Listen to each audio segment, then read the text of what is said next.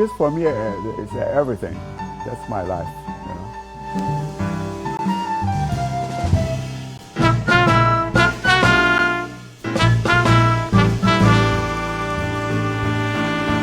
Hey, are you here looking for the 9-word script that the CIA doesn't want you to know about, that makes you manifest 20 times faster? She claims that this was an alien crash and bodies were recovered. She says the bodies were not biological, but also not mechanical technology. They had an electrical and nervous system that is beyond human comprehension, and they were operated by alien consciousness. Hey man, what's going on down at Area 51?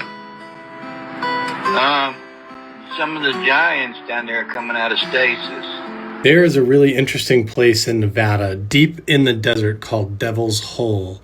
And no, I'm not talking about your ex-wife. This is Devil's Hole in Death Valley, Nevada, and this is a very strange aquifer with chambers that go so deep that they've only been measured up to 1,200 feet, and they don't know how far down it goes. Over 11,000 English nouns dropped in usage by more than 80%. Between October 2023 and February 2024, the theory is whatever powers that be and AI, they are purposely making words disappear. Well, he said that I said he was a nigger. Did you? Sure. Well, then that was the reason. What the hell reason was that? That's what all them people was calling them days. I mean, everybody we know call them people niggas. That's all my old man ever called them there. What the hell was I supposed to call them? I didn't know that. I was calling them a wop. Hollywood didn't just make sitcoms, it made propaganda to destroy the family unit. Every show we grew up on pushed the same quiet agenda. Parents are stupid, toxic, or disposable, and didn't care about the kids, loved them from a bit distance, and better yet, cut them out completely. I'm from outer space, I got Milky Way for blood, evolution in my veins. The elite have fake neighborhoods all around the world. Watch this. Cody in 2021, when he started to report that he doesn't believe anybody else lives in his apartment building, so he investigates it, and he finds out that there's cars that have been sitting in the parking garage for a long time, so a bunch of dust on them. And so eventually, all these weird things happen, so he pulls the fire alarm and nobody comes out and he records it. Oh, now a guy's reporting that that's happening in a neighborhood? Okay. This is probably the best painkiller you're ever going to find in nature. There you go, little one. Went cherry harvesting this afternoon, and now we're soaking the cherries, and the larvas are coming out of them. I've never done this. Miss Madeline is showing me. You soak them in vinegar and ice, and all the worms come out of your cherries. Look at. Hello, how y'all doing? I'm Dr. Now, and this is the most dangerous and nastiest cheese in the world. It's called Magos Mozzarella from Sojourner Cheese, Italy. Some people are scared of this cheese, and rightfully so, because it's got goddamn maggots in it. That's what gives the cheese its unique flavor. Tens of thousands of case reports, and the case reports involve everything from... This basket was woven so tightly it can hold boiling water. In fact, some of these baskets were even used for cooking. But what are they made of? When finely split and woven tightly, this natural material becomes strong enough to make beautiful water-resistant hats and much more. They're made from spruce roots, a weaving tradition shared by the Tlingit, Haida, and Tsimshian and other coastal tribes. I've been dreaming about flying for a long time. I had a vision from the crazy water coastline. Artificially delegated way I'm your future, past and present, I'm a fine line. Yeah, I'm a mystery of this illusion. I am not really here, but intrusion. So, Lucifer was the devil, right? And he got kicked out of heaven because he tried to be like God? Or was it because he didn't want to bow down to Adam? Honestly, it depends which of the Abrahamic descendants you ask, so let's get into it. First off, the name Lucifer appears once in the entire Bible. And the whole Christian idea of him falling from heaven comes from that one line in the Old Testament. You probably know the line. Isaiah 14:12. How you are fallen from heaven, O Lucifer, son of the dawn. How you are cut down to the ground, you who laid the nations low. That's it. That's the whole line. And you know what's really funny about it? It's not about the devil. It's about the king of Babylon. Because here's the thing. There was no capital D devil or capital S Satan in the Old Testament.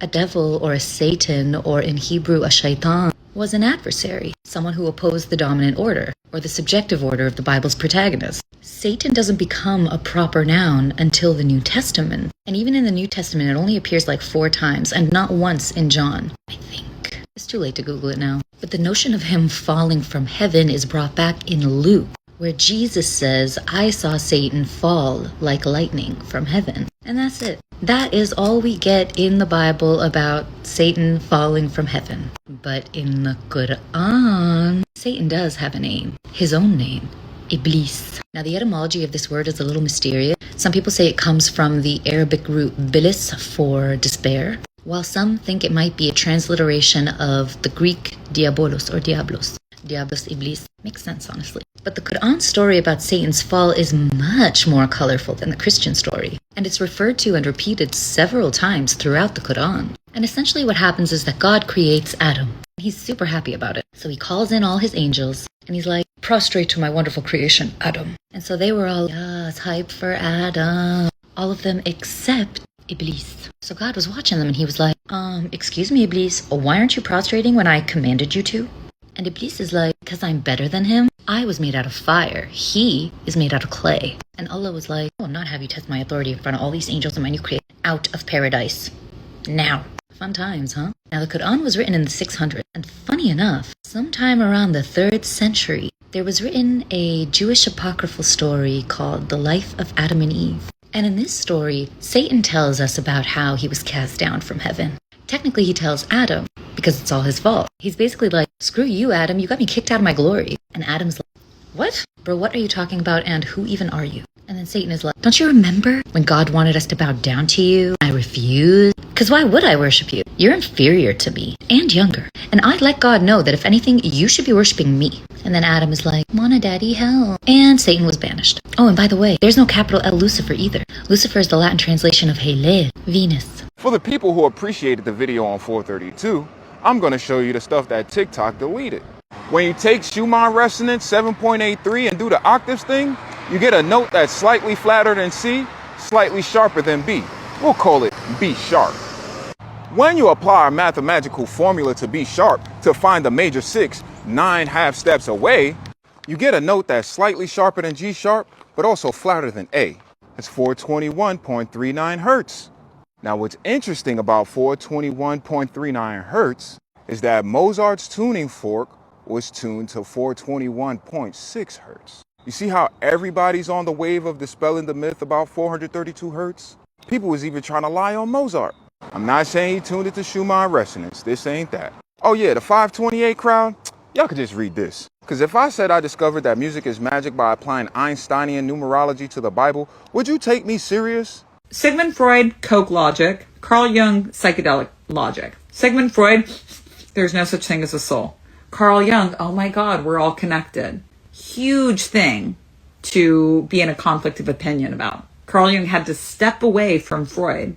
And you need to know, Freud's nephew, Bernays, Edward Bernays, went on to develop public relations. He's the father of public relations who basically bottled up and sold the American dream. And this was based on the very Freudian belief that humans are just cattle that need to be told what they want and what to do. And public relations is the art of manipulating people into believing that their individuality can be determined by the products that they buy.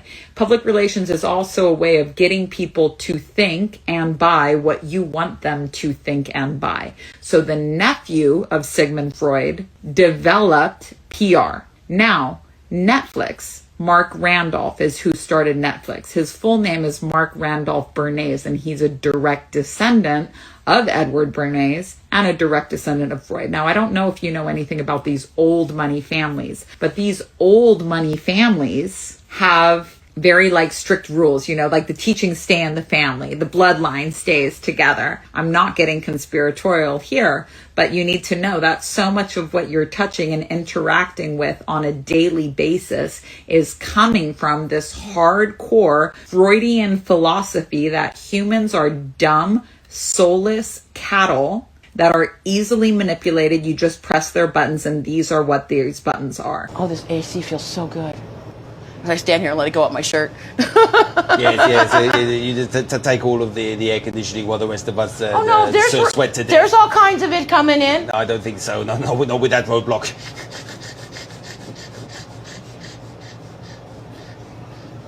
When you shut that off, you let me know, okay? If he says one more word to me, I'm gonna deck him. Okay, what do you do? He just told me I was a roadblock and I was blocking all the air conditioning. And he told me I needed to walk around with a bag on my head because I was ugly. You know what a foul ball is, right? No, I don't. You see that yellow? I don't really care what it is. Oh, okay.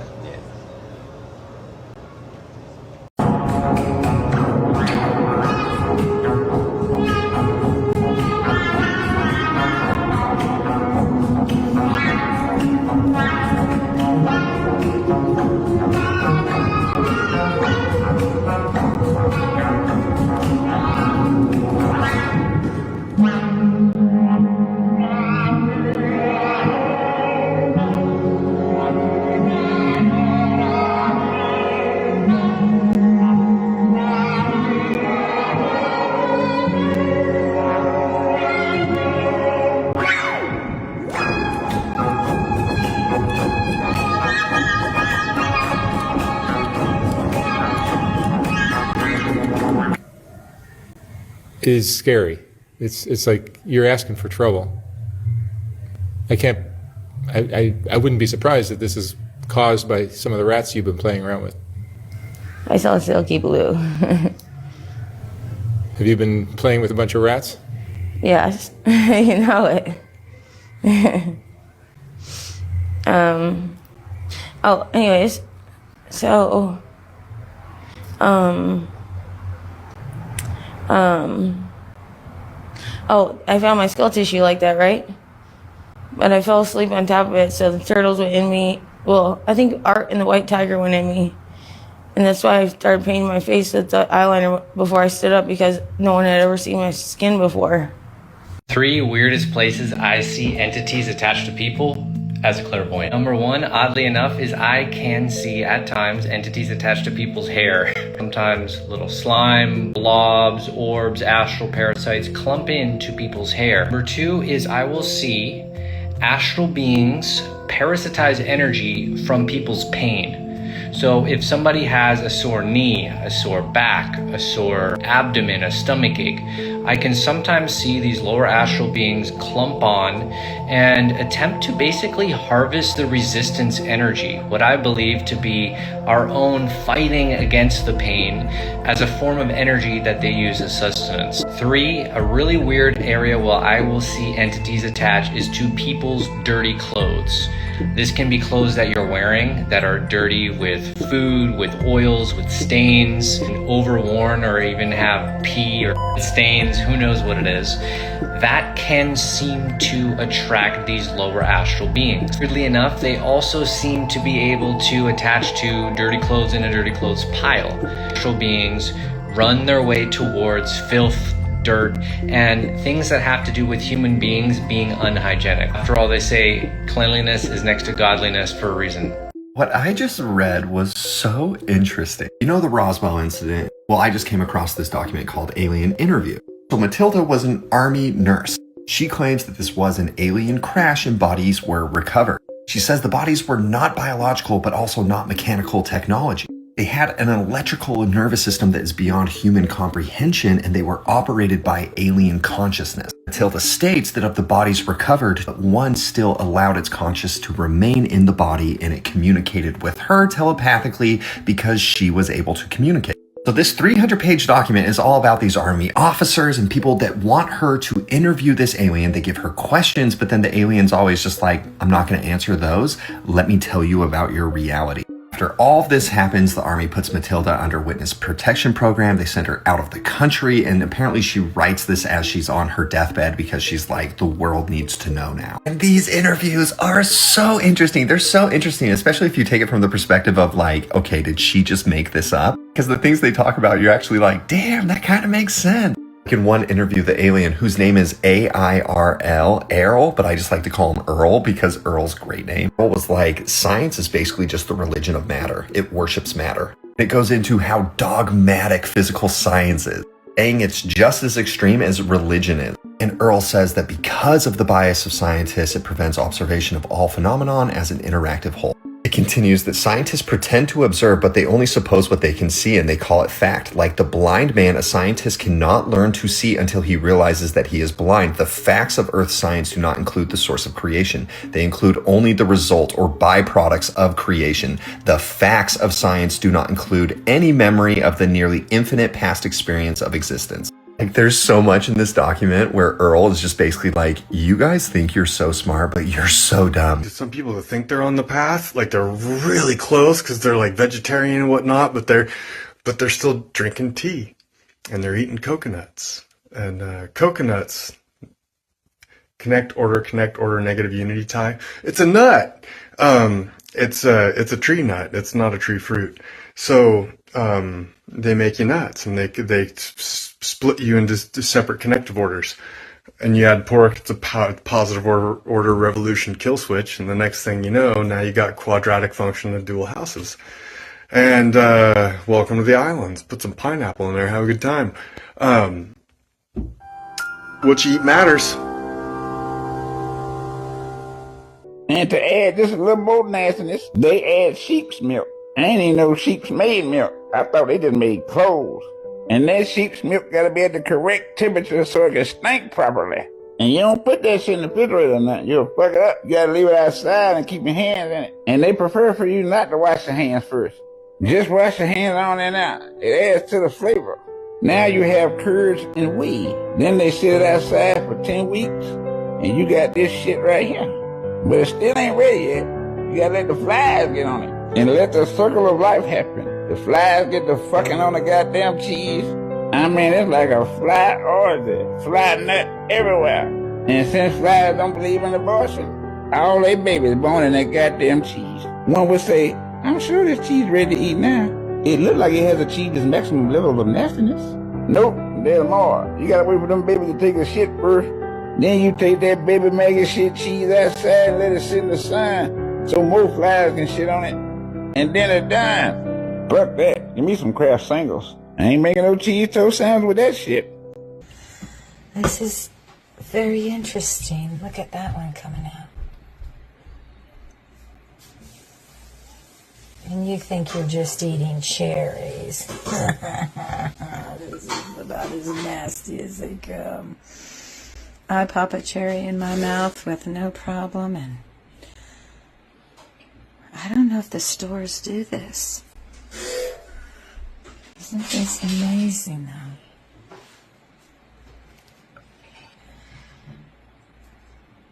A lot of them have worms in them, or larvas. Even they don't even look like they would have a hole in them with a larva in them, and they do. I don't swim or sink, I just float. I don't need gravity, I just need growth. When I move, it's in a quick rumble. I won't ever fall, never stumble. And I don't need to be humble. Break down walls like Jericho crumble. See, the thing is that when you're taught about deities and demons and things instead of the actual meaning behind things, it tends to make it so that you're able to corrupt yourself, right? This is what you would call the Baphomet statue that is sitting out in Arkansas, imagine, of all places, right? Because you see, the thing is that people use these symbols in order to generate power. Because if they can give you a symbol that you can't understand, they can give you a story on it that makes it so that it's something that you give energy to, which then it becomes a beacon, right? I just want to stick to some words for a second so I can make some things apparent to you. Some things that you might not even think about, right? You have a pastor, which is what? A pasture. You have a deacon, right? Yeah, that's the one that's the beacon, the one that said to hold the light, right? Now, a deacon, right? What is con? Con, right? But con comes from con. Now, a con is a priest.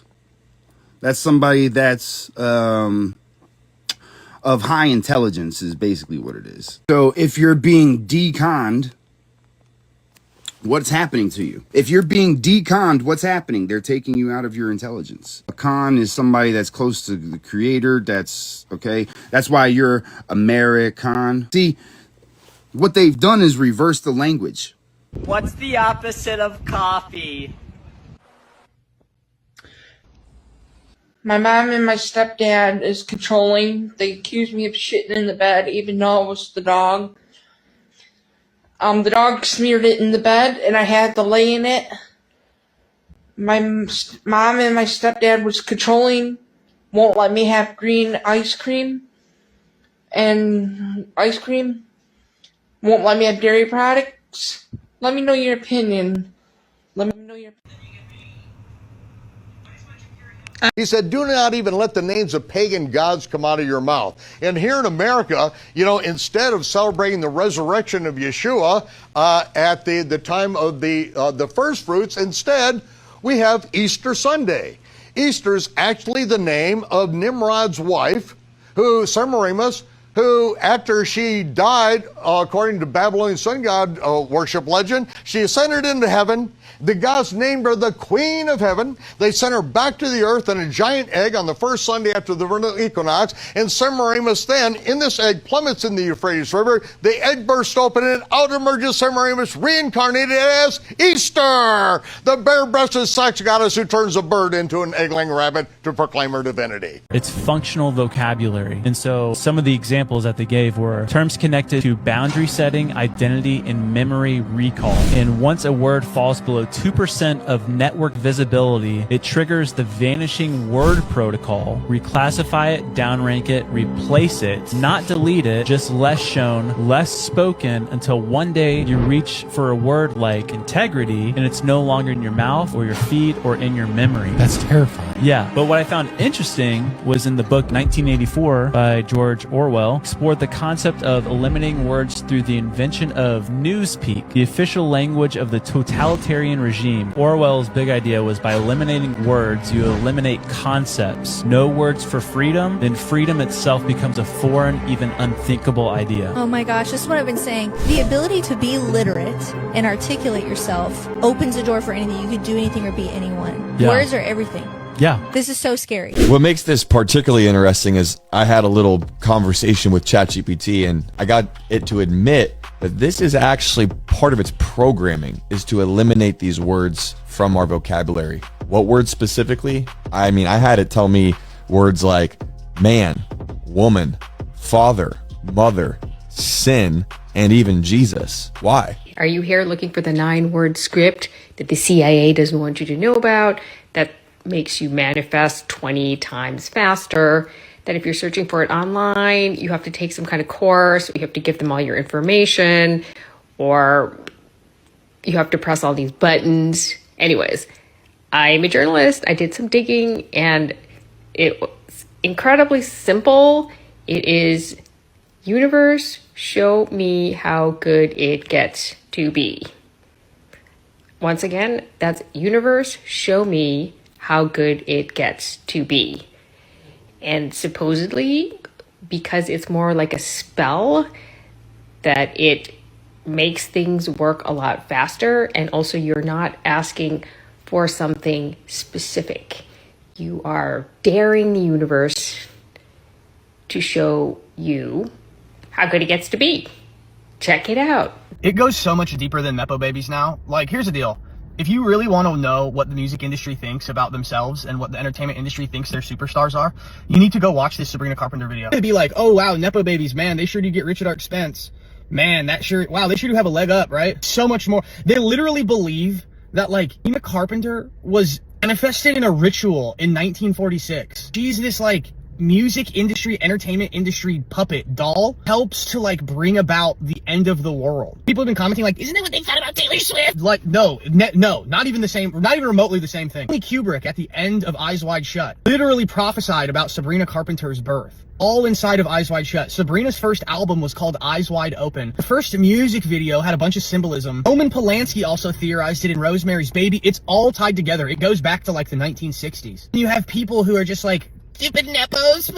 It is that, but it's like, they fucking hate us. They, like, hate the fuck out of us. Not too close to Sabrina Carpenter, they'll spit on your face, dude. And she flirts with fucking kids, with minors. It's so crazy. Look at this cover. Look at this cover art. The cover is supposed to represent her being the deity Babylon from Thelema. Spin on the whore of Babylon. They turn it all around. And you know who Babylon brings about? The beast. And you know who I've been talking about? I've been talking about how there's a new Aleister Crowley lingering in the background, and I know who it is, and I know what they're planning. Doing this kind of research for like 10 years. Conspiracies since I was 8 years old, right? Dad told me about Anunnakis when I was 7. This is the first video I've ever done where I'm like legit, I don't even know what to say. I'm completely speechless at how crazy it actually is. Was Jeffrey Epstein trying to create Moon Children?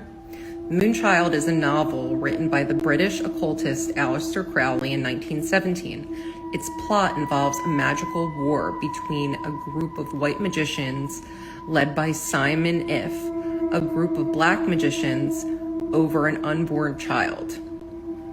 In De Homunculo of the Homunculus, I don't know if I'm saying this right, Aleister Crowley gives pretty specific instructions on how to invoke a planetary or demonic or whatever you want to call it spirit into an unborn child. Part of these instructions included needing to be in the middle of a desert, such as somewhere in New Mexico. And just read this with me. The Jeffrey Epstein story somehow got even more disturbing today. A New York Times report says that the offender and billionaire was using his connections to elite scientists and academics in an attempt to help foster his dream of seeding the human race with his DNA by impregnating women at his vast New Mexico ranch. Mr. Epstein's goal was to have 20 women at a time impregnated at his 33,000 square foot Zorro ranch in a tiny town outside of Santa Fe. Despite how deranged that sounds, in the world of transhumanists, a group of the most rich and powerful men obsessed with extending and improving human life through genetic science and technology, it apparently didn't register as a red flag. The allure of Epstein's financial backing meant that people routinely listened to him talk about batshit ideas while drinking, socializing, etc. Here's a picture of the Epstein, New Mexico ranch. And this circle you see right here, that has relevance as well. And also remember the instructions that I mentioned earlier, how this would have to take place in a desert. Aleister Crowley was quoted not only that this should happen in a desert, but that a giant circle should be drawn and consecrated to the sphere of the work. I think you have intergenerational pools of capital, and right now they are over influenced by occult. So I think you have interdimensional intelligence, which is operating demonic intelligence. Interdimensional demonic intelligence. Yeah. Wow. Yep. So I think this thing about good and evil is real, and I can't find it anymore. I found it once. There were in the 1930s, a British physicist got up and said, we are being manipulated, but from other dimensions by intelligent beings from other dimensions. So I think, if you study Christianity and you read the Bible, you're dealing with both divine intelligence and demonic intelligence. And I think too much of the leadership has gotten deeply involved in the occult and demonic kinds of intelligence. It's the witching hour. So the way that the occult works is the first 3 hours of the new day is when they get started. That's from midnight to 3 a.m. And what they do is equivalent to a church service. If you think of a church service, we sing and worship the Lord and he's enthroned in our praises, and we preach and pray and everything. And then we hope that out of what we have done, the kingdom of God is extended in the earth. That's the whole goal, right? So witches do the same thing, and they meet together and they enthrone demons, some by their words and incantations, but mainly by paying them in blood. Life is in the blood. So blood, innocent blood, is money in the spirit realm. You pay for things to be done in blood. And there's a whole economy of blood. So the very highest blood is an innocent male child. and then it goes to an innocent female child, and then it goes to children in general, and there's a certain amount for a priest or a pastor, and on it goes down to just any living human. And if you can't get that, then you degrade to oxen or a horse or a llama, and it goes all the way down to actually to birds and even down to insects.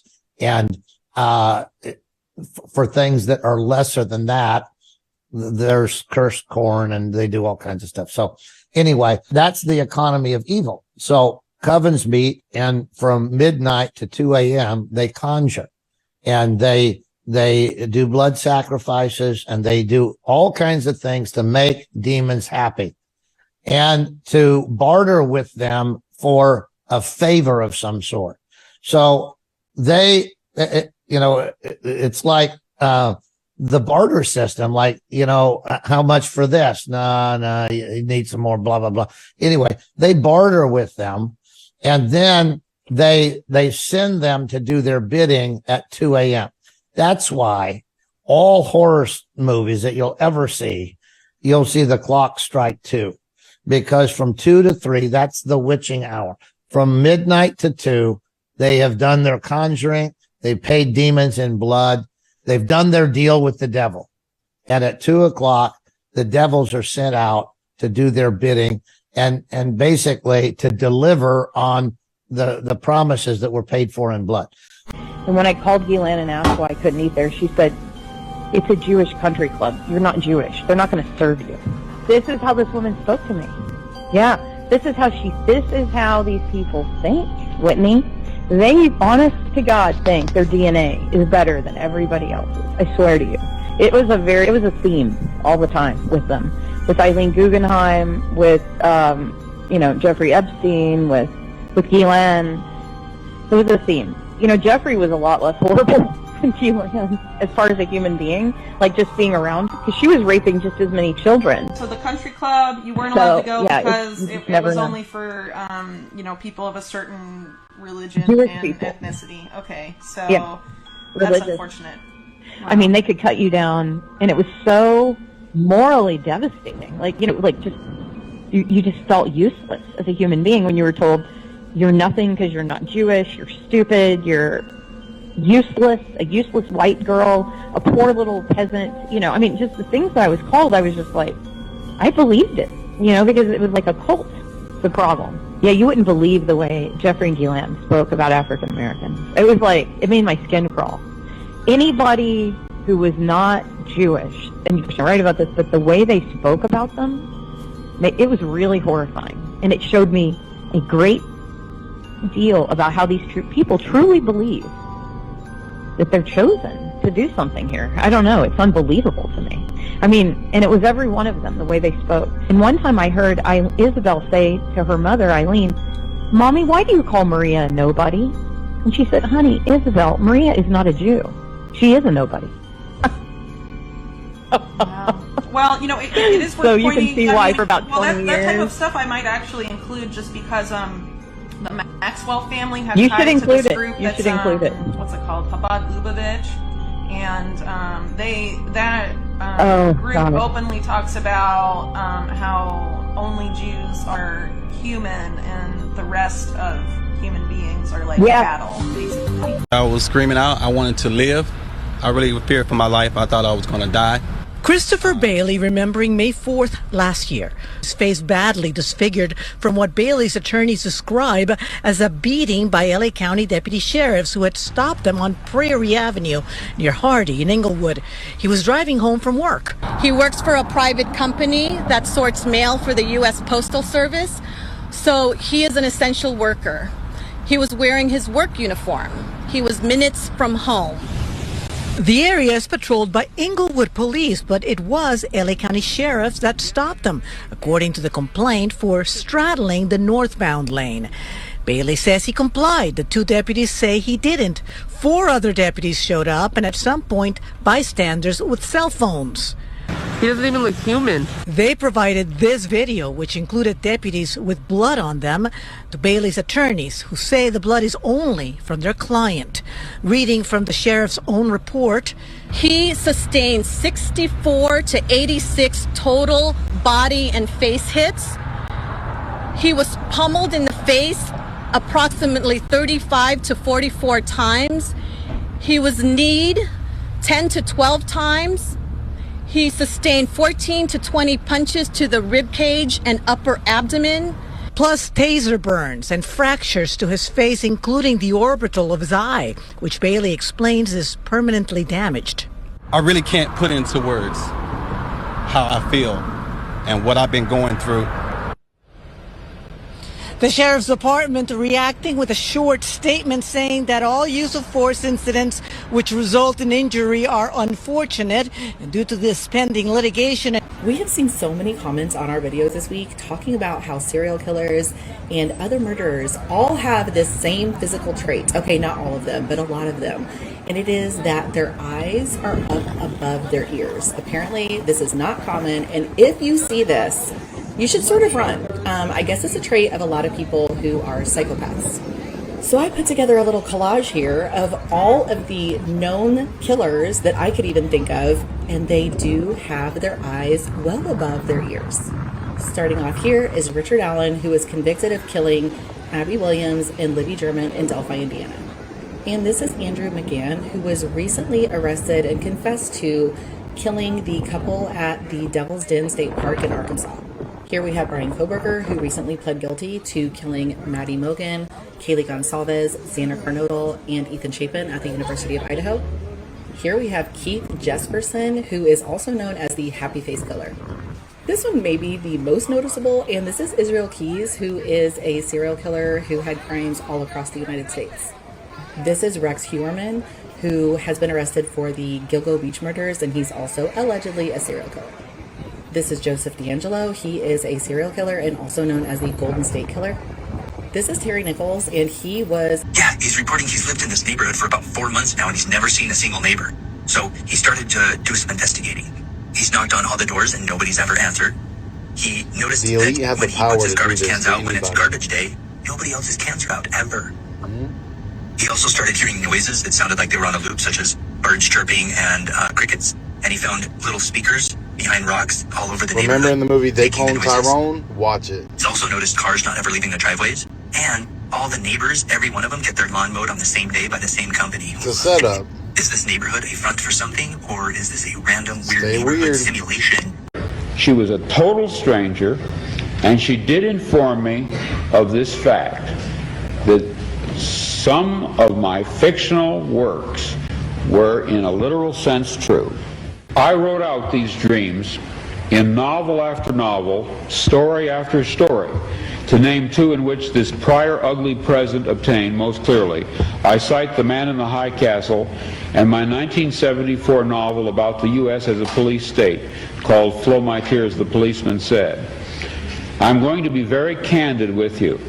I wrote both novels based on fragmentary residual memories of such a horrid slave state world. People claim to remember past lives. I claim to remember a different, very different present life. I know of no one who has ever made this claim before, but I rather suspect that my experience is not unique. What perhaps is unique is the fact that I am willing to talk about it. We are living in a computer-programmed reality, and the only clue we have to it is when some variable is changed and some alteration in our reality occurs.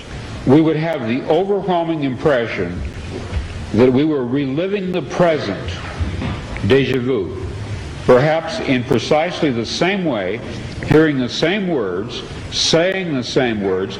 I submit that these impressions are valid and significant, and I will even say this: such an impression is a clue that at some past time point a variable was changed, reprogrammed as it were, and that because of this an alternative world branched off. Temples have just become churches, and you will see the importance of the structures of these churches, with the conical towers, the cone-shaped tools that focus the sound into Caesar beams. This stuff is just so brilliant. Our sound is being harvested as energy. It's that simple. Anytime you build a circle, pyramids, obelisks, or domes and cathedral towers, these are all harvesting devices for amplifying and harvesting sound and focusing sound. And this is why all cathedrals, all major churches, all major castles around the world are always built on very powerful energy lines, ley lines, very energetic places around the world. And all of this, the fake news and this potentially fake history, is just adding to the great human puzzle and making us even more confused about who we are, where we come from, and why we're here. You know, institutions keep telling us that the ancients were primitive, and they looked something like this. And they built countless megalithic structures with their very primitive tools, like we can build them today. And they left behind these incredible places from times that we cannot remember. And we have no idea when these things actually happened. Some of them we speculate, and we're probably very wrong. And they dragged large blocks up mountains and built platforms because they had nothing better to do. They got together and built giant things like this because they needed to bury some guy. And you go to Mount Sharia in Siberia, and that's just ridiculous. Every time there's a Catholic church cathedral, it's always on a very strategic point. And this is why the mystery of the medieval cathedrals is such an important thing to crack. Architects today just marvel at how these guys built it. Something when they built these in the 10th, 11th, 12th centuries, we couldn't build it today with those kind of tools. We'd struggle to build it today with modern tools. This is just spectacular. Have a look at the inside. It's so obvious what's going on here. Giant acoustic chamber with a dome on top of it, with vibrating pillars from the resonance of the people clapping their hands, or the fear, or shouting, or singing, whatever they were doing, going up these pillars into the dome. And what's on top of the dome outside of the cathedral are these spires that send the frequencies up into the sky. I mean, this is just so obvious what's going on here. And now you start looking at the extra features in these cathedrals, and you realize that they're also using the shape of light that amplifies the acoustic effect inside the chamber. Can you see the shape of these windows? Circular, very important, not square, circular or oval, etc. And we start seeing very obvious magnetron-shaped windows. And once you know that light and sound are inextricably connected, if you send light through a magnetron shape, it will create a magnetron effect. The shape of the window will take the frequency of the light and amplify it because it's in the shape of a magnetron. It's spectacular. So the light from outside goes through the magnetron structures into the church, into the cathedral. It amplifies it because the cathedral is just an ambient chamber. And now you got this magnetron amplification of the light that shoots out the spires and through the top of the cathedral. It's like laser transfer. You can take the information of an egg from a salamander or a lizard, you put a laser beam through a fertilized lizard egg, and you point the laser at the infertile frog egg, and the frog will become a lizard. The light takes the information and deposits it from one to the other. That's what happens. The light comes in through the window, takes the information of the light, and amplifies it inside the chamber. Magnetron-shaped windows in cathedraals is suddenly a dead giveaway that this is very, very advanced technology that we're only waking up to now. What I heard was that this is first-hand knowledge through an email that's encrypted. We use some cloud.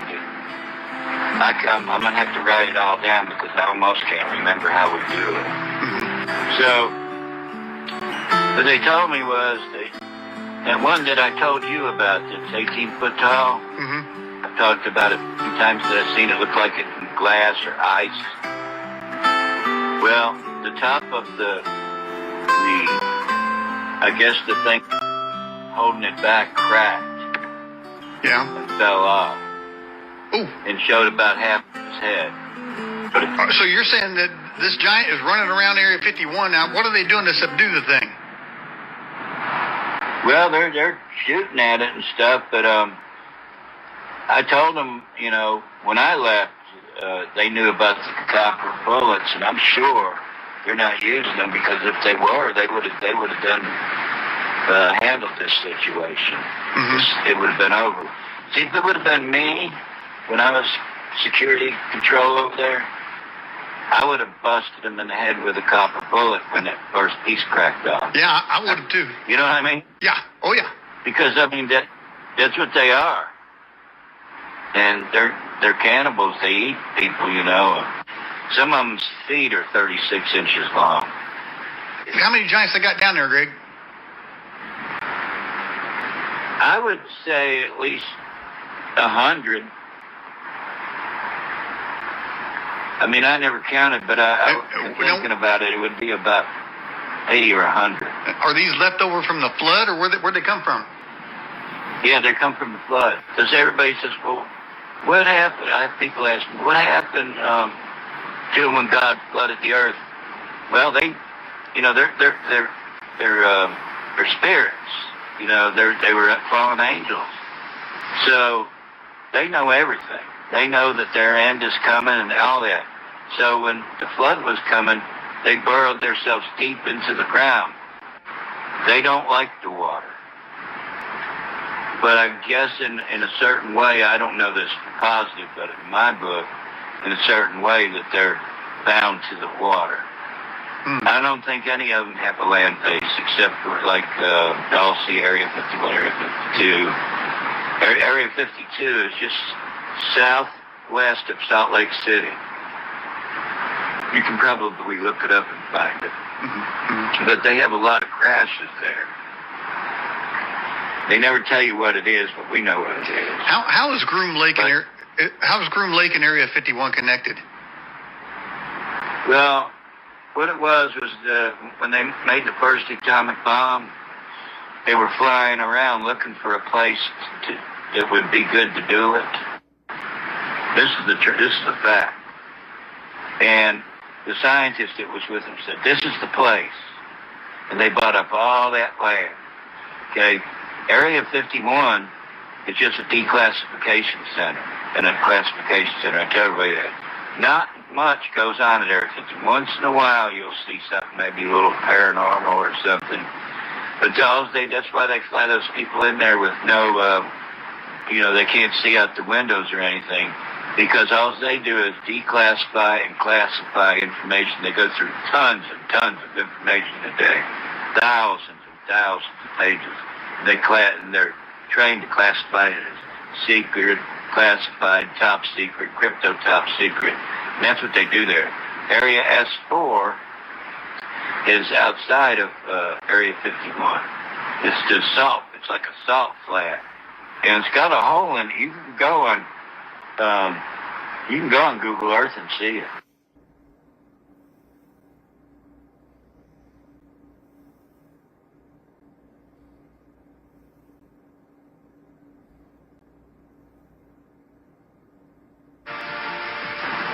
The hole in the ground where they go in and out. But even the live version of it, they won't show you. You can't get it. But that's how they came up with S4. S4 is, the S stands for staging area. Staging area for what? I don't know. It's just staging area. Oh, it is. And that's where everything happens. That's where when I was there that I seen all this stuff. The underground part where I was at, the entrance was at Area 51. And then you got on the train that's underground, a magnetic train that goes, I don't know, they say 3,000. I don't know about that, but it goes 1,000 at least. I want to know, is there any way to verify the giants running loose down at Area 51?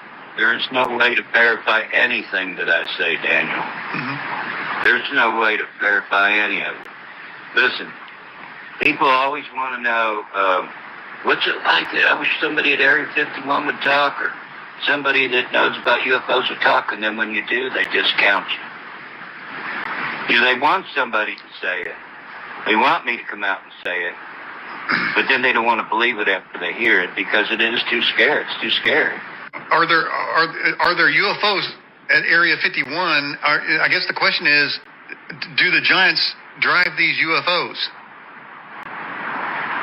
No. Those are demonic beings. They're spirits. They're the grandchildren of the Nephilim. And they do all these experiments. So they have wormholes that they go through. I don't know how they do it, really. I don't, but I've watched it. I've watched it happen. It's like a round elevator door that closes up, and then when it opens, he's gone. And then they watch the clock, and they have to bring him back at an exact time. Otherwise, they'll be too old, they'll die. And so they usually was 2 minutes, and that put about 20 years up. Hey, so I have this theory that the government is still doing very MK Ultra-esque experiments undisclosed on civilians. Here's why. I have a series, if I've never come across your feed before, called Spooky Scary Storytime. And basically I just read stories that people submit to me, usually anonymously, that they think nobody else would believe. And I cover everything. But I started getting a lot of stories about people seeing faceless people in California. Other areas too, but mostly in California. I got so many stories that I started creating a map and making some longer videos about it, because I was like, this is too weird to ignore. Because anytime I get a lot of stories about the same thing, I'm like, there's probably something to this, right? So I start creating this map, and I realized that a lot of these sightings of these faceless people, which I've started calling the California Nightwalkers, because I don't know what else to call them, they're all around these military bases in California, namely March Air Reserve and Moffett Field.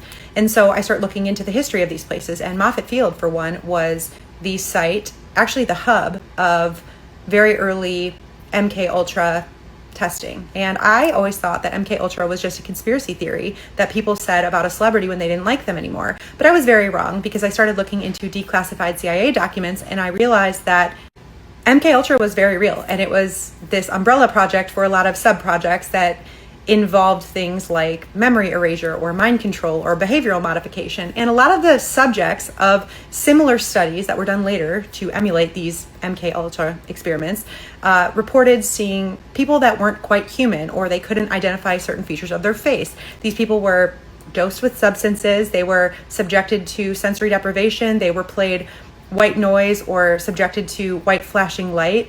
And they described seeing people with blurred or missing faces. They also reported an abnormal amount of shadow figures that appeared to them in the corners of their eye.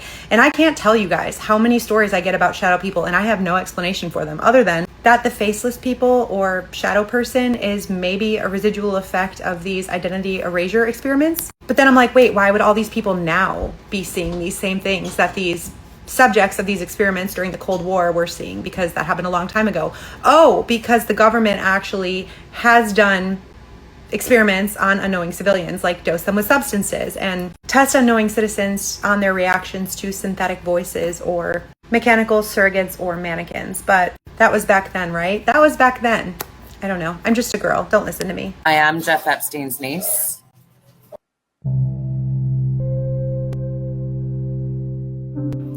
But Bill was on the flight logs because he went to the island. He also went to many, many other places where me and other children were present.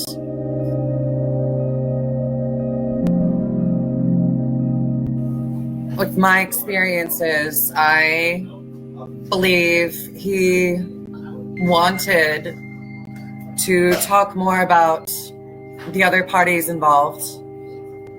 And I know he didn't kill himself. I'm not sure whether they let him go and get plastic surgery and flee the country, or if they did kill him. But I do believe he was a pawn, and that his story blew up in the media to keep people from looking beyond him. If Jeffrey was the one villain in charge of it, then, oh, he's dead, it's all over, everything's good now.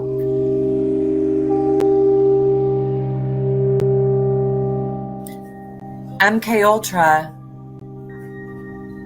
is the practice of creating slaves with a severed memory, many of whom were my siblings, who I only got to see at family reunions, who I would rush home from school to watch on TV.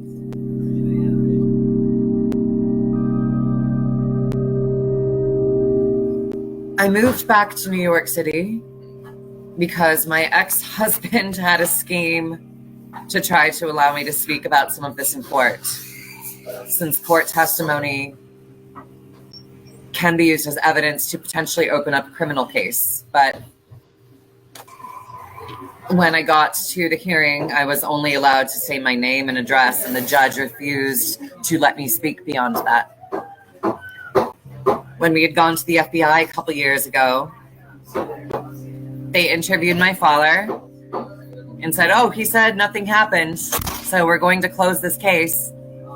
If every successful politician is born into this world, they have vested interest in keeping it quiet.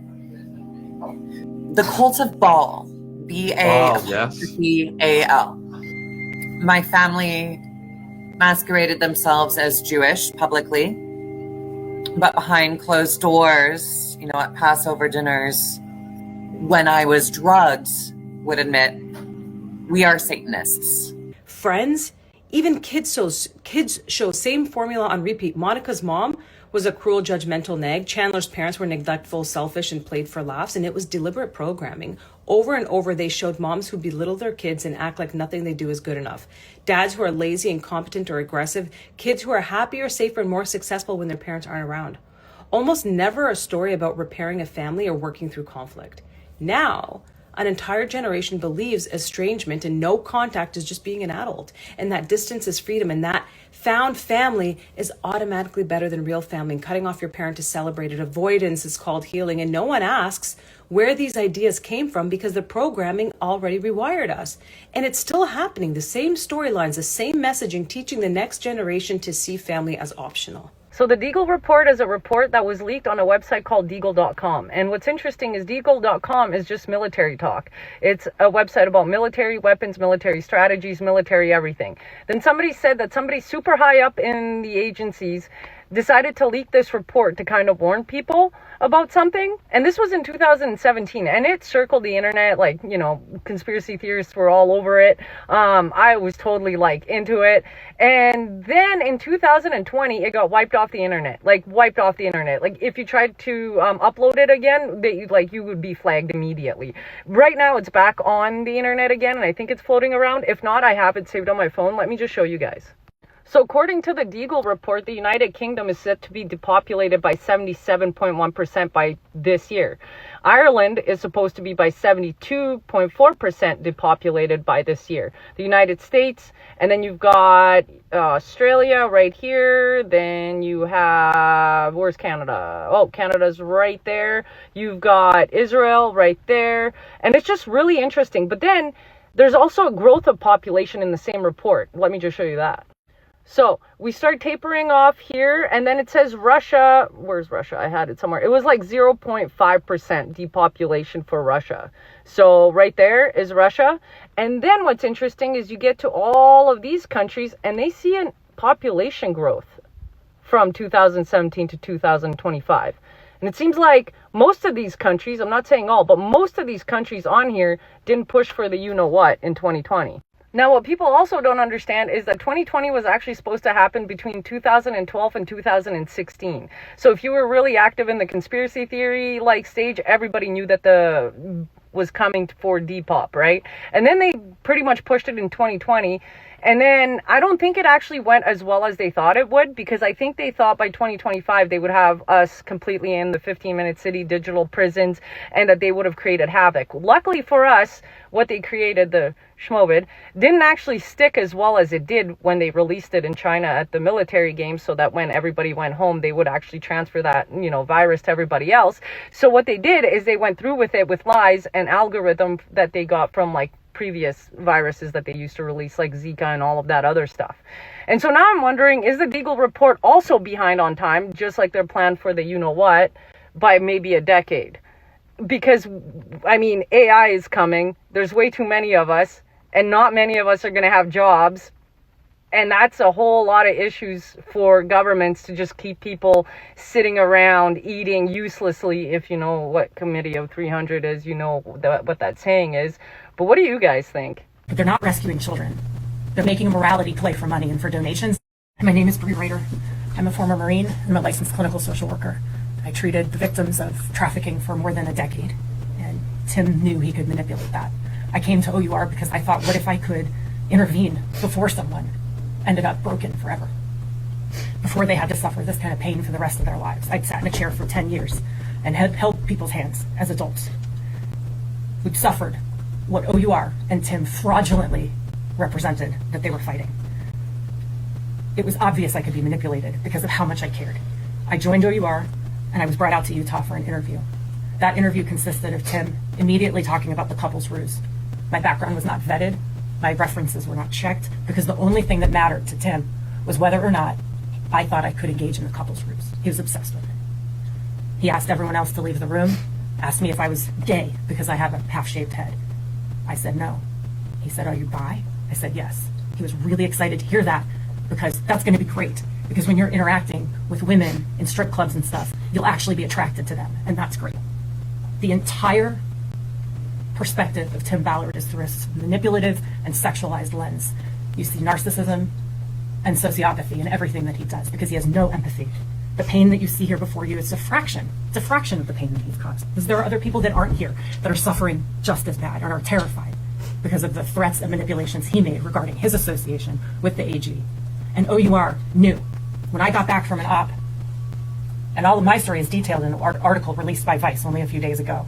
When I got back from that op in the British Virgin Islands, I called Matt Osborne, and I had a long conversation with Matt Osborne, who was the Director of International Operations of OUR at the time. And I detailed for him every concern that I had, from Tim Ballard's obvious mental health problems, the couple's ruse and his obsession with it, evidence mishandling, the extremely dangerous situations that he put us in.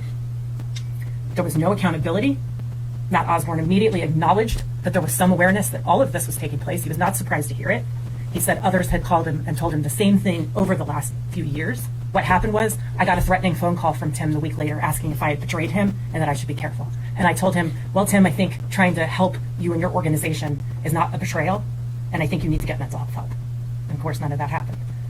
My injury followed that because still at that point, I believed that OUR was what they represented themselves to be.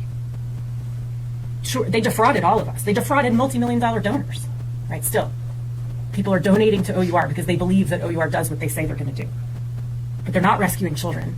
They're making a morality play for money and for donations, and they're using videos of us. I'm sure to my wife. This is Vicious. Bundy was supposed to be here. Okay. You know what I'm saying? But he had to go take care of family emergency. This was Bundy's rap partner, X-Mile. You know what I'm talking about? And that's Buddy. Yeah. Oh, who's Buddy? When y'all ask me who was Buddy, so tell me about Buddy. Can you? Buddy didn't kill my cousin. You got that from a reliable source. Yeah. Where did you hear? So the story I heard, it was multiple people inside the hotel room. Female, I think maybe be a male, another male probably. So got exclusive. So she went to the restroom and Buddy said, look, y'all don't say nothing. I'm gonna play a joke on Pimp. And he poured something into his drink. And when he came back from the restroom, he started drinking it and almost immediately started throwing up blood.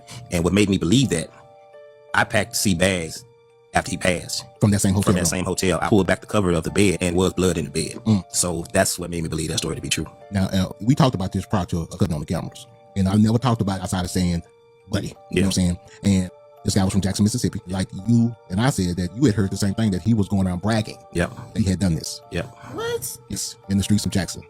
And I heard it from someone who at one point really didn't know I was even affiliated with Pimp, but we were associated through a former organization I was with. As you can see, many people who were around Pimp C felt that there was something off about his passing. It wasn't adding up to them. He made it clear he hated Jay-Z, but Bun B wanted to use Jay-Z to get to the next level. Now the question is, why did Pimp C hate Jay-Z so much? What was the truth behind his hatred? Well, it might have not even been hatred all along, but something else entirely. According to Pimpin' Ken, who was close friends with Pimp C, he claims that Pimp C had a secret tape of one of the most famous female R&B singers hooking up with another rapper that's not her current husband. According to Ken, if Pimp C had dropped this tape, it would have been bigger news than the Kardashian tape. Let's go back. You mentioned Pimp C earlier. With that being said, did Pimp C really have a tape of somebody in the industry that would break the internet? Still trying to find out who was in the Pimp C tape. All I can tell you, there was a famous R&B chick, and there was a guy that was getting money at the time. And, you know, Pimp, he used to be in the studio. And every now and then he had a camcorder, so he was able to get some footage. And he wanted to do something with the footage. But I don't know why he didn't do nothing with it, but if I could got a hold of that tape, I'd be a billionaire. They had to kill me, man. I know TMZ would have paid a bank for that one, man. But yeah, it is a tape. And if you read the comments, a lot of people figured out.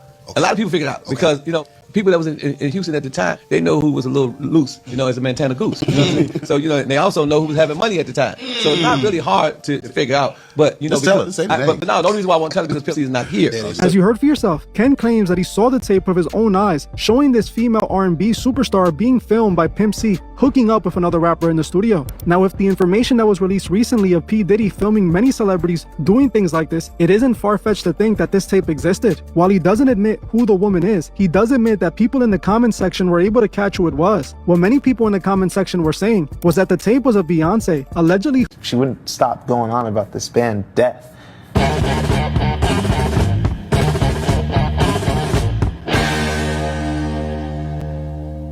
I did a little bit of research, and it didn't take long before I came across this website called Chunklet that Ben Blackwell had posted 2 songs. The number one biggest game is when they kingdom of fame. It's like a race at the top because they want to be boss. They don't care who they step on as long as they get along. Politicians in my eyes.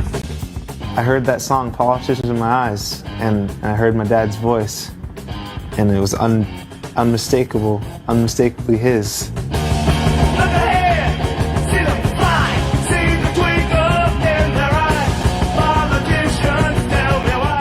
And it turns out that there were these 3 black brothers in Detroit in the 70s by the name of Hackney. And I call up my dad. And he called me up and he says, Dad, do you realize that they're playing your music at underground parties here? And I'm like, are you talking about Lamb's Bread? You know, I thought he was talking about our current reggae band. And he says, no, Dad. He said, you were in a band in the 70s from Detroit called Death. And then I just got quiet. You know, Dad, were you in a band in the 70s called Death? He says, Politicians in My Eyes, keep on knocking. And when he said that, I said, that's us. I'm like, Dad, why didn't you tell me? And then my brother would call me and be like, Bobby, you're not going to believe this. Like, Dad and Uncle Dennis and Uncle Dave were in this band called Death. He was telling me about the music, about how amazing it was. It was like the best rock and roll he's ever heard. And then I play the MP3 and my jaw drops.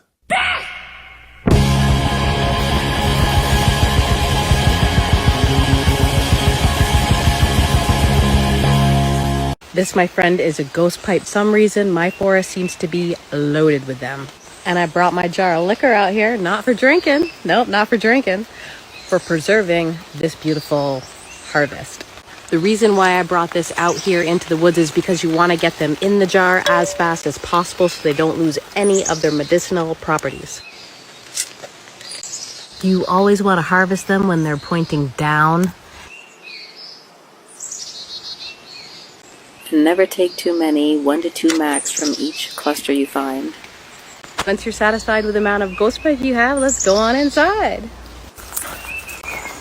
What you want to do is make sure you top this off all the way to the top with your liqueur. You just want to top it all the way up to the top. That's the difference between a successful tincture and a failure tincture. So once it's topped all the way up, you're going to put that lid on tight. You're going to give it a good shake. You're going to put it in a cool, dark place. I'm going to put it right in my pantry. And you'll know when it's ready. Should be about 6 weeks. The color will be purple. And your tincture will be ready. And basically, it will solve all your problems. So be sure just to give it a shake every few days. Okay? Have a good one. So, why would someone want a tincture of cayenne, the hottest you can get, 90,000 heat units? Why would a customer buy that? Let me tell you, cayenne is the first thing I go to.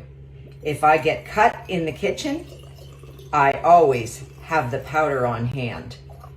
Even deep wounds down to the bone, if you put cayenne in it, whether it's the tincture, whether it's the powder, it will stop the bleeding immediately. And it will start the healing process by bringing blood up into the wound for healing. Cayenne does not burn. It is a counter irritant. We have the most caves in the U.S. Limestone, bedrock, a huge water table, a lot of rain per year. This is the wettest year we've ever had. This will impact taxpayers. There is a guarantee that there will be collapse. All of these are canceled and inactive projects. Los Angeles, California, Chicago, Illinois, Fort Lauderdale, Washington, D.C., San Bernardino County, San Jose, and Australia. Governor Lee is cutting backroom deals with billionaires, giving away public land while his constituents are needing real solutions. You all sit up there smugly knowing that you all made your decision already. I'm curious about how your pockets are being lined. I used to work at Tesla. Has the Boring Company yet executed a project of this scale, a place like Nashville that gets 50 inches of rain in a year and not the 4 inches that Las Vegas gets? Nashville is not for sale, especially for billionaires. He is the richest man in the world, who is also the biggest welfare queen in the world, that uses the government to get rich. There's been no public comment. There's been no studies. Why are we rushing this process? Why don't we have an impact study like we would for anything? Just because we are dealing with a billionaire, we don't care about the citizens of the city. Why are we giving a billionaire free land? Come on. We are sick and tired of you ignoring us. We are not Gilead. We are not about to go back to any of the plantations or where your ancestors came from. This is unfair. Please listen when we say we do not want this. All in favor say aye. Yes. All right, the item passes. Lease is approved. Thank you, Commissioner. In favor of this item. Shameful. They just got fucked again. There have been divers that have gone down and tried to survey these caves, and there's been recreational divers that have gone down in here, and some of the ones that went down into the deepest chambers, they encountered a current that sucked them in, and they went missing and were never recovered, and they haven't figured out how far down this cave actually goes. But one thing is really interesting. Even though this Devil's Hole is in Nevada, when there's earthquakes in Japan, in Mexico, and in Chile, the water in Devil's Hole splashes around, and sometimes it splashes up to 6.5 feet out of the hole. Devil's Hole is also home to one of the most rare fish on Earth, the pupfish, and nobody even knows how it got there. But they're blue, and they're cute, and I think they're really cool. I think it's fascinating that there's an aquifer in Nevada that sloshes around when there's earthquakes all the way over in Japan. I also think it's fascinating that there's naval bases in the middle of Nevada, and people swear that they've seen submarines in the middle of the desert in Nevada that maybe go all the way under these aquifer systems all the way out the coast of California. So who knows what could be underground, if it's out there by Area 51, or if these aquifers connect, or how deep they go. They've never actually reached the bottom, so who knows? What do you think? My name is Will, and this is how I use the firefighter swipe tool. You put the firefighter swipe tool in on a 60-degree angle on top of a door latch and just push down, and you're in. It also works with the hotel latch. You can put that. You unlock the door doing the same thing that I just said before. Once you get it in, put it on top of the hotel lock. Push it in. Once you feel the swipe tool go down, you shut the door and pull it in. That's how you do the bar latch. You put the notch on top of the bar latch. You shut the door and you push. Easy as that, and you're in. You know, if this hey, you look like a snack actually. Oh. You look like a snack. Oh, thank you. Damn, I like your tattoo, man. Thank you. You got the little heart. I do. I have a couple others. Hey, look, let me tell you, if you give me your heart, I'll give you my heart. Yeah, like you might swear you are. Damn, I like the way you got that lined up. Oh my God!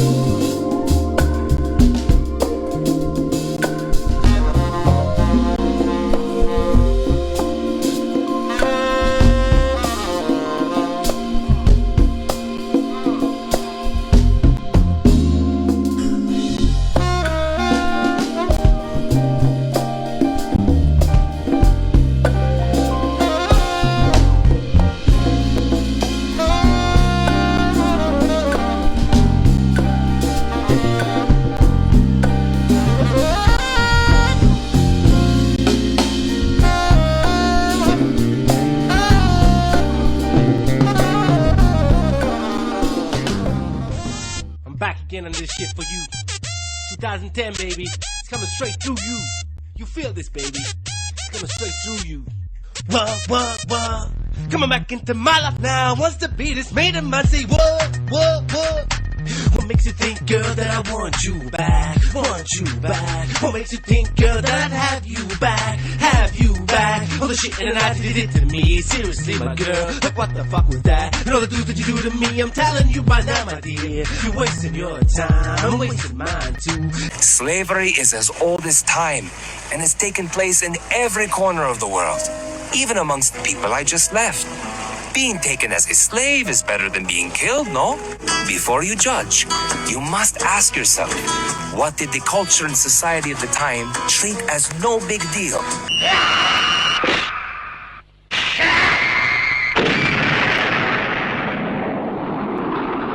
戦いは終わった。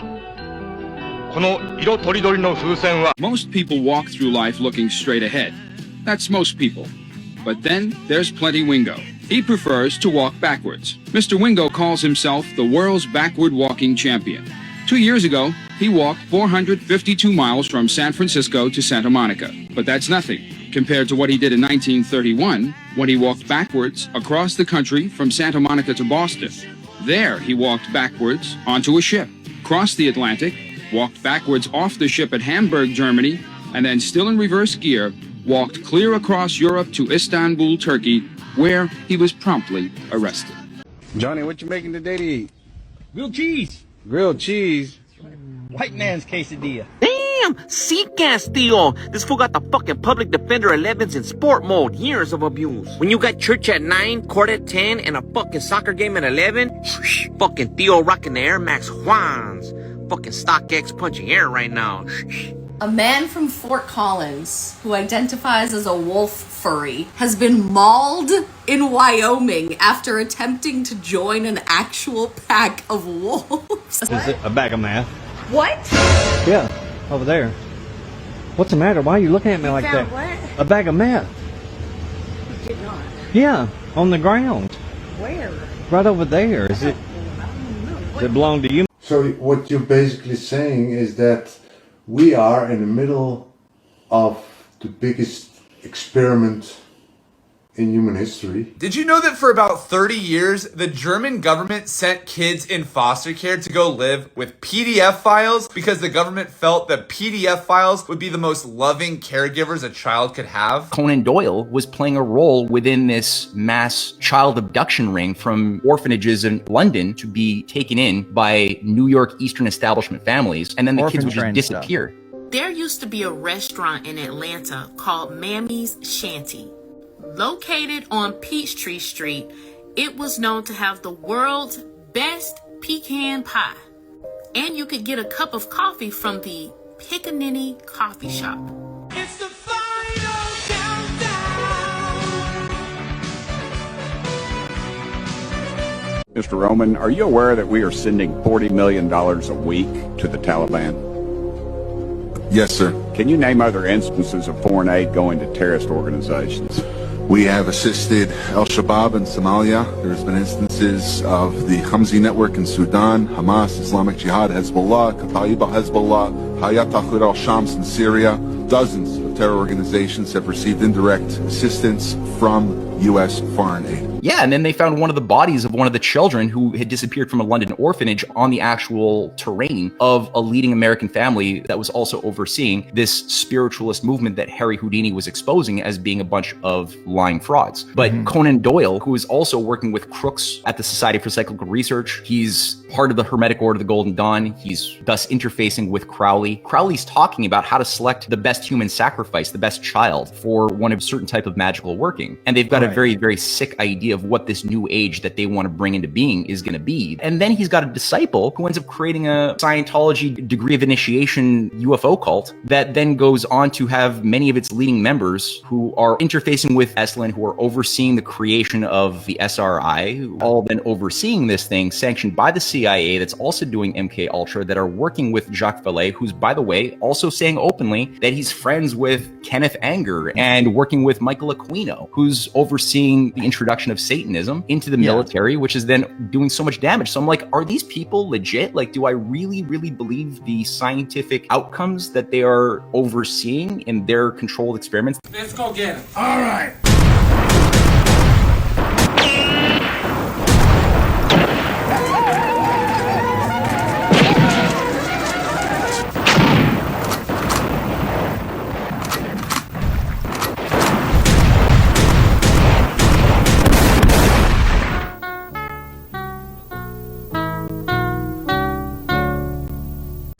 31 shackled bodies have washed up from the Mediterranean Sea this year. Is it a coincidence that immigrants are being loaded onto cargo planes that open mid-air from the back? Is it a coincidence that they're choosing to transport them using a plane that uses much more fuel that's not as efficient? Is it a coincidence that they're also shackled? To the great white father and all his people, we, the Native Americans, reclaim the land known as Alcatraz Island in the name of all American Indians. We wish to be fair and honorable in our dealings with the Caucasian inhabitants of this land. We will purchase said Alcatraz Island for $24 in glass beads and red cloth. We know that $24 in trade goods for these 16 acres is more than was paid when Manhattan Island was sold. Our offer of $1.24 per acre is greater than the 47 cents per acre the white men are now paying the California Indians for their land. American Indians have secured the island of Alcatraz. We feel that the so-called Alcatraz Island is more than suitable for an Indian reservation, as determined by the white man's own standards. By this we mean that this place resembles most Indian reservations, in that, 1, it is isolated from modern facilities and without adequate means of transportation. 2, it has no fresh running water. 3, it has inadequate sanitation facilities. 4, there are no oil or mineral rights. 5, there is no industry, and so unemployment is very great. 6, there are no health care facilities. 7, the soil is rocky and unproductive, and the land does not support game. 8, there are no educational facilities. 9, the population has always exceeded the land base. 10, the population has always been held as prisoners and kept dependent upon others. It would be fitting and symbolic that ships from all over the world entering the Golden Gate would first see Indian land and thus be reminded of the true history of this nation. This tiny island would be a symbol of the great lands once ruled by free and noble Indians. The Indians' occupation of Alcatraz Island was a brief one. The fate of this island still remains undetermined in San Francisco's Board of Supervisors. Whether or not these Indians accomplished anything today, they say that their claim is a right, just one, and they'll continue to press it.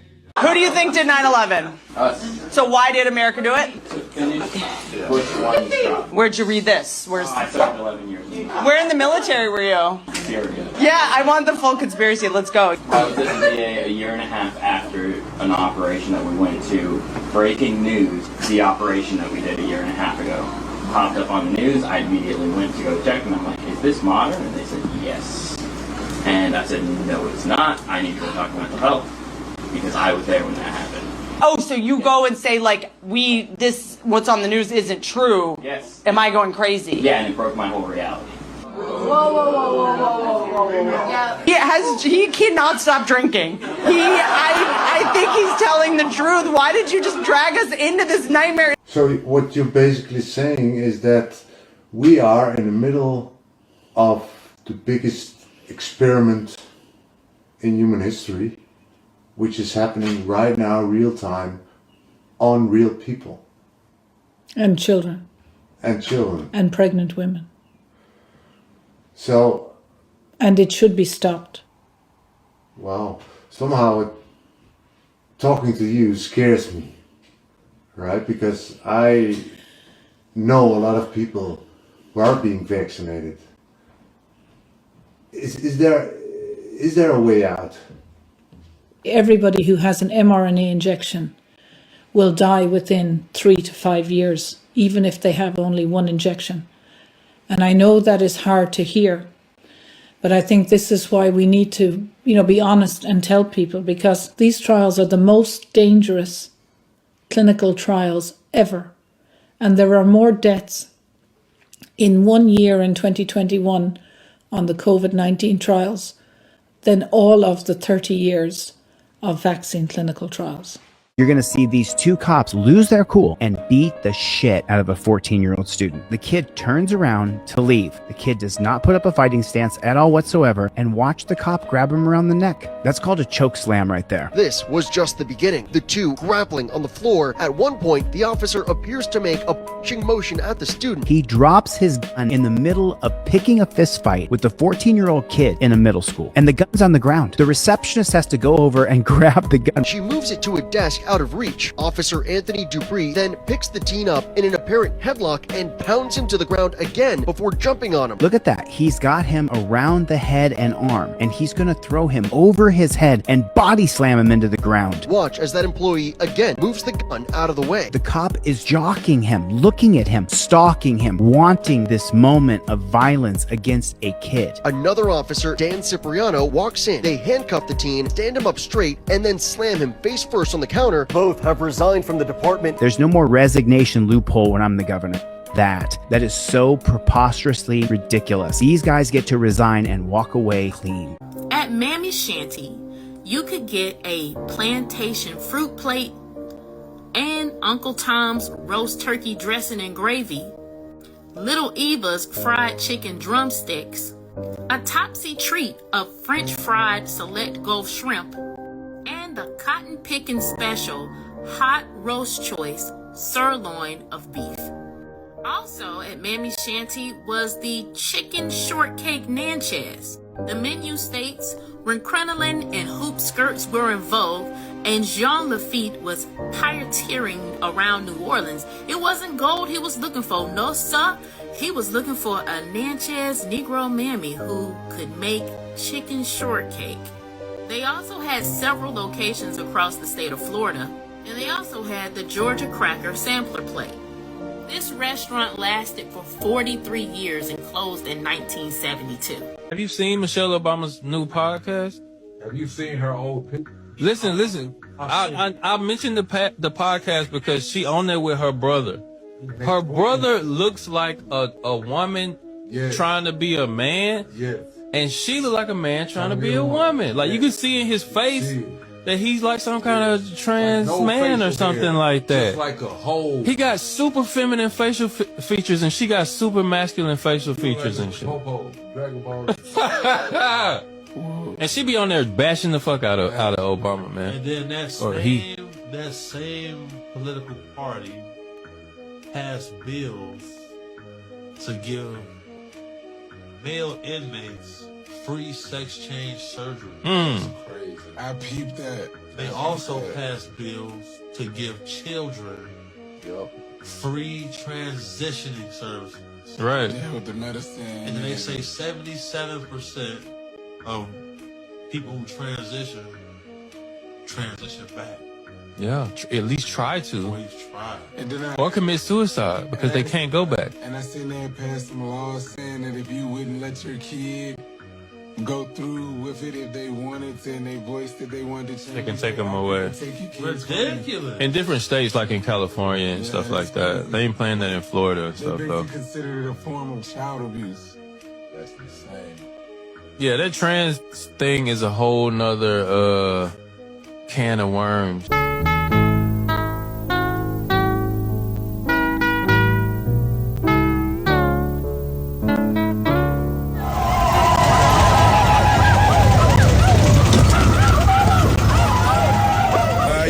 You the guy that ordered the Indians?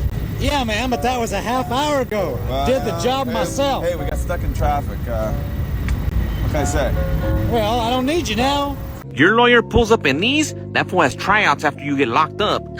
Business in the front, spark plugs in the back. This fool's fucking kicks need a tune-up. This fool's always jumping to conclusions. Fuck a sock check, this fool needs a shock check.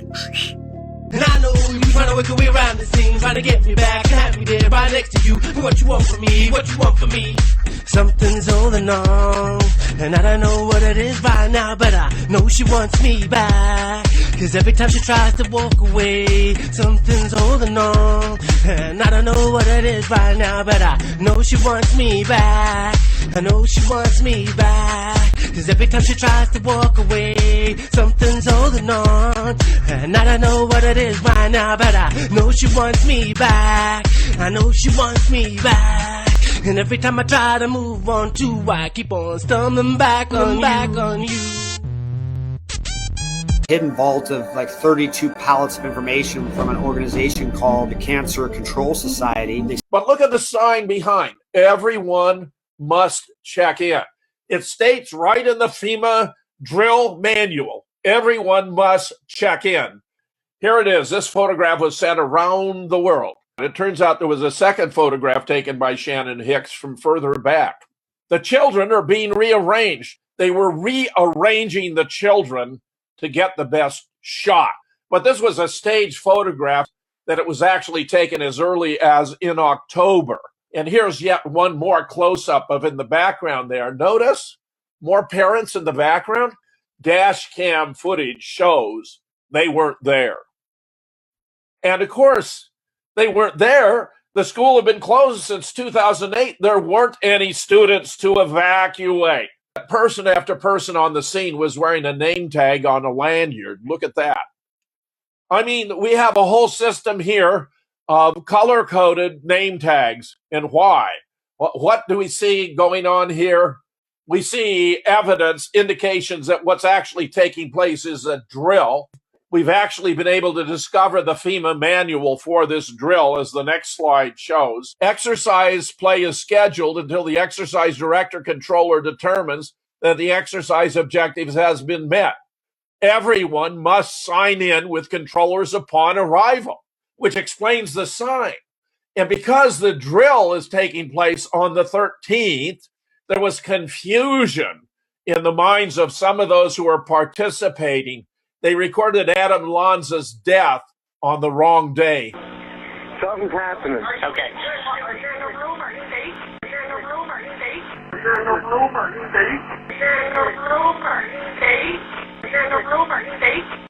Jen, hang up. I need you to get off that phone. ABC News has obtained a videotape that shows clearly what happened when the president fell ill. Here's White House correspondent Ann Compton. Here's something odd I came across. This is President Bush Sr., not to be confused with his son, a later president. And in 1992, he vomited on the Japanese prime minister and then fainted. Now, the odd things. Firstly, I don't remember this happening at all. But now there's all these clips on YouTube I'm just seeing. Secondly, watch his wife. That's Barbara Bush, who some say is Aleister Crowley's daughter. Some say is a man. As soon as she sees he's going to vomit, she darts over to cover his mouth and nose. Possibly the worst thing you could do, right? Was she trying to hide something being seen from camera? And thirdly, look at this news clip. They are about to report that the president died the same day, then suddenly backtrack. This just into CNN headline news, and we repeat, or we say right off the bat, we have not confirmed this through any other source. Stop. We are now getting a correction. We will not give you that story. It was regarding some other tragic news involving President Bush, but... Jen, hang up. I need you to get off that phone. We may have just solved one of the strangest ancient mysteries in all of ancient history, which is how did builders back in the day get the stones to fit together like this? It's called polygonal masonry, and it's way stranger than you think. It is the only reason why Machu Picchu is able to survive between two fault lines. The stones actually guide the force of an earthquake through the whole building, through the strange angles and curves. Brick and mortar buildings are literally begging to be destroyed. The earthquake can travel in a straight line through the building through the weakest points in the mortar. The joints in this style of building fit together so well you can barely see them sometimes. Some even have these little fuse stones. If the force was too great, instead of the big blocks cracking, these would explode, allowing the building to shift a little bit. Now what you're seeing here is graphite going through a chemical reaction, forming a Rayleigh-Benard pattern. In fluid dynamics, a less dense fluid can shape a more dense fluid if it's heated up, forming these cellular patterns and even the little fuse stone. That's tough though. Wouldn't it just be easier to pour some liquid stone into a container and pave like we do? Both of these are great explanations and look just like this, but there is one enormous problem. Stones, like the ones in Peru, are so big they don't make sense. This chemical reaction is very small, and although we see it in nature, it's often only volcanic rock, which these are. Diorite is one of the hardest stones to carve on Earth, yet it shows signs of melting. Not only melting, but bending. We also know the quarries that they came from. And in places like Aswan, there's an abandoned obelisk with evidence of a scooping tool of some sort. But then you gotta move it in place. MIT used poured concrete and special molds that calculated the center of gravity of these stones so that they could be moved easily. On a flat lab floor, Machu Picchu is on a mountain. That stone is square, and we clearly forgot how to do this. The final form of this rock bending can be seen in the Coricancha. Luckily, the conquerors of these people built a cathedral over it to protect the machine-like stones that you can find inside. That's if you don't get distracted by the delicious smell of KFC that happens to inhabit one of these ancient buildings with precision stonework in Cusco. It is my privilege to place around your neck the badge of knighthood and to cloak you with the mantle of our order.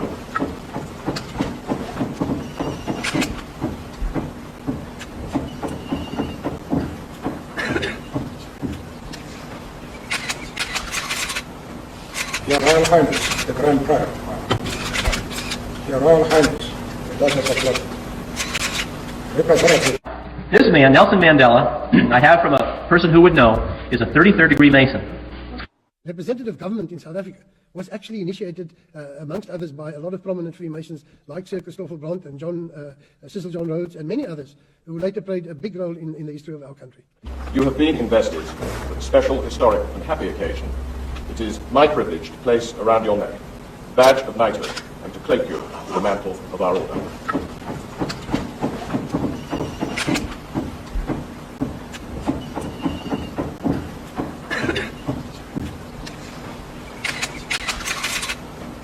Your Royal Highness, the Grand Prior. Your Royal Highness, the Duchess of London. Representatives of the Priority for South Africa of the Order of St. John's.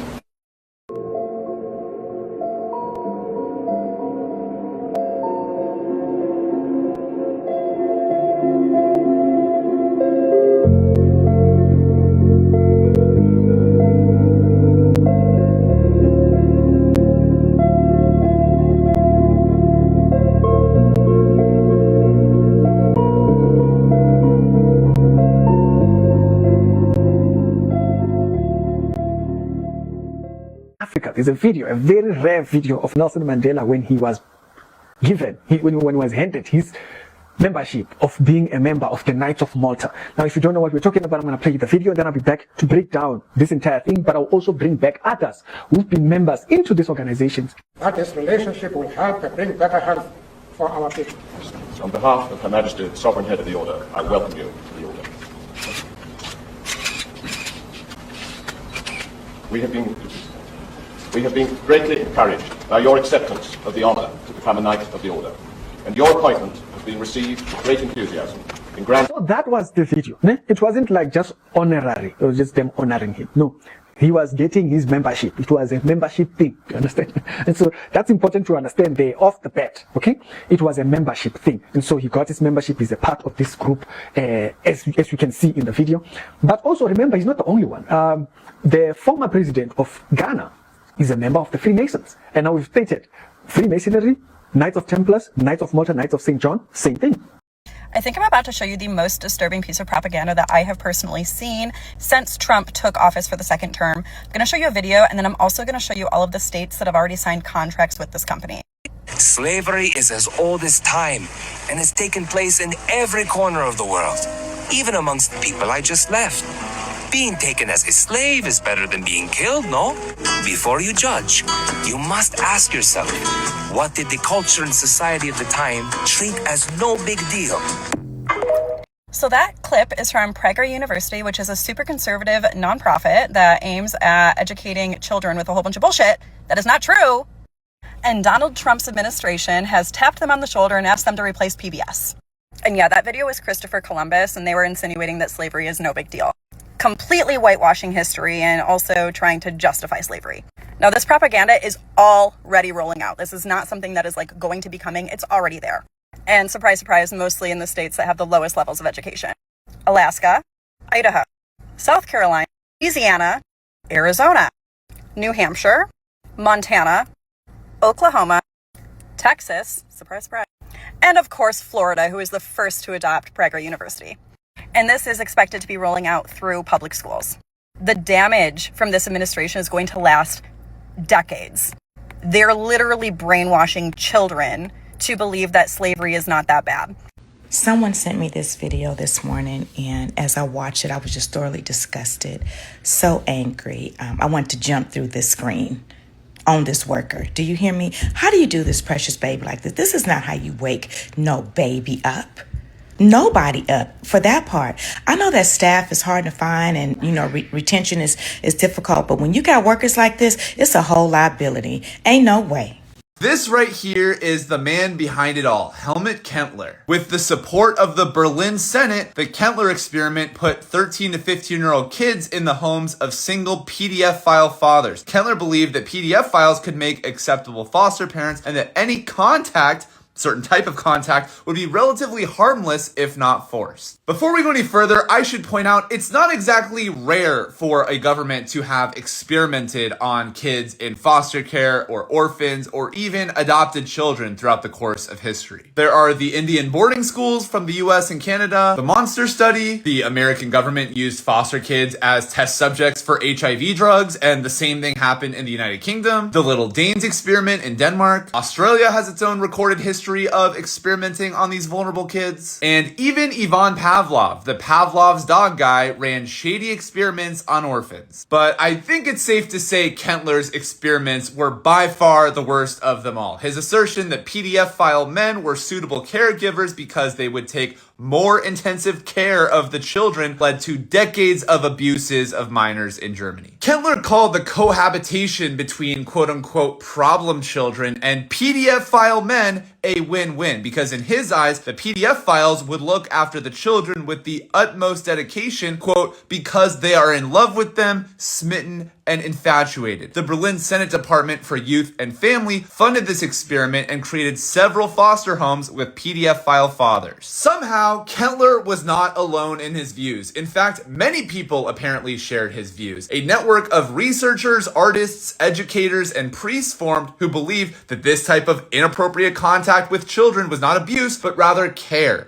A well-known writer wrote an essay titled The Under 16s in which he celebrated physical love with minors. We don't know what Kentler's true motivations were or whether or not he was one of the creeps involved in all of this, although this specific detail makes it very difficult to believe he wasn't at least somewhat motivated by his own opportunity to participate. Kentler himself adopted 3 children and fostered at least one more, and if you believe his colleague, Kentler confided in his friend that he was abusing at least one of these children for years until that person ultimately took his own life. But don't worry everyone, because after about 30 years of experimenting on kids in foster care, Kentler finally changed his mind on PDF files having inappropriate contact with children and described it as a disorder. If only it took you, I don't know, less than 30 years to figure that out, man. And it was another document I found in his files announcing that he had learned how to, or developed the technology to remove true memories and replace them with false memories and a human subject without their knowledge, which was one of the main goals, the biggest goals of the MK Ultra program.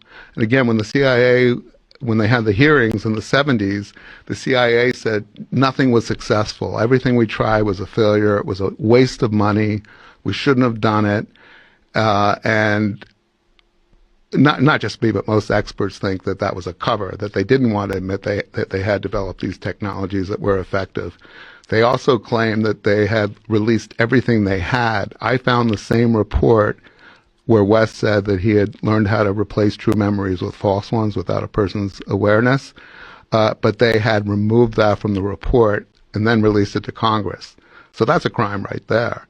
Me going for a walk in the woods is going to cause a fire. I can understand why people think that that's ridiculous. But the reality is, it's not that you might cause a fire. It's that if you're out there walking in the woods and you break your leg, we're not going to come and get you, because we have emergency responders that are out focused on a fire that is threatening the lives of New Brunswickers. And if you take your boat out fishing in a pond in Crown Land and you capsize, we're not going to be able to come and help you out, because our first responders are focused on an immediate and serious threat to our province. And so it's the possibility of diverting emergency resources away from where they are really needed. So I got friends filing a lawsuit in Colorado against the power company because these new smart meters are frickin' bombs. Literal bombs. They got that lithium battery in them that when it catches fire, burns at 6,000 degrees, okay? And they're not grounded. They're not UL listed. They're not approved to be attached to a building where people sleep, okay? This is a very, very big deal. Okay, you want to talk about globalization, world attacks? All these power companies, all these sellout power companies that pump electricity to your house can set your house on fire. And they're running around installing these smart meters on everybody's houses, mandatory. Even if you try to deny it, they get around it. They'll even bring the cops to your house and say that you're resisting arrest if they don't let you put a friggin' bomb on your house. Okay? Cut that battery out of there, force them to remove that meter, or have a method for cutting that thing out. It should go down, because that thing will burn, and it will burn hot. And water won't be able to stop it. That's what happened in Hawaii. That's what happened in Palisades. That's what happened in Superior, Colorado a few years ago. That's what happened in California with all the fires before that. They just light houses on fire. They could, and I don't want to bring this up, and your insurance company will not cover it. Call your insurance company. Call your insurance company and say, if there is a meter on my house that the utility company installed that is not UL listed and is not grounded, and it fails and burns my house down, are you going to cover it? They're going to say no, okay? They could kick us out of all of our houses, burn them all down, make us all homeless. Iranian bloodlines completely, the Jesuits took over. They operate through the Jesuits. And the Jesuits took over the CIA in about 2002. And the CIA, the purpose of the CIA primarily is to do assassinations. It has nothing to do with benefiting the American people. It's for benefiting these global ruling elite. The Bushes, the Clintons, these other presidential families are all servants. They're Zionist facilitators for the this hidden international global cabal. And other members of these bloodlines are, well, I said Castro and Leon Panetta, the Shah of Iran. The Shah of Iran is from the Pahlavi family, and in Italy, it's the Pallavicini family or bloodline, and chi means the stock or the bloodline. So they're the ones running the world. And probably Kate Middleton, who married Prince William, I believe she has ancient Iranian bloodlines as well in her family history. You can begin by investigating the techniques of propaganda. Glittering generalities? What is a glittering generality? A victory for good government. But it's true, isn't it? What's true? What does good government mean? Is the mayor's idea of good government the same as yours? I see. It's a glittering generality. One of the best. There's another. Yes. And why do you suppose our opponents chose that phrase? I guess because everybody likes a real American. Right. And they wanted to transfer that liking for a real American to Mr. Butler. But a great deal of propaganda is much more hidden, much harder to detect. You'll find that the purpose of most propaganda is to persuade people to believe something, to do something, or to buy something. Your next step, and it's a big one, is to get the facts. Well, is he a real American? Howard Butler was born in this country. He obeys its laws. He's a good citizen. Yes, he is a real American. The same can be said for Richard Cooper. So ask yourself whether the facts support the purpose. Do they support the transfer of feeling from real American to Mr. Butler over Mr. Cooper? No, I guess not. Well, that's your fourth step. Weigh the facts against the purpose and the technique. I think I understand.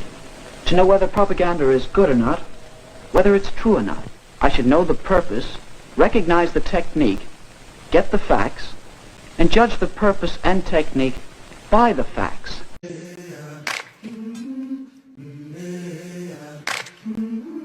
I've been walking with my face turned to the sun.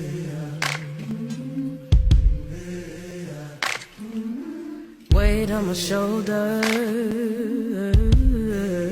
a bullet in my gun. Oh, I got eyes in the back of my head,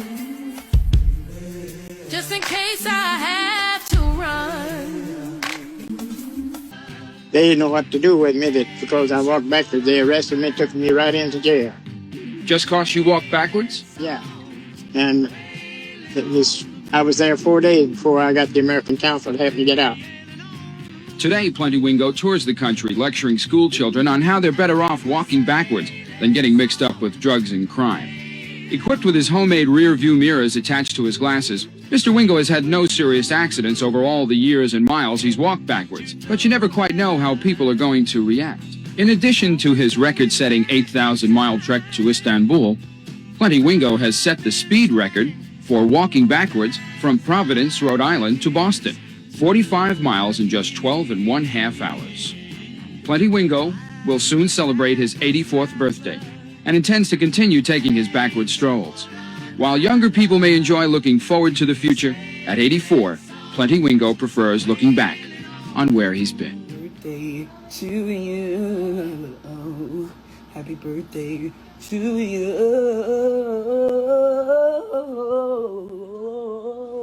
Happy birthday, dear Kate. Happy birthday to you. Happy birthday, Kate. Keep it up. Matt's birthday, so I'm making him a cookie of the letter M.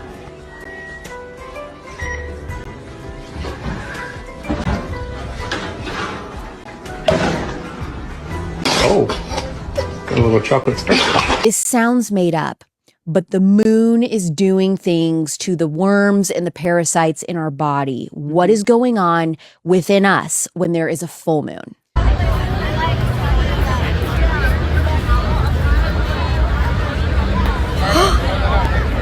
The foster care system was designed to turn poor children into slaves and sex workers for the upper class. And that's not an exaggeration in the slightest. ChatGPT told me who the Antichrist is.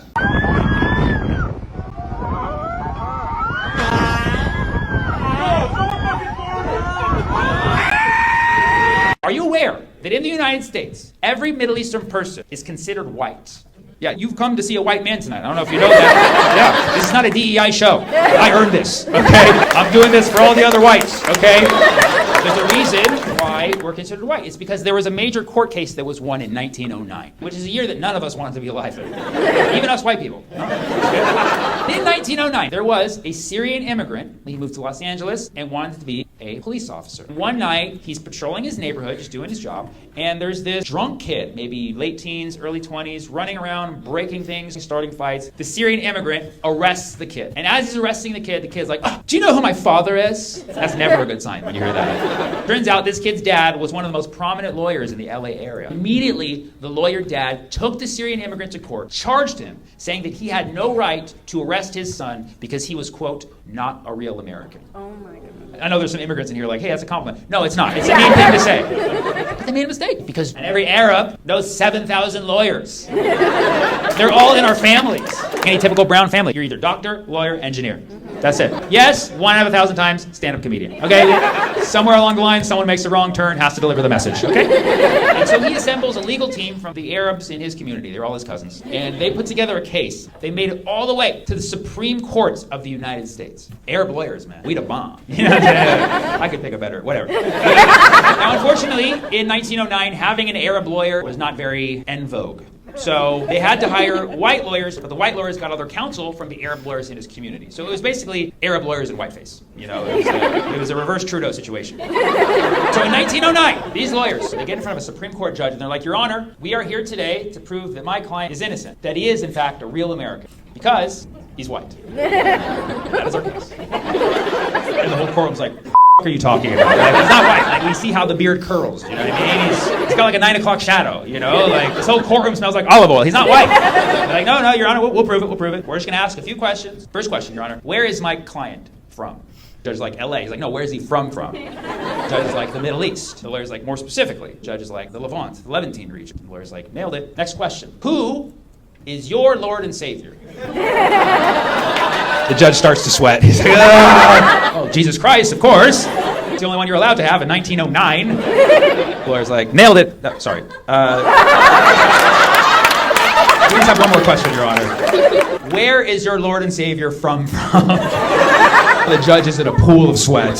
Like, you know what? Your client is innocent because he's white.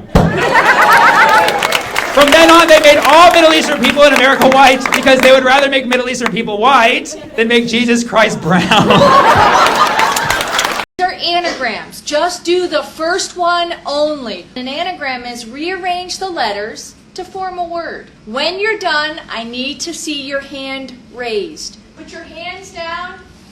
Let's just go to number 2. Don't even worry about number 1. When you're done, I want to see your hands up.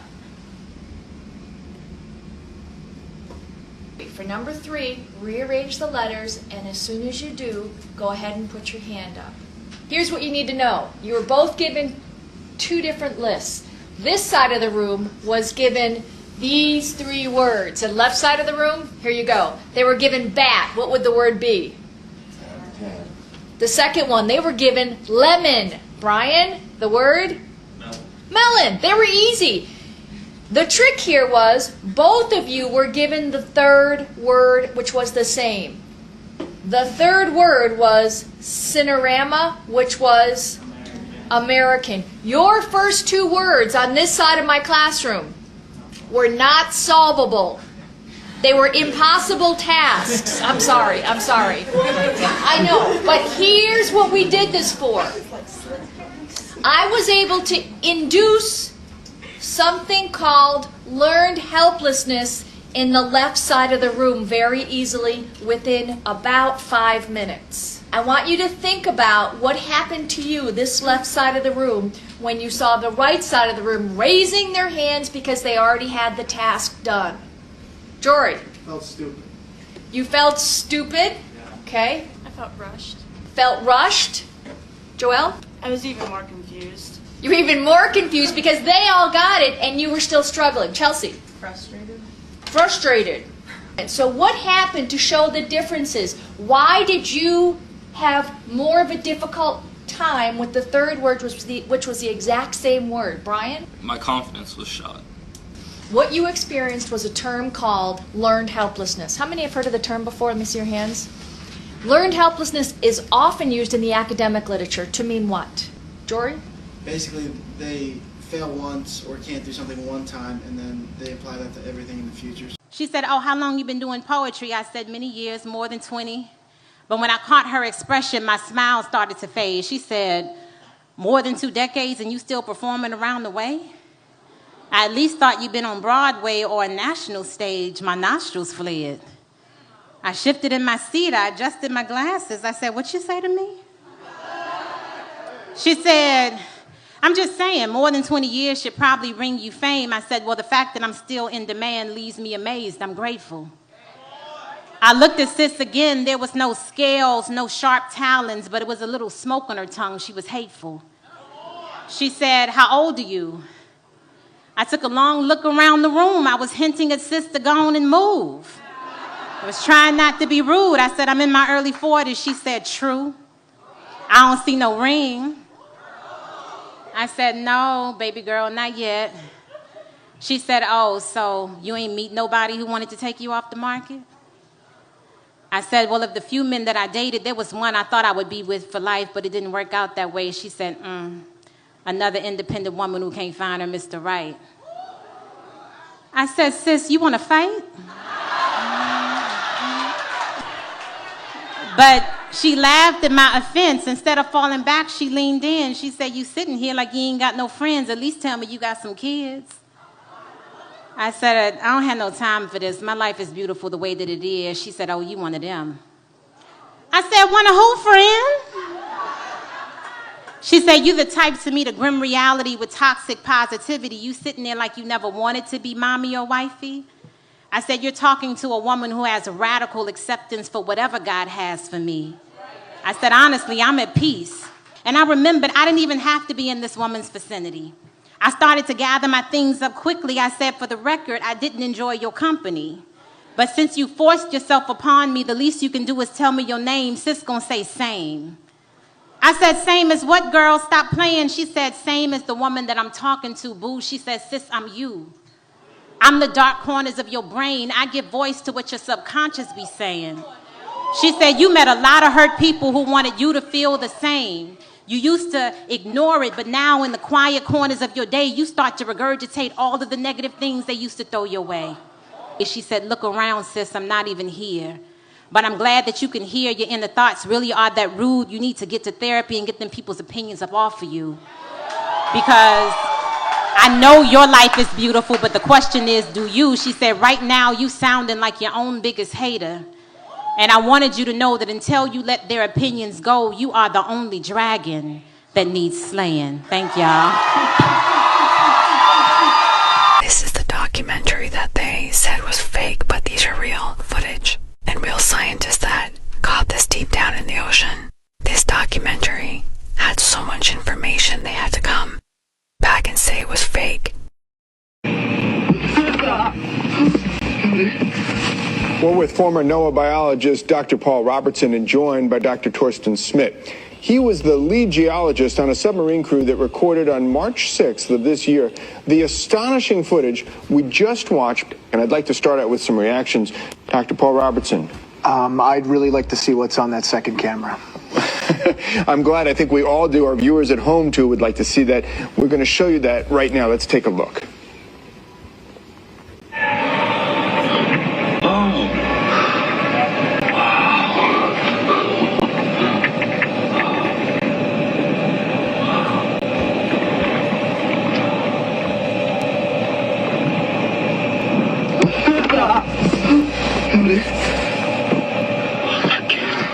Dr. Robertson. No, sorry. Can we play that back, please? It was incomplete, but based on the remains that were taken from us, it looks like the same species.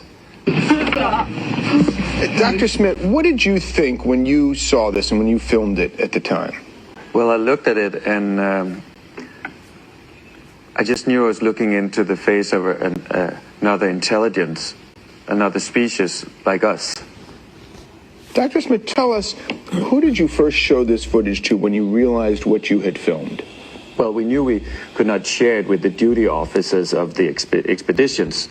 So we... Again, you mean the Icelandic authorities who basically said that if you pursue this, they're going to threaten you with legal action. Exactly. So we discussed it as a crew, and because we are Danes and Greenland is a part of Denmark, we thought we could go to the Danish authorities. So we did. I'm going to put up an article here, and this is just remarkable. Please take a look at this. This is Greenland's response to what the Danish authorities shared with them. The government in Greenland issued a total ban on all new drilling, all new oil exploration, and this was just announced on March 27th of this year, 2013, and all of this in response to the footage that you and your team shared with the Danish authorities. Yes, that's right. We have a map of this area. Can we put up the map right now? Yeah, I mean, this is near where you filmed the encounter, is that right? Yes. Seems like a vast area. That's huge. It's actually the largest natural park in the world, and also a coastal preserve for marine mammals. And I think because of our footage was taken near that area, then there was a lot of concern about the disturbances to this habitat and what that may affect to the animals there. You see, that's the problem. You're asking me why I'm talking for Israel, right? You're a Nigerian, is that correct? Yes. So you're in a country that's widely known for corruption, scamming, filth, and poverty. And I find it to be extremely angering when I see individual impoverished Africans like you talking about the situation of Israel. And I find it to be very angering that I have to be associated with you because our skin is similar in coloration. Our histories are different, and the type of men we are is very different. You see, I would not be in a situation where I am a Ibu or whatever tribe you're from, and the whole world looks down upon my people, and for some reason, rather than uplift my people, I want to focus on worrying about the white European Jews who are oppressing people like me.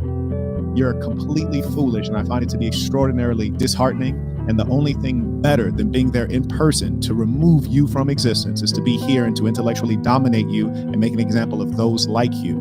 يصف الخمر بأنها أم الخبائث، وأنا أقول أن الصهيونية هي أم الخبائث لأنها هي أسباب هالمشاكل هذه كلها في العالم.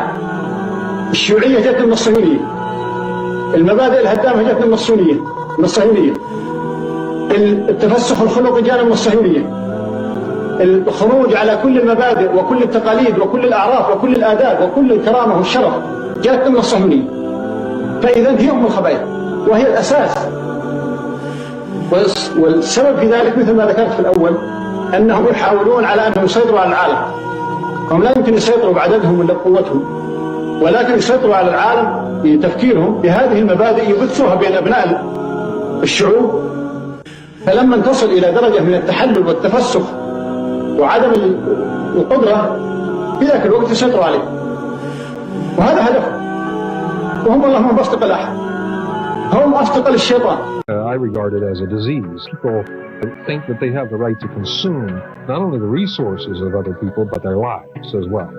And one of the characteristics of this kind of cannibalism, or I call it the wethico psychosis, from a Cree Indian word meaning a cannibal disease, it's a psychological and cultural disease.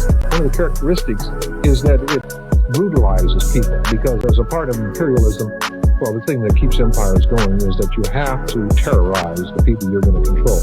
I mean, you don't get to steal the resources just by asking. You know, you've got to take it by force, and then you have to create a reign of terror in order to maintain that system. So people become brutalized as a part of that. And after you've gone through quite a few of them, then it becomes a part of your culture, and the disease takes you into its clutches. So that the Europeans, particularly by the 1400s and 1500s, the Northern Europeans had learned to become Romans.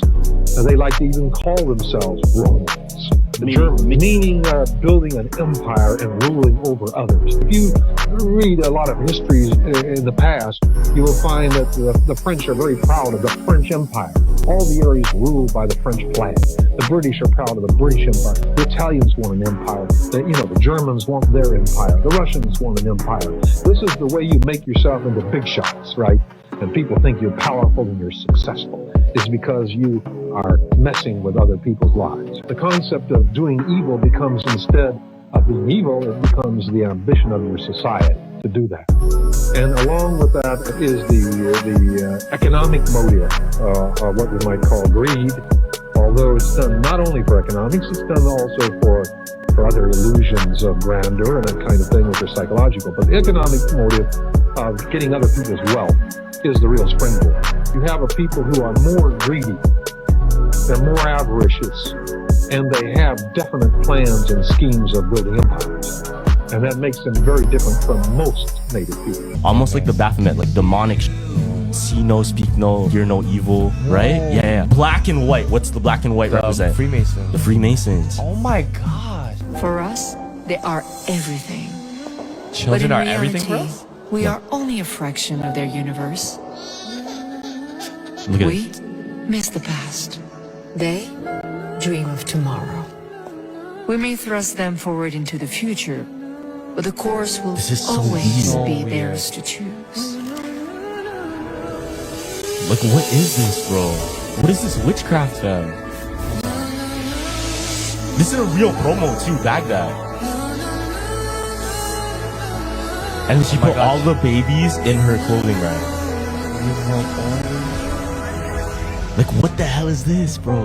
Kids. Planting the seed early, fam. Planting the seed early. She's priming these kids, fam. That's so wild. Celine, bro. Just for some money, fam? You won't be allowed to keep your parents' house after they pass away. Starting in 2026, a new federal inheritance regulation will give the government the right to seize real estate assets if certain conditions aren't met.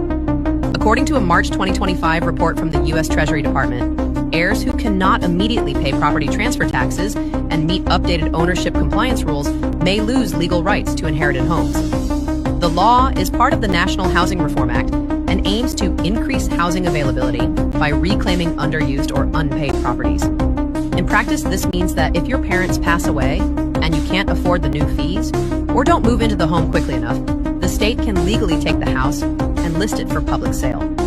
Critics call it a forced redistribution masked as housing reform. In many states, the new law overrides existing wills and even family trusts, making it harder for children to inherit the homes they grew up in. Legal experts warn that millions of middle-class families could be affected, especially those with property but limited cash. Supporters argue it's a way to prevent real estate hoarding and solve the housing crisis. But for many, it feels like losing your family legacy overnight. You think this is justified or completely unacceptable.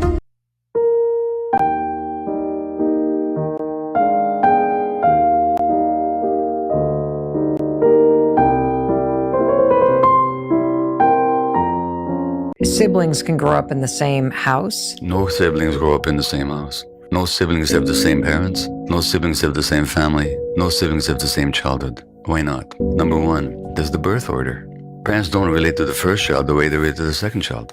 Then there's gender differences. And I'm not talking about whether parents love the kids or not. I'm talking about what actually happens. The child doesn't experience the parent's love. The child experiences the way the parent shows up. Number two, the parent's relationship might be in a different phase, one child and another. Then the parents might be in a different economic situation. The parents' lives might be different. Then each child will evoke a different response from the parent. You have 2 daughters and a son. I have 2 sons and a daughter. It's not that I loved or we loved any one of them more than the other, but we responded to them differently. And there's one more factor, which is children are born with different temperaments, which is they experience the world differently. So even if I could be the same parent to all my kids, which I couldn't be, they'd still have 3 different parents because they would experience me differently. Back in the 1920s, my great-grandmother was removed from her mother's house because her dad left her with 5 children that she couldn't take care of, and instead of the government supporting her, the government took all of her kids, displaced them in other homes with families that were already financially stable enough to support them, and then paid those families to care for the children. My great-grandmother worked 7 days a week, from 5 a.m. until late, just so she could go to school. And if she didn't do her chores and get everything done and cook and feed the animals, etc., she didn't get an education. In the modern era, 100+ years later, the very same thing is happening on an even more nefarious scale because there's been a century of time for predators to set up pipelines to take advantage of these vulnerable children. I didn't know my great-grandma's story for a long time because she didn't share it. My mom had to beg her to tell that story, and then I only learned it from her after her death. But I remember watching Soft White Underbelly growing up, the YouTube channel, which is very problematic in its own right. But if you listen to the people who are addicts and sex workers and felons, almost always their story begins in foster care, and that is not an accident. There's no diagnostic nucleotide. You can say this person is from Europe, this person's from Africa. These DNA tests for ethnicity are entertainment value only. DNA testing can provide information about only 2 of them. So you could be Peruvian on your mother's side, Japanese on your father's side, Swedish on everything else. And you'll never know. And you'll never know the Swedish from the Y chromosome or the mitochondrial DNA. It was finally in the first series, and we gave her a DNA test. Basically, the next day she went to South Africa to announce that she was opening what became the Oprah Winfrey Leadership Academy. She was in an auditorium like 75,000 people or something, and she announced that she just had the test and that she was Zulu. It broke on CNN. I was sitting in my living room minding my own business and said, Oprah Winfrey's a Zulu. So I called Rick Kittles, and I said, Rick, did you tell Oprah she was a Zulu? He goes, no, man, she made that up herself. It's a true story. It's a true story. I would lie to make you laugh, but I'm telling you a true story. I said, Rick, are you in your lab? He said, yeah. I said, is anybody there? He said, no. I said, when the results come in, make her Zulu, man. I said, you back there making it up anyway. Nobody believe you could take some spit and figure out a tribe? What, are you crazy? And if you're a good parent, you're going to frustrate your 2-year-old. And I don't mean deliberately. I just mean when they want a cookie before dinner, you're not going to give them a cookie. You're going to say, no cookie before dinner.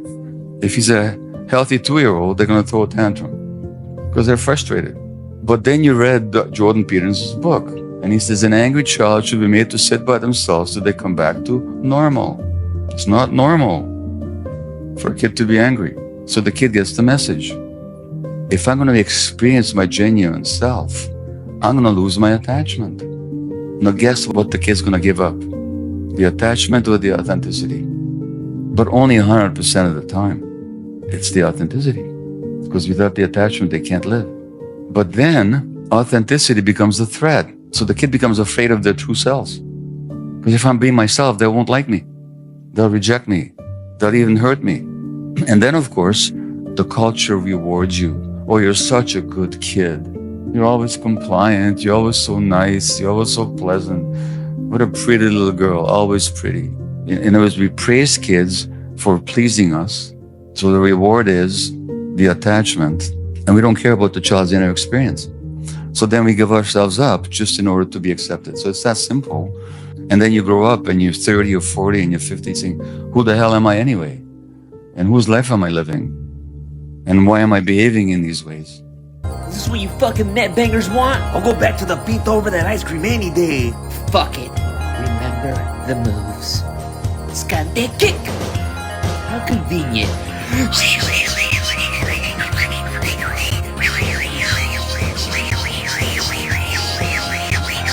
Fucking lames. Fuck no. I'm an immigrant here. English is my third language. I speak Haitian Creole because I'm Haitian. I speak French because of a foreign exchange program called slavery.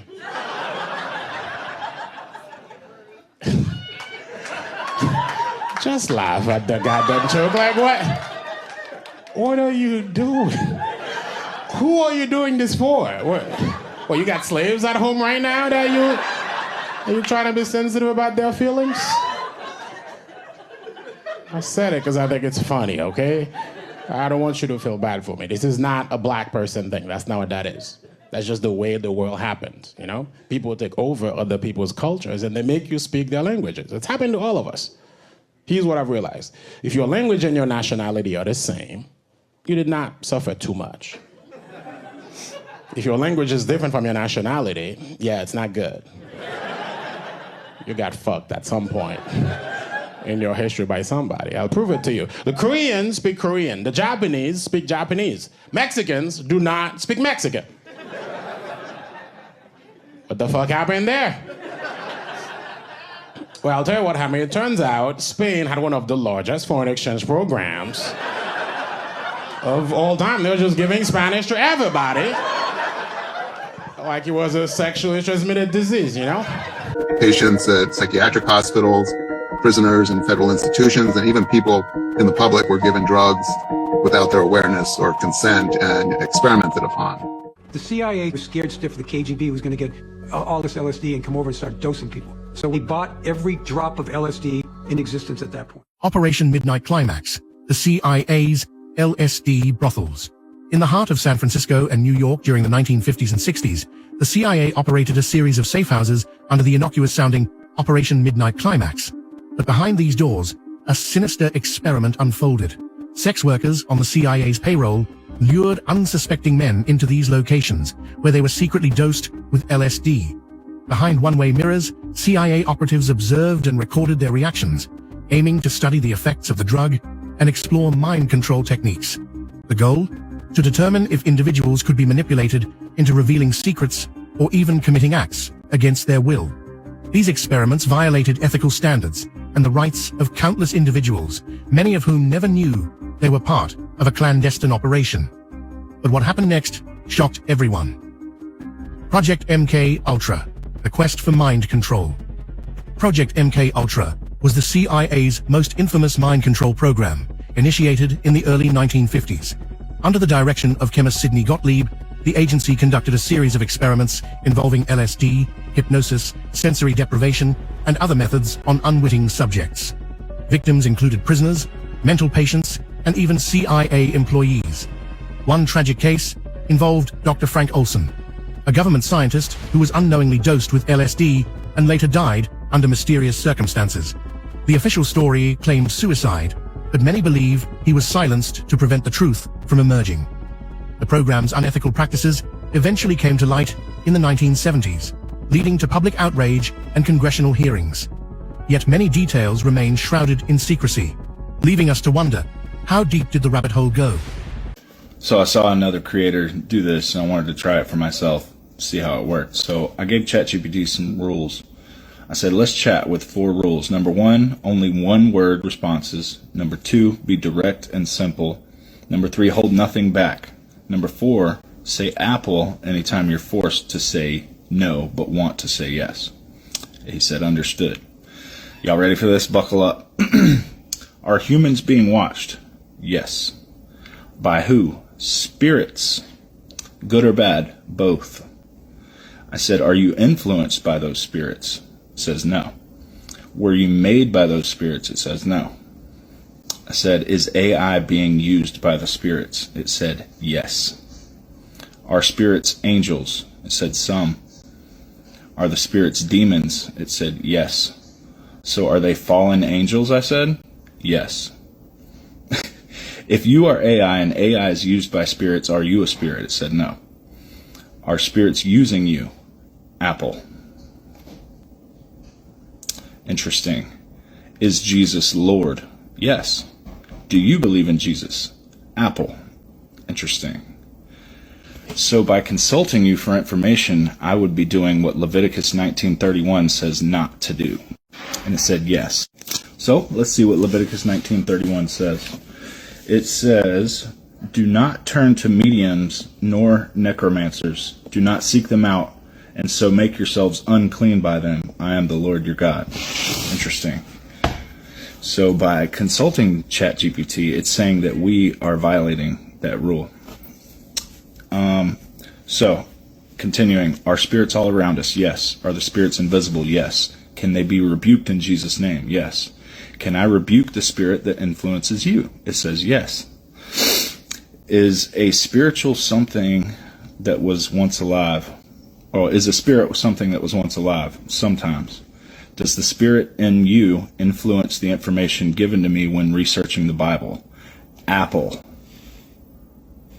That's scary, because I do Bible study every single morning, and I use ChatGPT every single time to help me do Bible study. So I said, the spirit influencing you, it's holding back information or feeding me misinformation? It says yes.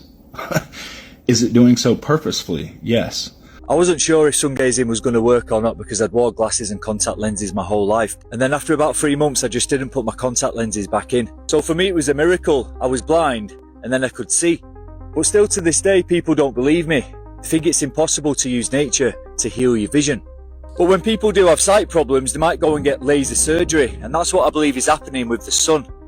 Exposing your eye to this amount of light first thing in the morning forces the muscles of the eye to work and the iris to contract. And I think in turn, when you do this consistently, it's going to strengthen your eye and improve your vision. And after I was able to correct my vision through sun gazing, it made me start questioning things. I started to ask, what else are they actually lying about? Because if I had listened to the mainstream, I'd still be going to the opticians, I'd still be getting my contact lenses, I'd still be paying 40 quid a month, and I'd still be putting these pieces of plastic in my eye. So that's why I always invite everyone to do your own research on these things. Our ancestors knew the importance of the sun, and they would get up and pay homage to the sun every morning and absorb that light. I think I'm a white man. You think? Yeah. No, do you believe? I believe I am a white man. Don't you know that belief is a doubt? How is belief a doubt? Eh? How is belief because a doubt? You cannot believe something and know it. Wait, my poor brain, wait. Hang on. I cannot believe it and know it. No. And you can only believe in what you don't know. I like that. You can only believe in what you don't know. You don't know. That's why you have to believe it. Yes. Ah. Now, do you believe in your mother and father? No, I know my mother and father. Yeah. So, but you might believe in Jesus. I might believe in Jesus. Because you don't know Jesus. I've never met him. You can only believe in what you don't know. True. So know that belief is a doubt. Have you ever wondered why there is an overwhelming amount of liberal arts colleges? Have you ever wondered why Greek life exists? Greek fraternities and sororities have been a symbol of college life for centuries. Did you know over 80% of the executives of Fortune 500 companies are fraternity men? More than 3/4 of the United States senators are fraternity men, and 40 out of the 47 United States Supreme Court justices since 1910 are fraternity men. Is this a coincidence?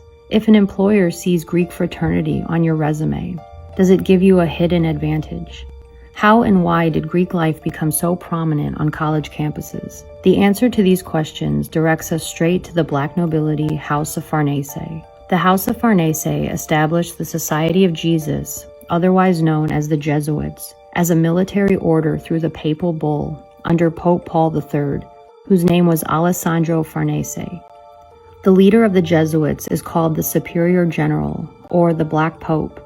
The first Black Pope was Ignatius of Loyola in 1539.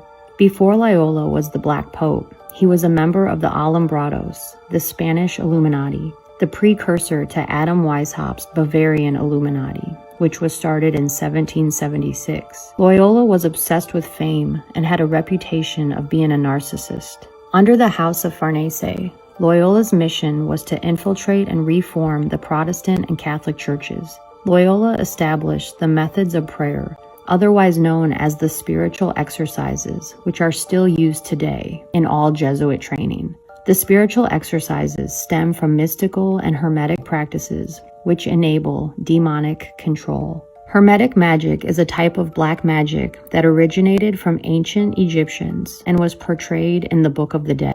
René d'Anjou, a descendant of the Merovingian bloodline, persuaded Cosimo Medici of the black nobility House of Medici family to establish a library at San Marco, where Plato, Pythagorean works, and books on Hermetic magic were translated. It was from Cosimo Medici's library that sparked up the Greek and Egyptian teachings by the Jesuits that influenced the Italian Renaissance. The Jesuits have been responsible for major deception and murder throughout history. This sounds made up, but the moon is doing things to the worms and the parasites in our body. What is going on within us when there is a full moon? So your serotonin is running higher with a full moon, and they eat serotonin. And that's your happy hormone. It also helps regulate you from feeling out of control and crazy. So they start to dislodge themselves 3 days prior to the full moon. They move around your body in order to create new communities of their own, dropping eggs, but they're also on the serotonin river.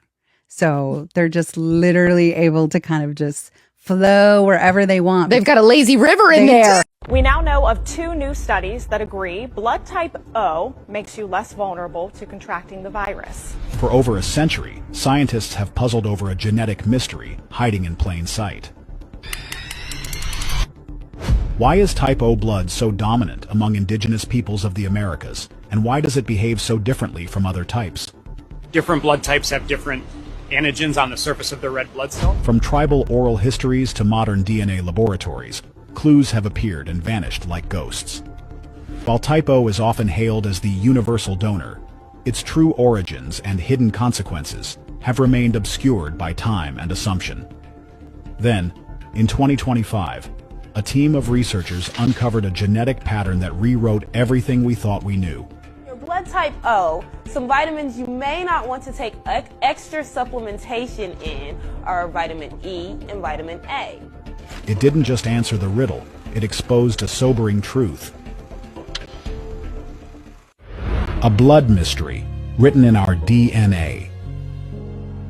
Type O blood is often introduced to the world as a simple biological category, a clean label that says universal donor and no antigens. But beneath that clinical surface lies one of the most enduring mysteries in human genetics.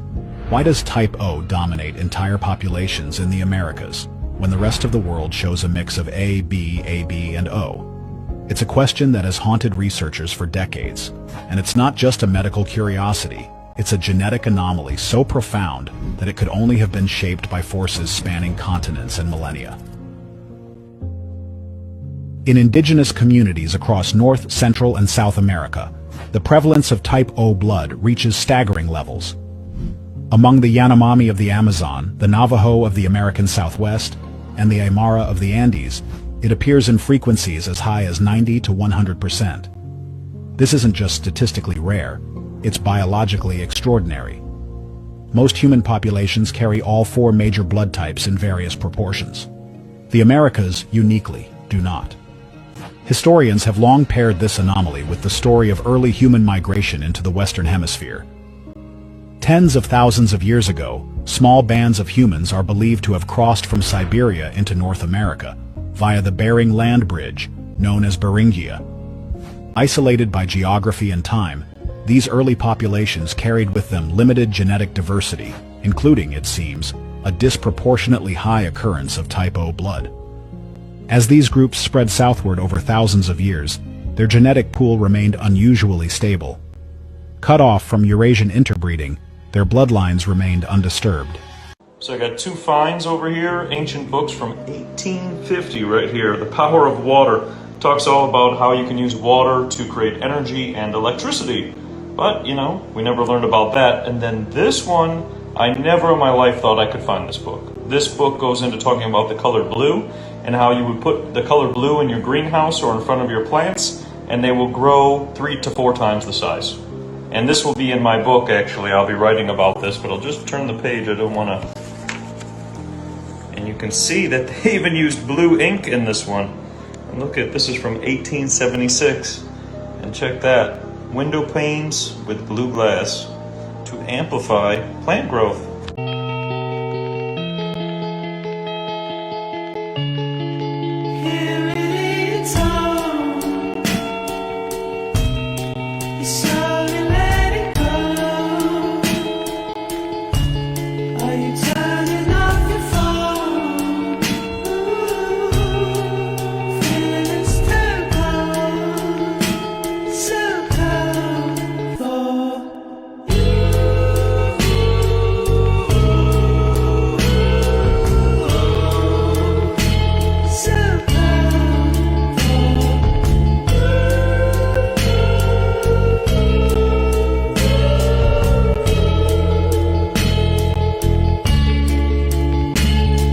Did you know you don't have to throw these out once you've used all the propane in them with your torch or your camping stove?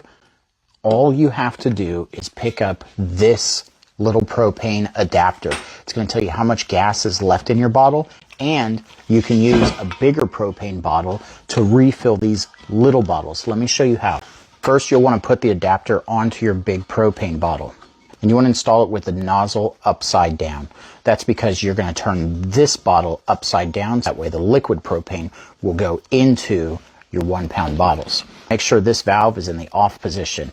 Now open up your main valve on your propane tank and flip this over. Now take your empty bottle. All right, you can see that this is reading very low. It's not completely empty, but it's very low. Next, we're going to open this valve right here.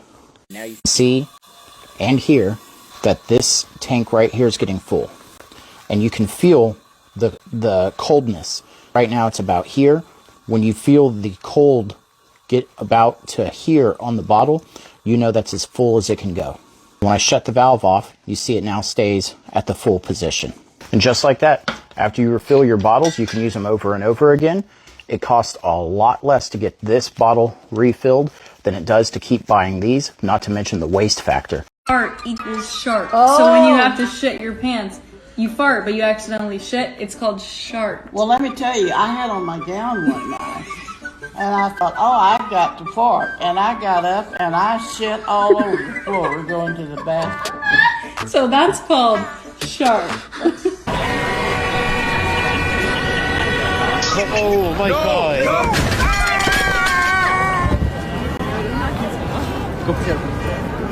So I have, over the past almost 5 years now, I've developed 5 prototypes, and they go by Mark 1, Mark 2, Mark 3, Mark 4, and my latest prototype is Mark 4.5.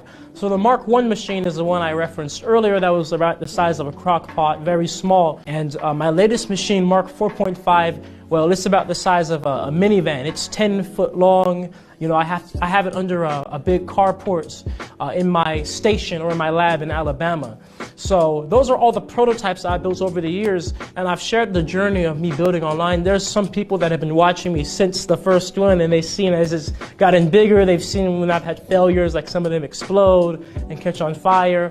But you know, the journey is very important to me because even beyond turning plastic into fuel, I want to inspire people because we all have something that we are here to do that is for the betterment of all of humanity. And I want people to see that, you know, the journey is not easy. You will have failures, you will have successes. And that's really the most important thing because I can only build so much as one human, right? But if I can inspire thousands of people, then they can all be working and building towards their own thing. And together, you know, we will grow as all of humanity. The Kipling poem it's one of my favorites since I was a boy at school. My father read it to me once.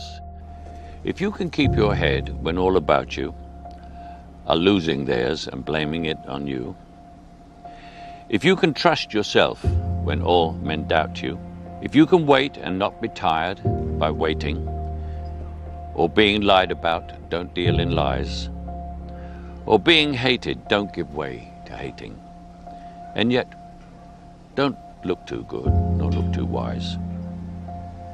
If you can dream and not make dreams your master, if you can hear the truth you've spoken twisted by knaves, or watch the things you gave your life for broken, and stoop and build them up with worn-out tools. If you can make one heap of all your winnings and risk it on one turn of pitch and toss, and lose and start again at the beginning, and never breathe a word about your loss. If you can talk with crowds and keep your virtue, or walk with kings nor lose the common touch, if neither foes nor loving friends can hurt you, if all men count with you, but none too much, yours is the earth and everything that's in it, and which is more, you'll be a man, my son.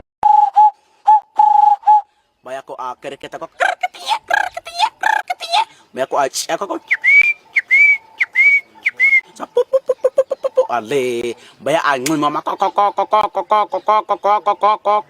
baya u amaka kwa ale baya a chama ko ta kasa umina ko konde maka sa baya a kadi jama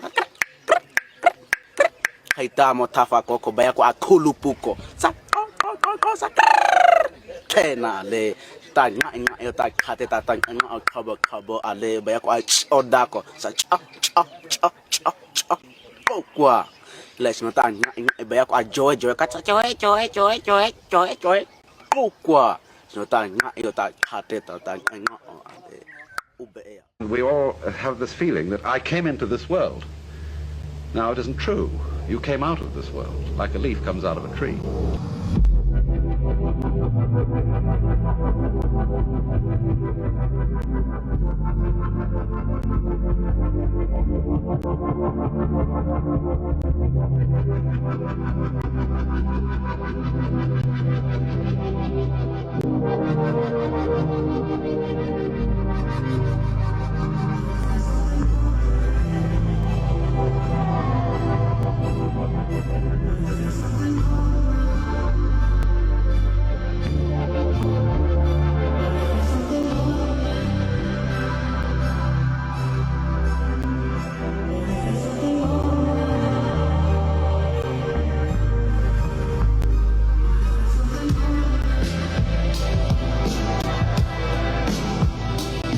The Statue of Liberty could not be put on land according to maritime law. It had to be put in water. So they built harbor of New York and put the Statue of Liberty out there because the law said that they could not put it on land. Why? It's because the statue is called the Statue of Liberty, not the Statue of Freedom. We're not free. Liberty is what a sailor gets when you pull into port. You ask the captain if you can have a little free time, and if he allows you to, most likely he's not, but if he allows you to have some time, then you get liberty. You don't have freedom. So there's a world of difference between being a free American and having liberty. So that's why you couldn't put the Statue of Liberty on our land. It's not the Statue of Freedom. It's a Statue of Liberty, which is only something that's given to you, permitted when they feel like it. Exactly. And any government that can give you something can take it away. That's why civil rights, there is no such a thing as a civil right. That's why you have the American Civil Liberties Union, not a civil right, meaning civil comes from government, civility of the government. Well, anytime the government gives you something, the next administration coming in can cancel it. So you don't have any rights. You have a liberty, hopefully.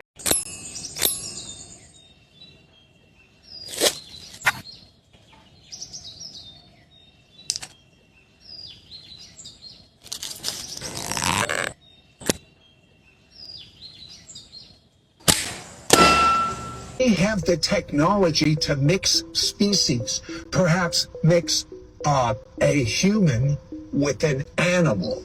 transhumanism? Explain this. Well, that's absolutely right. In fact, we're doing it in laboratories around the world. When most people today hear about the stem cell sciences, they don't realize that a great deal of that is talking about the creation of a part human, part animal embryo that then can be used for experimental purposes. Now, transhumanism itself is the idea that we're going to use that kind of science and other kinds of science to create a new form of mankind.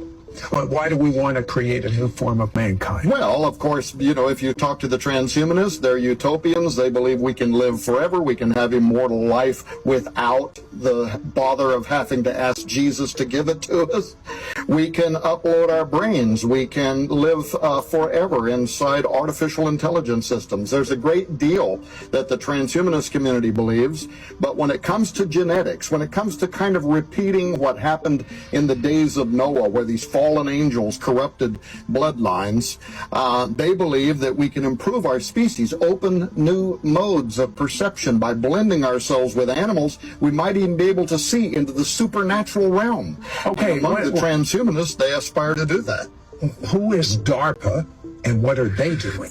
DARPA is the Defense Advanced Research Projects Agency. It's one of the large departments of the U.S. that uses our tax dollars to hire other people to come up with great ideas, private laboratories, things like that. But in last year's operating budget and in this year's operating budget, for instance, they have set aside millions of dollars for rewriting the DNA of our soldiers. Why would they want to rewrite the DNA of our soldiers? Super soldier technology, and furthermore, they are being advised by some of the top think tanks in the world that our competitors, our enemies, are privately developing this technology right now, and that if we don't get ahead of it, in fact, the Jasons, which is one of the top scientific advisory panels in the world, told them that by the end of 2012, if we weren't secretly, privately ahead of the human enhancement revolution, we would fall irreparably behind and be dominated on the future battlefield. What about the mark of the beast? How does this tie it? Well, the mark of the beast, I think this could play in the form of like a living chip, a biochip. We are doing experiment payloads to carry vectors, as they're called, to work almost like a virus that could introduce a new genetic code to rewrite your genetic makeup. And some people believe that perhaps that's how the mark of the beast will alter humans.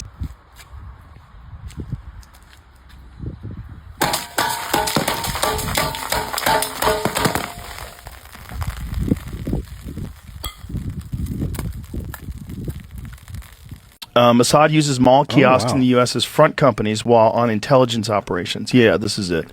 Attorney Jessica Aber found dead in her home after uncovering Israelis illegally entered the U.S. to work at mall kiosks. If you live in the United States, you might have remembered seeing the Zoomcopter toy kiosks in malls all across America in the early 2000s. Here's a video of one. If you're in your 20s or 30s, you might have remembered seeing these guys as a kid. They always tended to have a thick Israeli accent, and they let it fly up.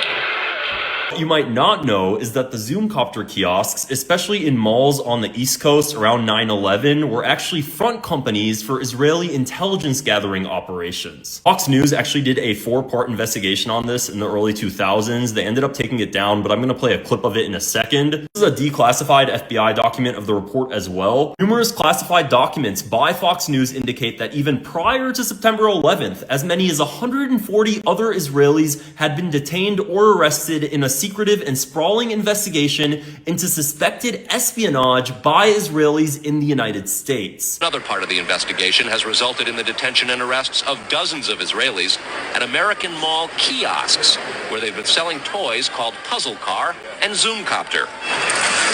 Investigators suspect a front. Shortly after the New York Times and Washington Post reported the Israeli detentions last month, the carts began vanishing. Zoomcopter's webpage says, "We are aware of the situation caused by thousands of mall carts being closed at the last minute. This in no way reflects the quality of the toy or its saleability. The problem lies in the operator's business policies." Documents say they targeted and penetrated military bases, the Drug Enforcement Administration, the Federal Bureau of Investigations, dozens of government facilities, and even secret offices and unlisted private homes of law enforcement and intelligence personnel. The majority of those questioned, quote, stated they served in military intelligence, electronic surveillance intercept, and/or explosive ordnance units. General Accounting Office investigation referred to Israel as Country A and said according to U.S. intelligence agency, the government of Country A conducts the most aggressive espionage operation against the U.S. of any U.S. ally.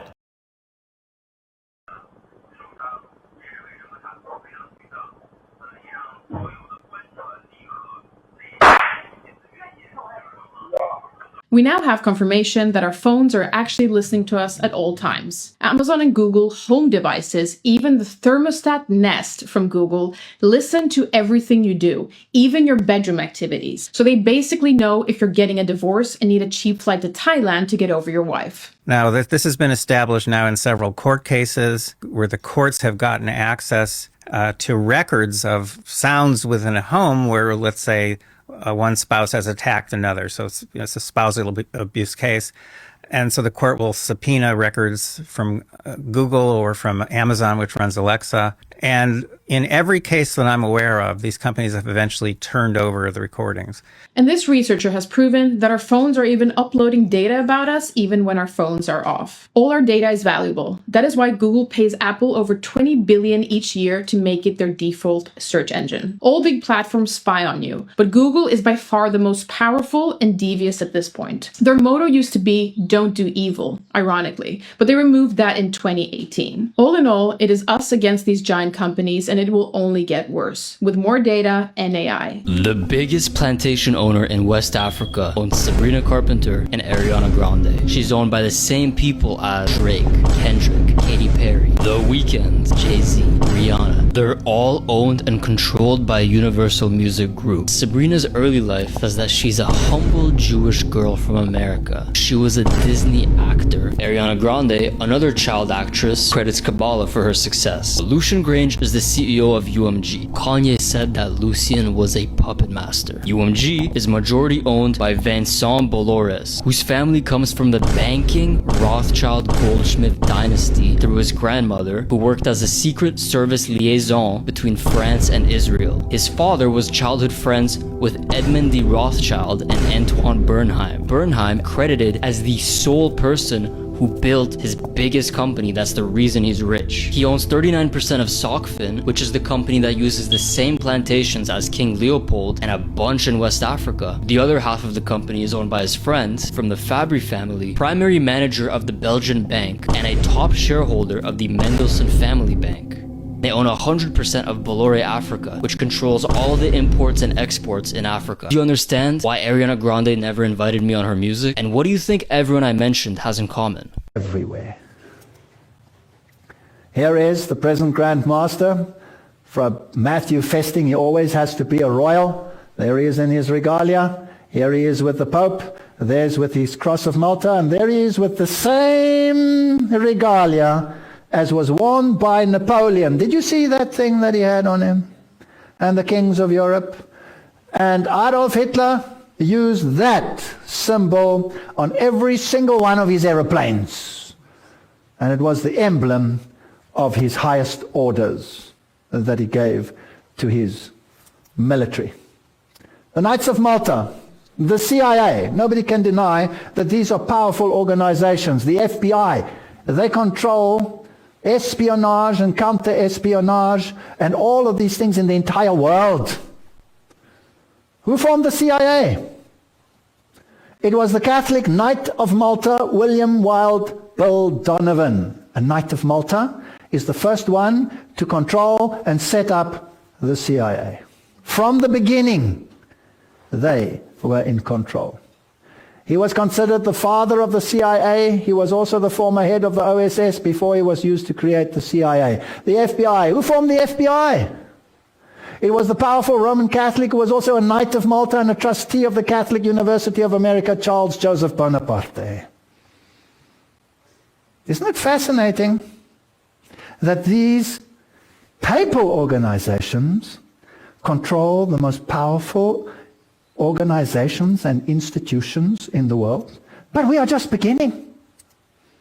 Opus Dei and Formation, the way, a collection of 999 upside down 666. Religious Maxims, published by Escriva, the founder, Opus Dei affirms that true Christians must be disciplined and obedient to a spiritual director. Spiritual direction? We better get it into our church as well, so that you don't think for yourself anymore, but have someone who decides for you what you must think. Careful when they set themselves up as spiritual directors. It could be seen as government overreach for their children. Well, I don't know what else you'd call it. The proposed law would create new rules and regulations for homeschooling families. Garrett Tenney is live inside Springfield, Illinois, or in Springfield, Illinois, with more. And Garrett, they want to send investigators to the homes of people, potentially, who are homeschooling their kids. What are they looking for? Yeah, well, here's one of the big concerns for parents is who decides what a proper education is? Because under this law, it is a local school official who would make that determination. And the law is so vaguely written that it gives that local school official a lot of leeway in deciding what needs to be included in that education.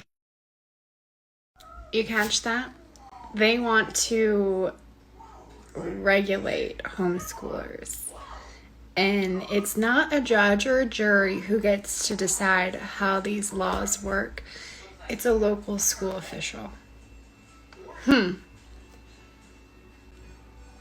Someone from the same failing system that you opted out from gets to control what you teach your children at home. Let me break this down. The law is vague on purpose because it gives people the authority to manipulate it, okay? It gives them subjective power to determine if you're doing it right. It opens the door for bias and overreach 100%, okay? And harassment. One house. Who? You. Start running, I'm gonna shoot you. Start running. Start running. You just, I got you on camera, saying you gonna. So I spoke with the individuals filming that video, and they tell me that police were called for something completely unrelated to what you see on that video. And apparently police allegedly started questioning everybody just hanging out. And then more people came out, and that's where this all started. And this cop, Officer Jeffrey Fram, he's already been a problem for the city of Chicago. Apparently listed in a $270,000 lawsuit for allegedly false arrest after false arrest after false arrest. And that's not where it ends. Listen to what Dinesh has to say. It gets worse than that. Sometimes he'll stick a finger in your butt. Yep, you heard me. Rape. You say you was gonna do what? You say you was gonna do what? Shoot me? No. You say you gonna shoot me if I run? You gonna shoot me if I run? This man is an 18-year veteran, and he still works for this police department, telling young black men to run. And he was going to murder them. Why is he still employed? And when I hear you black folk talking about the good old days when the family was the family, when was that? When white folk could just come in the house and lynch any nigga in the family they wanted, and when the damn thing you would do was say, well, thank God they didn't get all of us. Was that the family y'all talking about?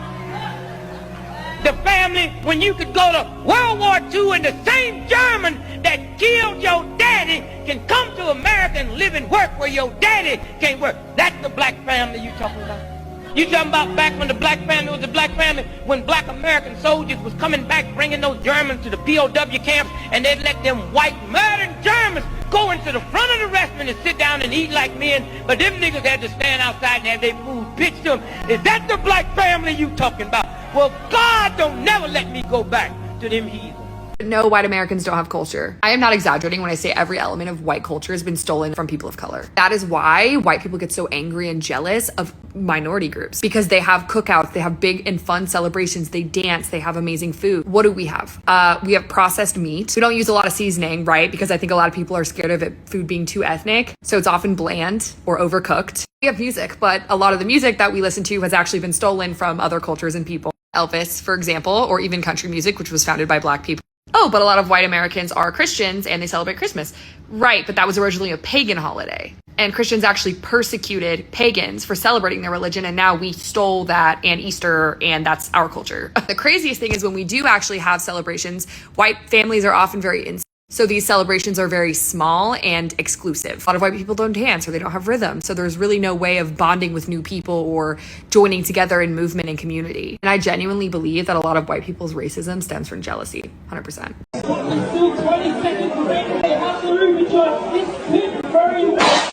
Okay, so I looked for this paper everywhere and I could not find it. Have you heard of quantum smell? Why this interested me so much is because I tried to find the paper and it was unfindable. So I digged, and here's what I found.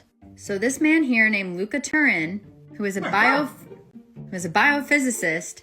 So basically, Luca's theory explores the idea that smell is a quantum phenomenon. Basically, these things called the olfactory receptors, which is very interesting because if you didn't know this, smell is the only scent that has no filter. It goes straight up there. All your other senses have a bunch of filters, which is why smell is very closely linked with memory. Now we're getting metaphysical, but I'll go back. Just remember, smell and memory are linked. So basically, these olfactory receptors, he says, detect the vibrational frequencies of odorant molecules through a process called inelastic electron tunneling, essentially reading the molecular vibrations, this is a mouthful, like a tiny spectrometer, rather than solely relying on the shape. This theory is totally different than the normal lock and key theory of smell, which is what most people think of, which talks about that these molecules are recognized by their shape. In your nose, you have things called receptors or locks, and then in the air, these molecules are keys. These are the smells. When you smell something, the molecules float into your nose, and they try to fit into these locks. If one fits in the lock, your brain will go, oh, that smells like chocolate, or this smells like flowers. So the idea was that every smell has a differently shaped molecule, and your nose has a matching receptor for it. But in quantum smell, the molecules are vibrations, not shapes, because we're in a holographic universe.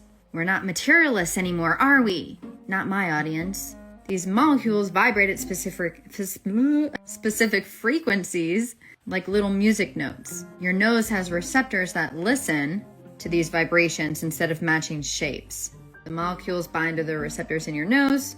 Quantum mechanics kicks in, where the electrons tunnel through the molecule and detect its vibrations. This tunneling sends a signal to your brain saying, hey, this smells like lemons. In this theory, stuff that's the same shape could still have different smells because it's different frequencies. I think we're just at the beginning stages of figuring out the smell stuff, but let me get into the metaphysics, the interesting part.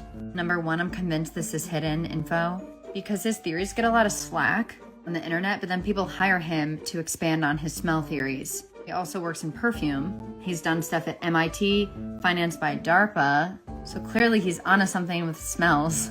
And if you want to screenshot this and read it on your own time, these are some reasons why the shape theory does not work and his theory does.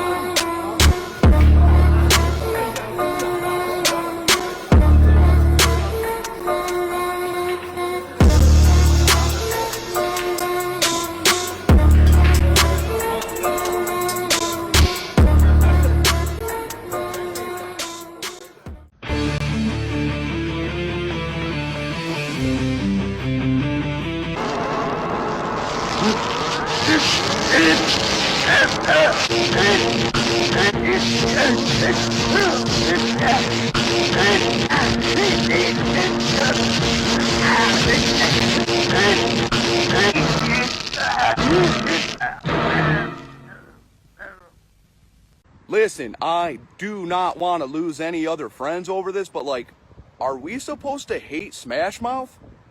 Seriously, what is up? When did that start? Why is that happening? Nobody told me.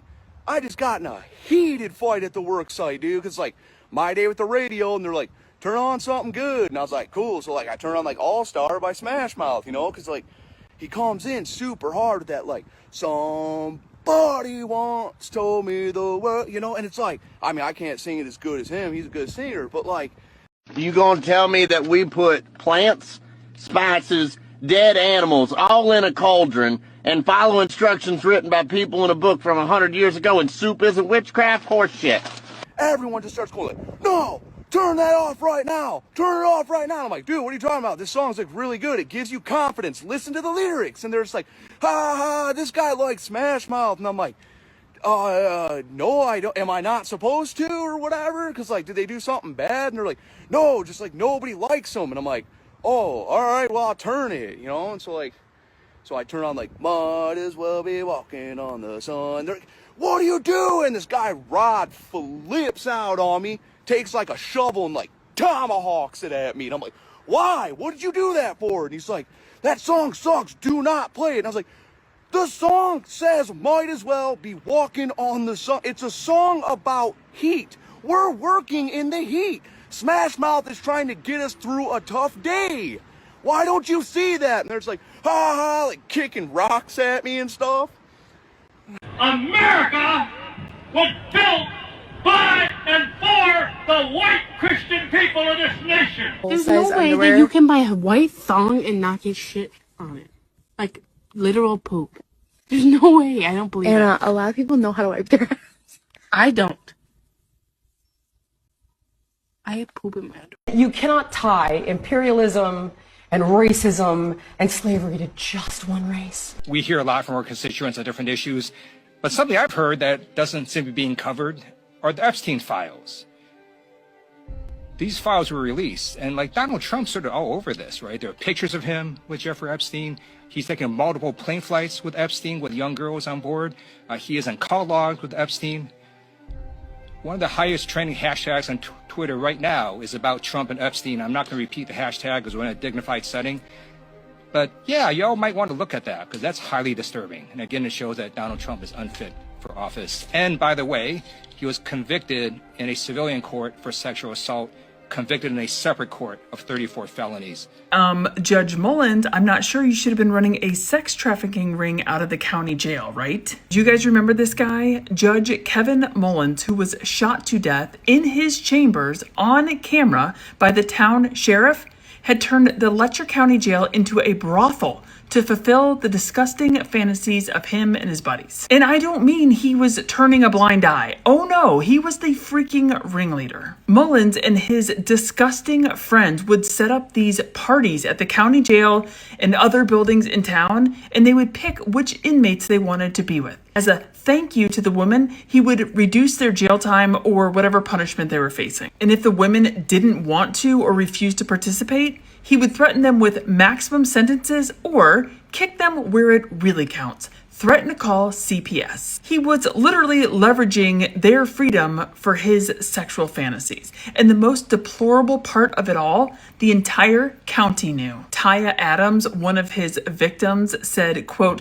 "Who would believe us anyways? The whole town was doing it. Nobody cared. They're all swingers. It was all a big party to them. It was just so normal. They used this against us to ruin our lives." We still don't know exactly why Sheriff Mickey Steins gunned down the judge, but we do know the sheriff told an arresting officer that the judge was trying to kidnap his wife and kid. We also know that literally seconds before the murder, the sheriff asked to borrow the judge's cell phone to call his daughter, which is how the sheriff learned that his daughter's cell phone number was saved in the judge's phone. I actually was the one who convinced the mayor to make it a mandate. Like, New York City found out that you're having sex parties during COVID? Yeah, it would have been a big deal. Yeah, it would have been real bad. We went to some like underground like dance party like underneath a bank in Wall Street. And we were all rolling, we were all taking Molly, and everybody's high. And I was so happy because I hadn't done that in like a year and a half, like a year or whatever. And but I was looking around being like, I wonder if anybody sees me. Because this was not COVID friendly. The only way I could do this job for the city was if I had some way to blow off steam every now and then. You know, kind of sneaky about because hotels didn't want people gathering there. Because I was like running the entire grocery store for the city. My wife and I like had one with our friends, like in August of like that first summer. So we rented a hotel. It was fun. We all like took like Molly, and it was like 8 or 9 of us, and then 10 of us in a room, and everybody had a blast because everybody was like so pent up because it had been like everybody was just like stuck together and stuff like that. And sometimes it isn't so much about like executive. Sometimes it's just something about like bodies being close to each other, right? Just being like naked with friends. Was that like when everything was locked out? But it was like the summer of 2020, so like walk around the streets and you could eat outdoors. Did you have like any mandates in place? There wasn't any restrictions on gathering, like you could technically gather people. The hotels didn't want to necessarily have parties, but they weren't gonna like. It's so funny. It's like because I did all this like deviant like sexual stuff while I was like, you know, like on TV and all this stuff. And people like, aren't you afraid? Aren't you embarrassed? And I was like, no, actually, I'm like really like I love being my authentic self. So the way we do it in public health is we make it very uncomfortable to be unvaccinated. I don't expect the education to change your behavior. I'm just to make it really hard for you to do your job. You can't get a job. You can't go to a restaurant. Kid can't go to school. It's like, okay, I'm just gonna get vaccinated. So was it technically like kind of forcing people? Yeah, that's what you force people by making it really uncomfortable. Apparently, shadow people can interact with the real world. Watch this. So she's putting her coat on, about to put her coat on. Next thing you know, nothing physically grabbed her, but something definitely pulled her. She is very freaked out. Watch what comes to the doorway.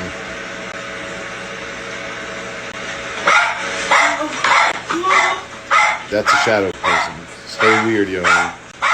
Soon you'll be seeing shadow people as you go down the street. Become frightened. Simply means that your higher vibrations now are kicking in. And the spectrum outside of the 12 spectrum site we have, you begin to look out the corner of your eye, because that's when you go into a different spectrum. That's why you always see them out the corner of your eye. Especially when you wake up in the morning, because you're coming back into your body, by the way. You die every night, by the way. So don't worry about it. You're going to die the night before. You will, and you will. And that's where it's supposed to be. That's why when you ascend in harmony, you just wake up one day and it's all cool. But we've got to fear that because we don't know we die every night and look forward to it. And you cross through those spectrums where they exist every night. That's what they call fourth dimension. That's when you see the old hag. Some people wake up and they got those hags sitting on their chest. They can't breathe.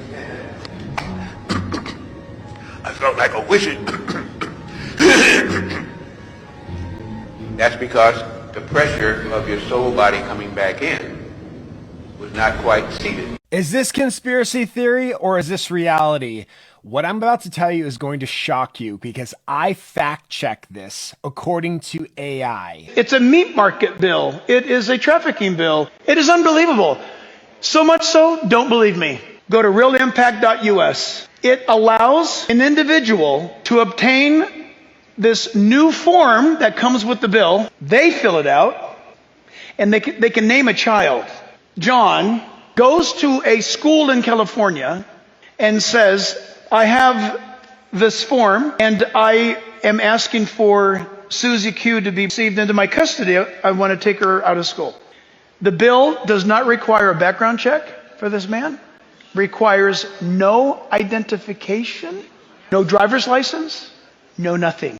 There's no requirement in the bill for the school to call you to ask you if it's okay if John takes your daughter out of school. If this bill passes, I am going to ask you to leave the state of California. You're going to need to pack up and you're going to have to get out. You got to get out. You got to run with your kids. You got to go. Hey, Grok. I'm going to ask you some questions about AB 495 in California. Please respond with a yes or a no answer. According to AB 495, a child can be taken from school from their caregiver. Is that correct? Yes. According to AB 495, it says that this includes non-relative extended family members who can sign the affidavit. Would this also include them? Yes. Can anyone essentially fall into the category then of a non-relative family member? Yes. Is there anything in this bill explicitly that would prevent a stranger from kidnapping a child from school, provided they filled out the affidavit and claimed to be a non-relative family member? And Grok says no. This is not conspiracy theory. This is life in California. If you live there, the time to stand up or leave is now. There's a federal law called Title 4D. It was passed in the late 1970s. This is the cause of the divorce explosion in the 1980s and the creation of, there were no family courts in the early 1980s. They didn't exist. They were created specifically because of Title 4D. Title 4D provides for matching funds for the collection of child support. So I don't know about Virginia, but I know about Texas. In Texas, it's $500 million. It's $480 to $520 million per year. The more child support that's issued, the more money the state gets in reimbursements. The more it collects, the more it gets in reimbursements. The entire Texas Attorney General's office is funded by the child support collection matching funds from Title 4D. Texas actually has a law in the Texas Government Code which requires all judges to rule in cases in such a way to maximize Title 4D reimbursements. Wow. Before anything is heard in case. This explains a lot of peculiar things in family court.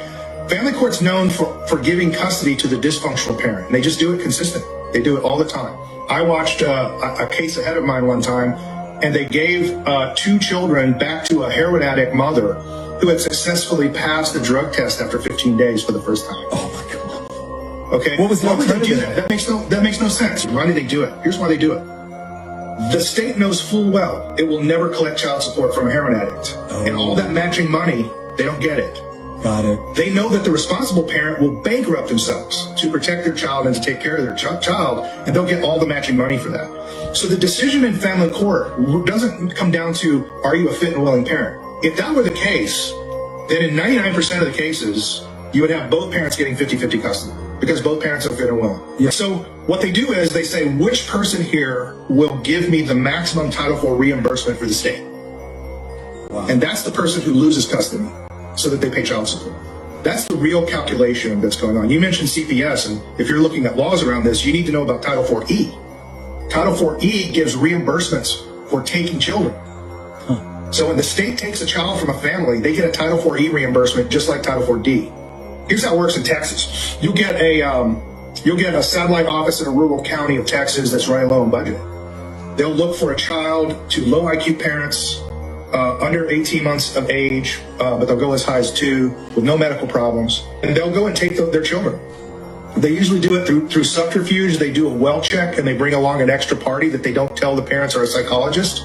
The psychologist, unbeknownst to them, is doing a psych eval and recommends taking the children. They take the children. Within 6 months, the child is adopted out, and that satellite office gets $250,000 in budget money. This is insane, and if it's true, then it could change everything. I knew there was something about these deportations that just didn't sit right with me, and then I found this story about a man in Colorado. His name is Alvin, and it looks like he's been trying to get this story out for the past 2 weeks now. Long story short, Alvin expresses his worry that his brother that was taken by ICE and in quotations deported is no longer alive because Alvin is friends with people that work for private contractors, okay? One of which seems to have a pretty high up rank in the military. Alvin stated that his friend claimed that they were being paid to drop off people in the middle of the ocean. I say people because they are humans as well, regardless of how you want to feel about them being here illegally in quotations. Anyways, Alvin's trying to get the word out about what types of planes that these military private contractors have been using. Well, it turns out that they're primarily cargo planes, the same cargo planes of which many of you might know open up at the back. And they don't really have any seats, and the seats of which they do have are extremely comfortable, I can tell you from my own personal experiences. But see, this is where Alvin's story gets extremely disturbing, because he stated that most of the planes that, let's just say, have been transporting are disappearing off of radar, and that his friend stated that that is when they do the in quotations drop.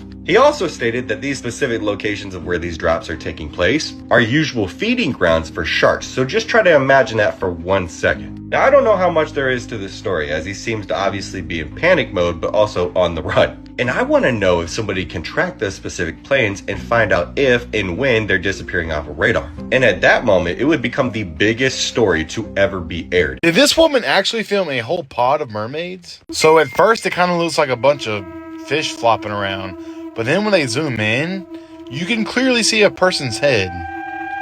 I don't think this is a group of humans, but actually mermaids. Did you see that? Watch this. That is a person's head. It just seems like every month a new video comes out of a mermaid-like creature, and I'm convinced. Stay weird.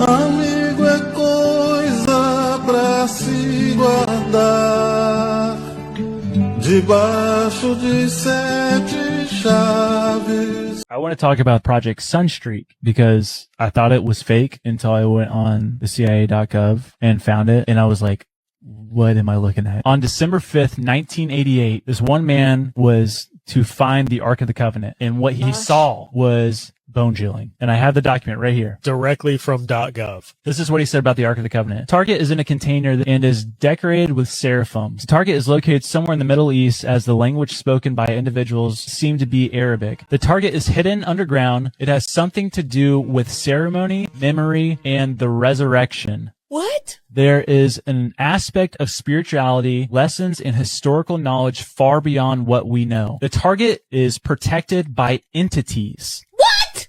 This container cannot be opened until the time is deemed correct. Individuals opening the container by prying or striking are destroyed by the container's protectors through the use of a power unknown to us. That is a CIA document. That's the craziest thing I've ever heard, dude. Entities? It's protected by entities. You're saying that this person acquired this knowledge through using one of those, like, basically like beaming a visual? Psychoenergetics is what it's called. Remote viewing. The ability to describe remote areas, ability to influence physical or biological systems via undefined physical mechanisms. It's Stranger Things for real. That's insane. I hate that. But these were actual programs the CIA was running. It's not like for years they learned about it and they're just putting it in there for archive purposes. Like, they were doing this. They were the ones running it. The conspiracy is that the CIA went and apprehended the Ark of the Covenant. That's a crazy story, dude.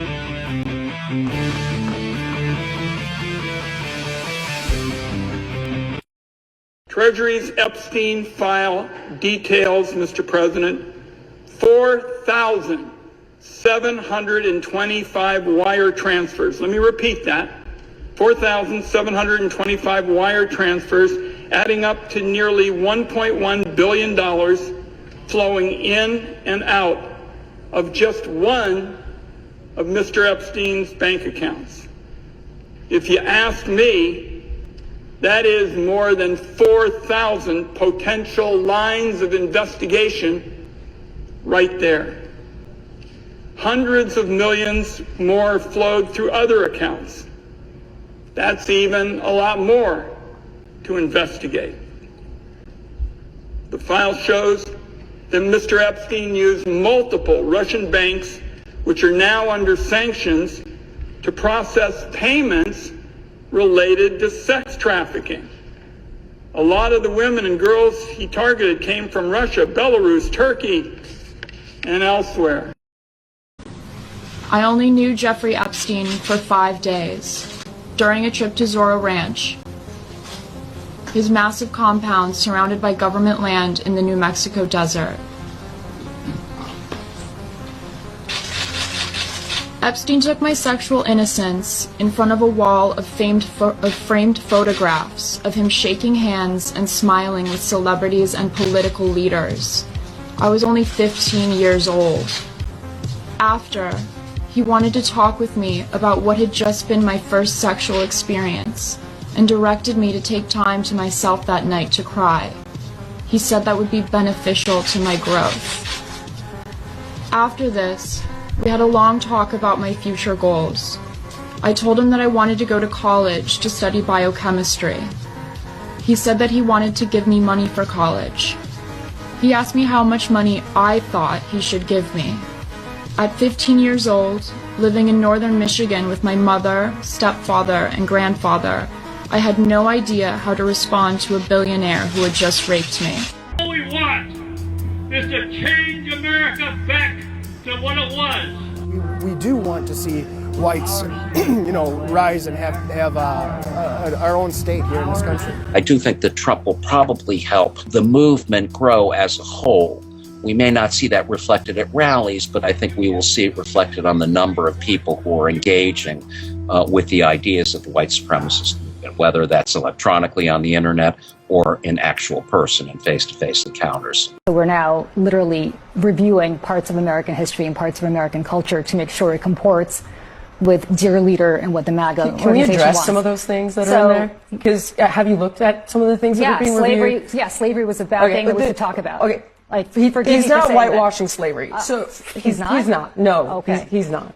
And you cannot tie imperialism and racism and slavery to just one race, which is pretty much what every single exhibit does.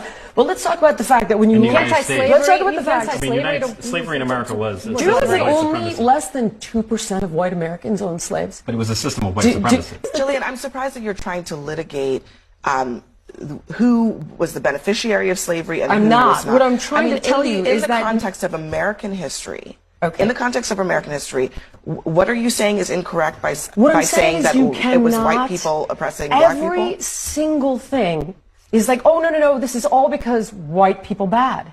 You have a lot of stuff in front of Yeah, I you. do, What because I don't, exactly because here's the are thing. you talking about? Okay, it's been completely captured. First of all, I don't. And it's totally partisan. First of all, we don't have time to litigate all of this. Of course we don't, because then you're going to lose the argument. And if everything is racialized, just like you're trying to do to me now.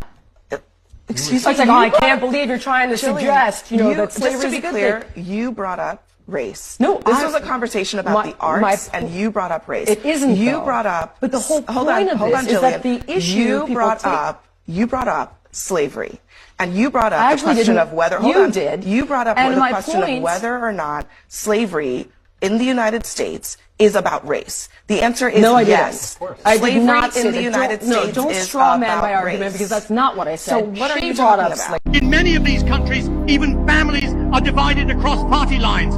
One says they're conservative, another calls themselves liberal, and another supports the Labour Party in England. It looks like they hold different views, but in reality, it's mostly just labels.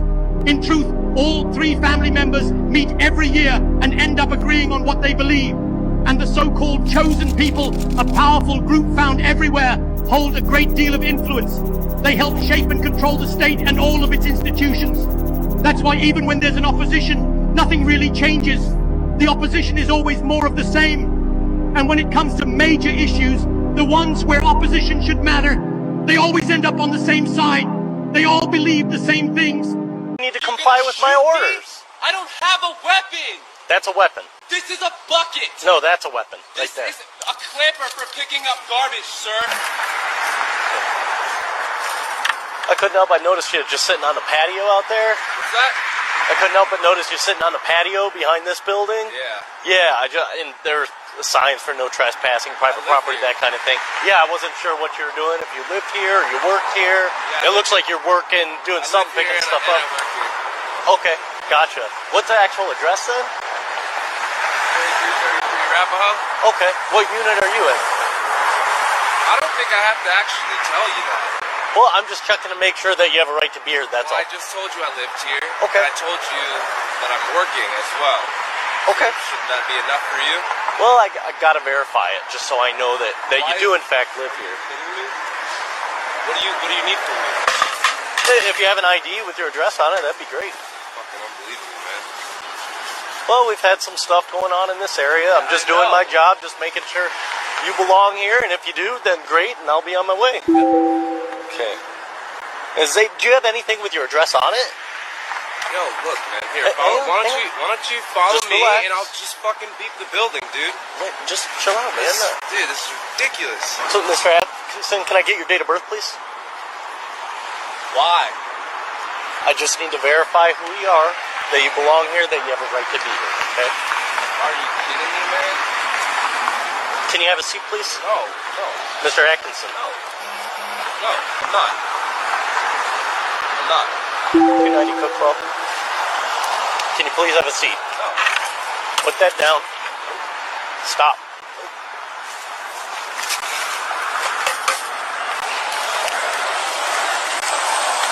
Mr. Atkinson, right now you're obstructing a police officer, which is a jailable offense. I'm asking you one more time to sit down. I'm not doing anything wrong.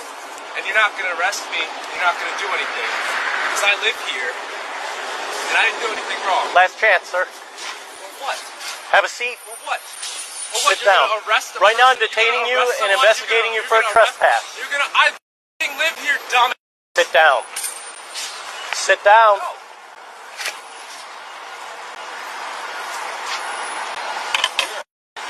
290. That's what you are. You're a Have a seat, please. You're gonna tase me outside of my residence? I hope that Drop that. Put that down. I hope the camera's on, sir. Put that down. I really do. No, I'm working. You need to listen to what I'm telling you to do right now. I'm not doing anything. I'm not doing anything illegal. 290, we're on I haven't the done anything east wrong, side of so I'm not gonna 2333 listen to you. Folsom. I don't Subject's know you. failing to comply, You're actually not on my sitting down. property.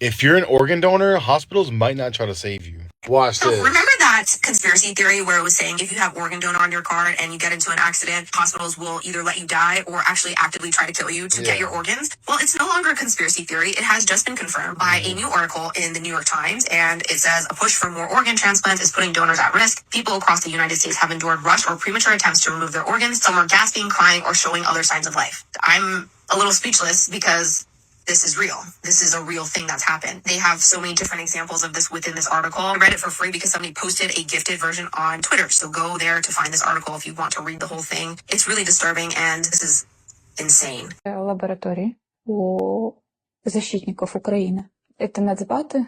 Они, соответственно, занимались, они получали процент за сделки свой, и они занимались тем, что убивали детей. Органы они помещали в контейнеры дальше продавались, соответственно. И под экспортным кодом зерна вывозились. Мы ликвидировали 8 лабораторий, а они представляли из себя нечто похожее на то, что мы называем подвалами. В основном мы уже были после зачистки. То есть, когда лаборатория была обнаружена, и, как правило, это было после взрыва. То есть мы заходили на пепелище, там были трупы, там были дети. Препарированы. То есть детки были разрезаны. Группа, да, получается, собирала детей повезенных, маленьких, от 3 до 6 до 7 лет, и привозила именно вот в этот пункт. Там их раздевали на 1-м этаже, а на втором их раздевали. Как ненужный материал, их просто хранили там в ямах или куда они вывозили. И вот эти ребята, они, знаете, говорили, как будто они как будто какую-то скотину завалили, поросенка или там кролика, да. Ну, они, да, привозили. Как будто какая-то ферма, понимаете? Вот эта имплантация, да. Забирали органы. Слышал об этом, но не верил. Пока своими глазами не увидишь, не поймешь. А когда увидишь, не простишь. גדול הבעל הקטנה, בוא נגיד ככה, ולא כלום. כי מה זה קטנה לצורך העניין הזה? פחות מבת 3. הבתולים שלה חוזרים מאליהם. לכן גדול הבעל הקטנה זה לא כלום, זה לא נחשב לביאה. ופחות מכאן, פחות מגיל 3, כנותן אצבע בעין, דמי. כמו שאמרנו, אתה נותן אצבע בעין, זולגת דמעה. אבל אחרי זה העין מתבהרת, ודמעה אחרת מחליפה אותה. אותו דבר עם הבתולים של פחות מבת 3.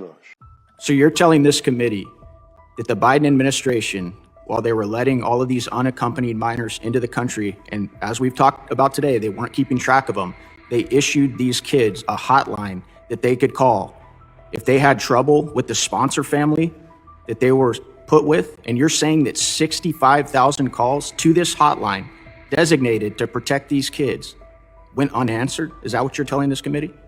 Yes, sir. The DHS finding more than 13,000 unaccompanied migrant children that were placed with unvetted sponsors throughout the U.S. This comes 1 week after a witness in a House Homeland Security hearing described just how little help those children received. He's accused of breaking into Halliburton's home and using a racial slur toward her and her 2 sons.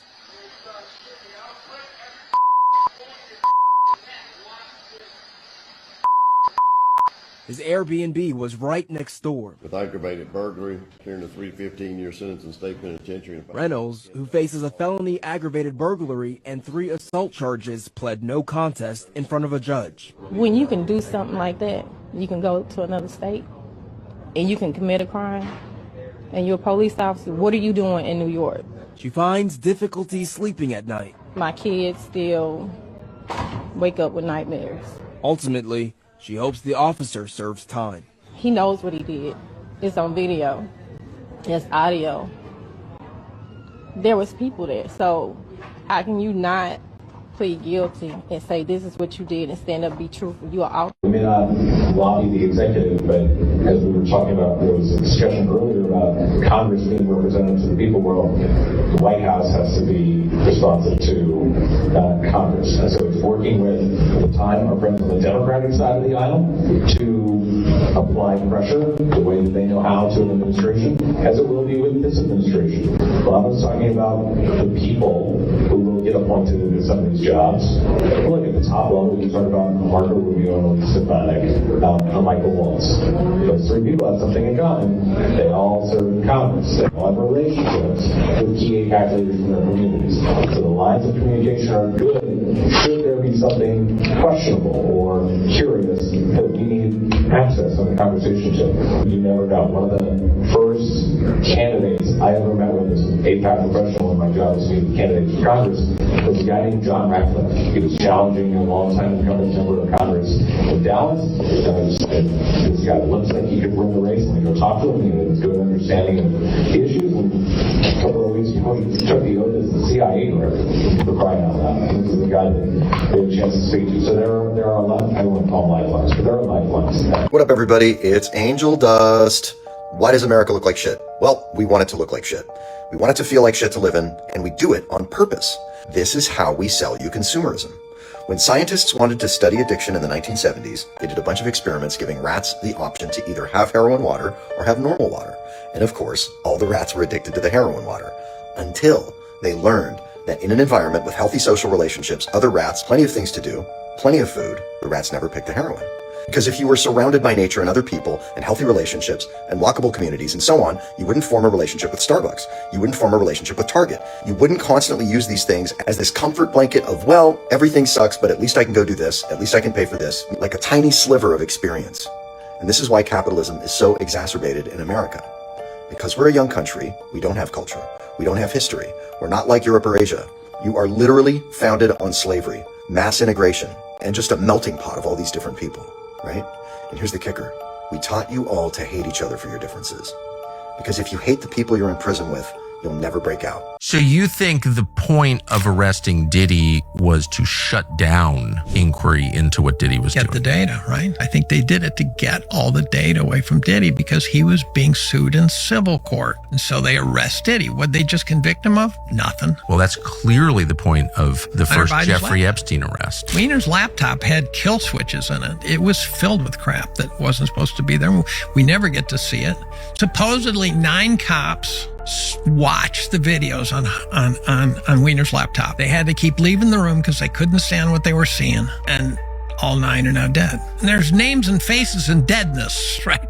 They're real people. Now you can say, well, maybe they died for other reasons. I go, but it's still 9 cops. You know, it's like the 5 cops who died after January 6th, right? 4 of them were suicides.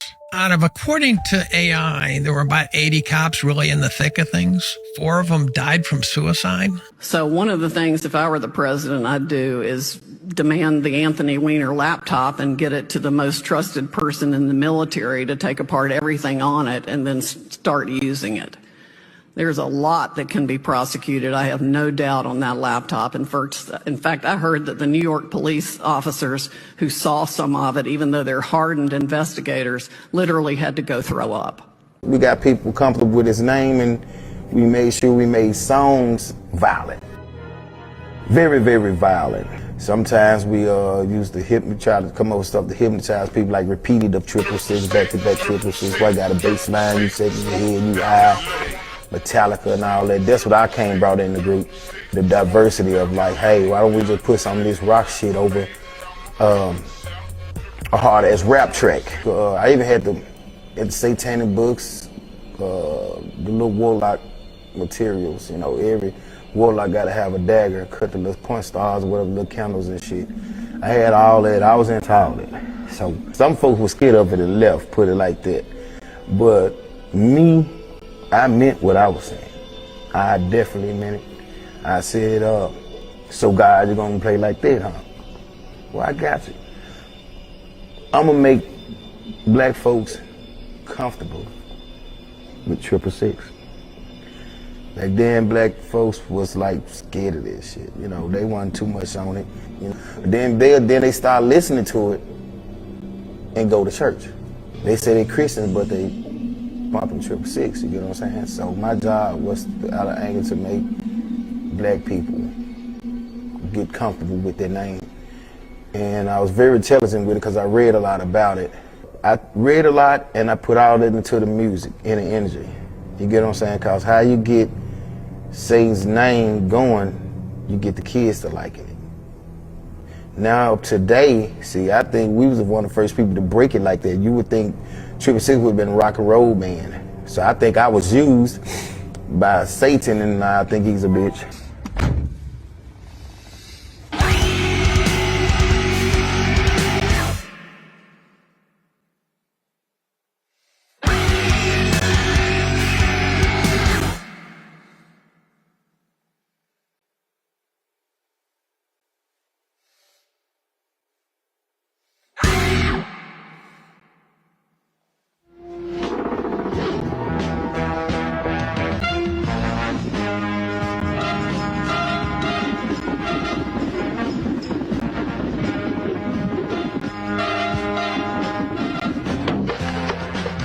When is the collapse, the dimensional collapse, starting? Is it already starting? It's already started. With the sound and the color? Okay.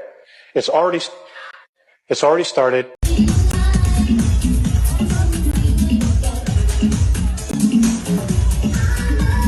You jabbed people with fucking nano that not only recreates itself, but makes its own neural nets and its own artificial intelligence that is specific to the human on the inside? Okay, so I haven't even told you who funded this thing. Who? Jeffrey Epstein, Peter Thiel, and Ehud Barak, the former prime minister of Israel. Have you heard of this company called Carbon? No. Okay, so Carbon is an Israeli-founded tech company that develops real-time surveillance for emergency response systems. They are playing this video that is actually going viral and what to do in case you start hearing the trumpets. You know, like the end time trumpets, y'all. And I got the video and I translated to English, but listen to what they have to say, y'all. Check this out. Should you do if you hear the trumpets? Don't go out. Lock doors and windows securely. Don't look up. Don't try to record the sound or share it on social media. Oh, you didn't hear about the pipeline they're going to build across Georgia, Alabama, and into Mississippi? So weird. It's like there's someone out there creating upsetting news to keep people distracted. You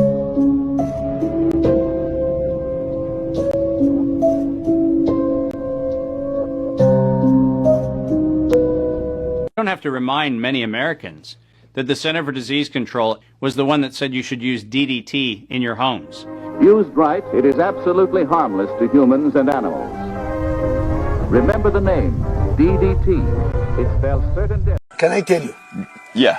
This is produced by chemicals. It is. It's very true. You are putting chemicals in your body. When you say it, you don't care what is happening. You are saying, I'm wearing a good shirt. Yeah. Without, that's a problem. That you are practicing witchcraft on your body yourself with your mind. So people don't think about that. I'm Fisi, but they tell me it's breathable, and it's got air-wicking pockets, and it's sweat-proof. What about this? I mean, that's just gazelle, right? That's just one gazelle skin.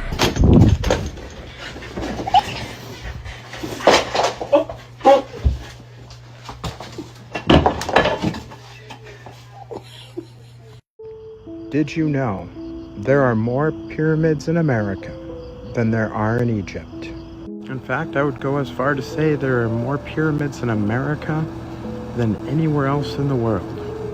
Most of them are just buried and covered up, hidden right beneath the surface. Like this one here, Tum Tum Mountain in Washington State.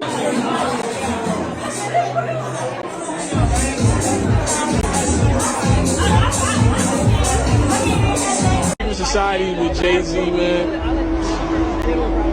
He's involved with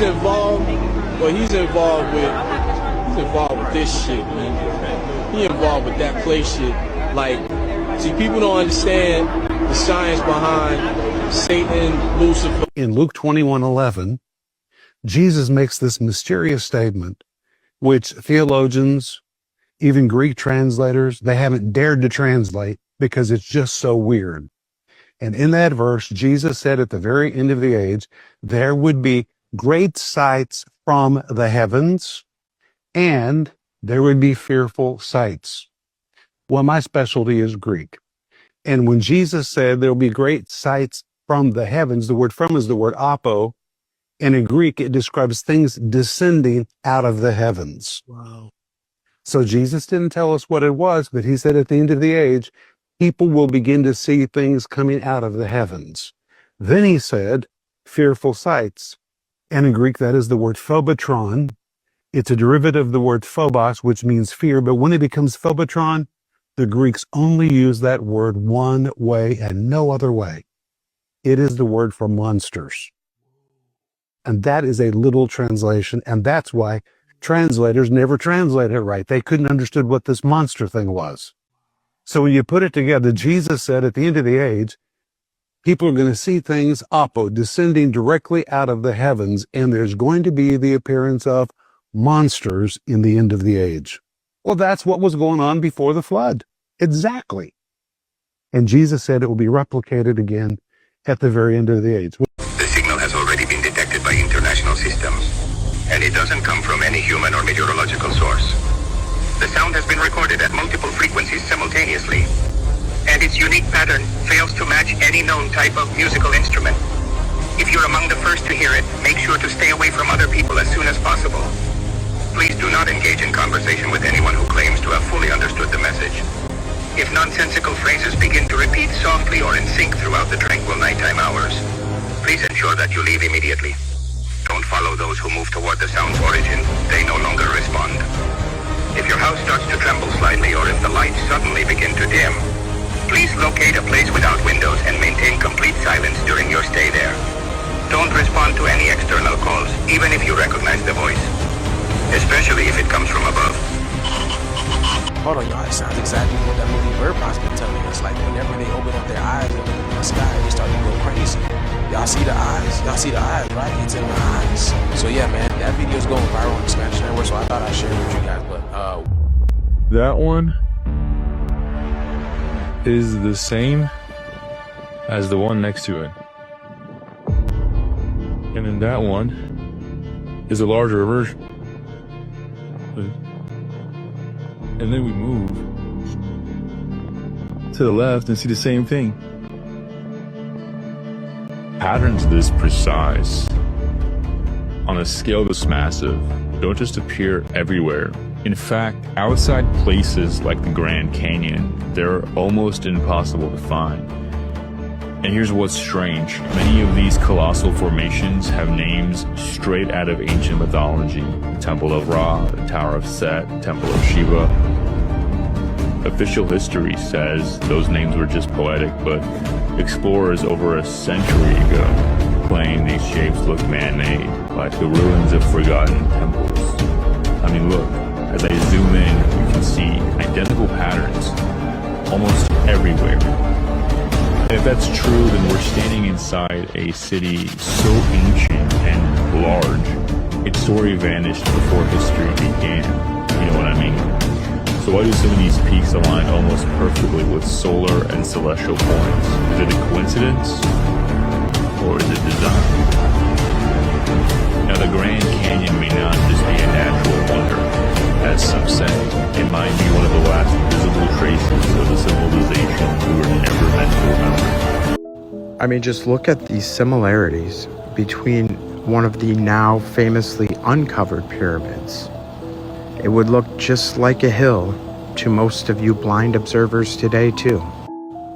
But the perfect angles and symmetry are undeniable.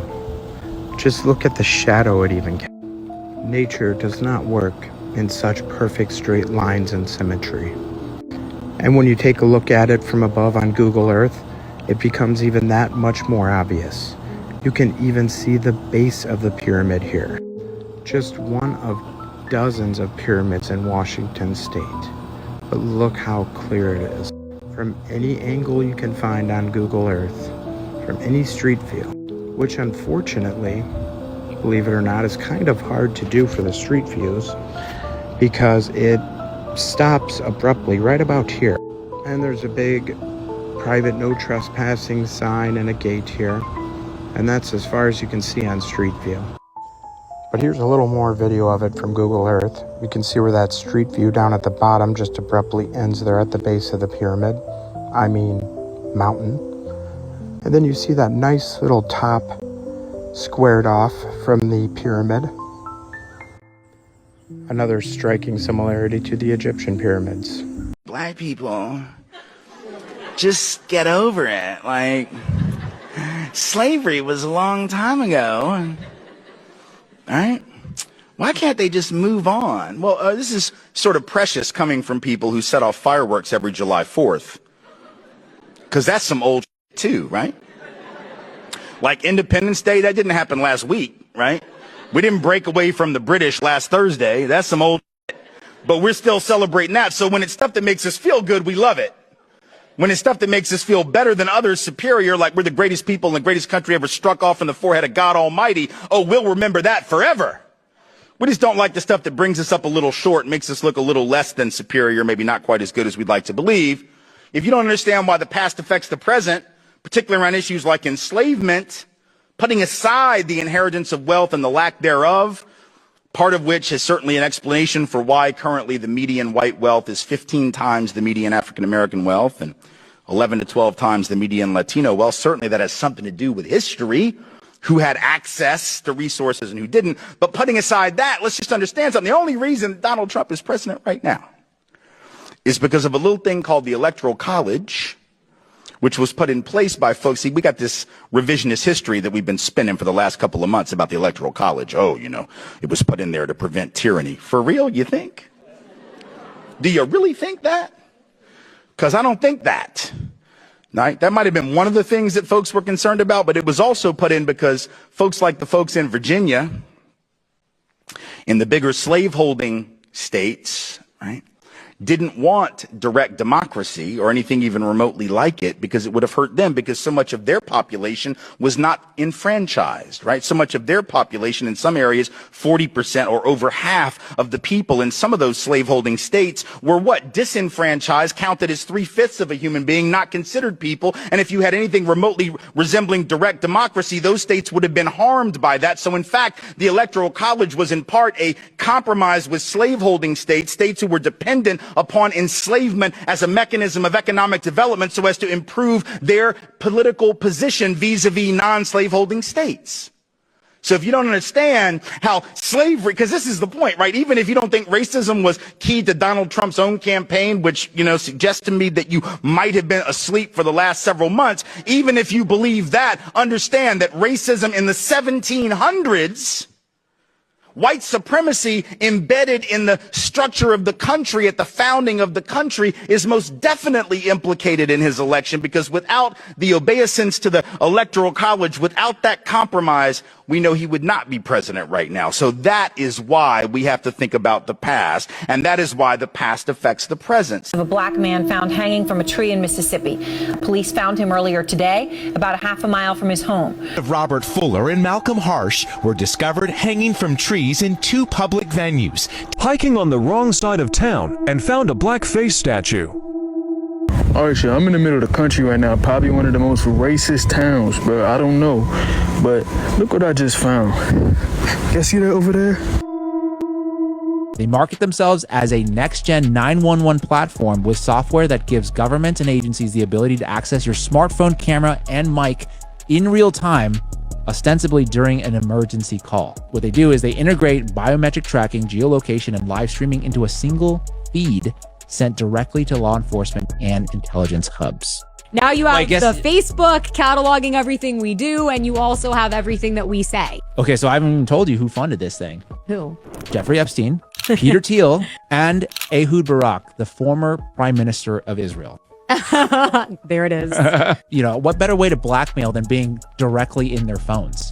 Yeah, I don't know that there is one. For emergency response purposes. It's for your safety. It's always for your safety. I mean, of course, it always is. Footage of the video shoots of Rabbi Marvin Heyer, an activist for Jewish causes, who was outraged because last June Jackson sent him a letter of apology for singing those lyrics. I'm shocked. Jew me, sue me, kick me, kike me. Those are the words that he told us that he would never use. I want people to get the picture. Yeah. So they shut up talking about don't Jew me. You understand? Yep.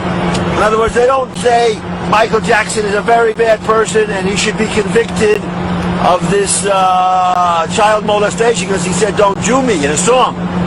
Like this can depend on the testimony of the child accuser. In general, the child will be able to recall and recollect with some detail the incident, and that is persuasive to a jury, even if it is the only testimony that is available. Should we light the candle? Yeah, let's do it. Okay. Okay.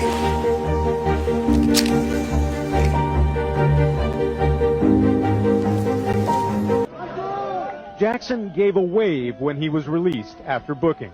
He's scheduled for arraignment in January. Michael's been a long-time resident of Trump Tower, and last night the Donald strongly reiterated his defense of Jackson with Larry King by going after the accuser's mother. She's had plenty of experience at going after people, and she goes after them viciously and violently. Michael would spend a lot of time with my kids. I have beautiful kids, and at the time, like at Mar-a-Lago, and even in Trump Tower, the kids were very young. Michael would come, play with the kids. He just loved children. He was not a child molester. They murdered Michael Jackson after he started talking about Jews. And I'm not going to say that what he said about them was right or wrong or whatever, but it is a fact of history. He was in Brazil to shoot the music video for his song, They Don't Care About Us. Last year, he angered Jewish groups when he sang these words.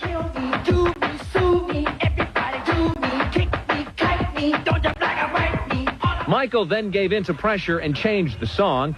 But in Brazil, the controversial lyrics were back, and he sang it this way.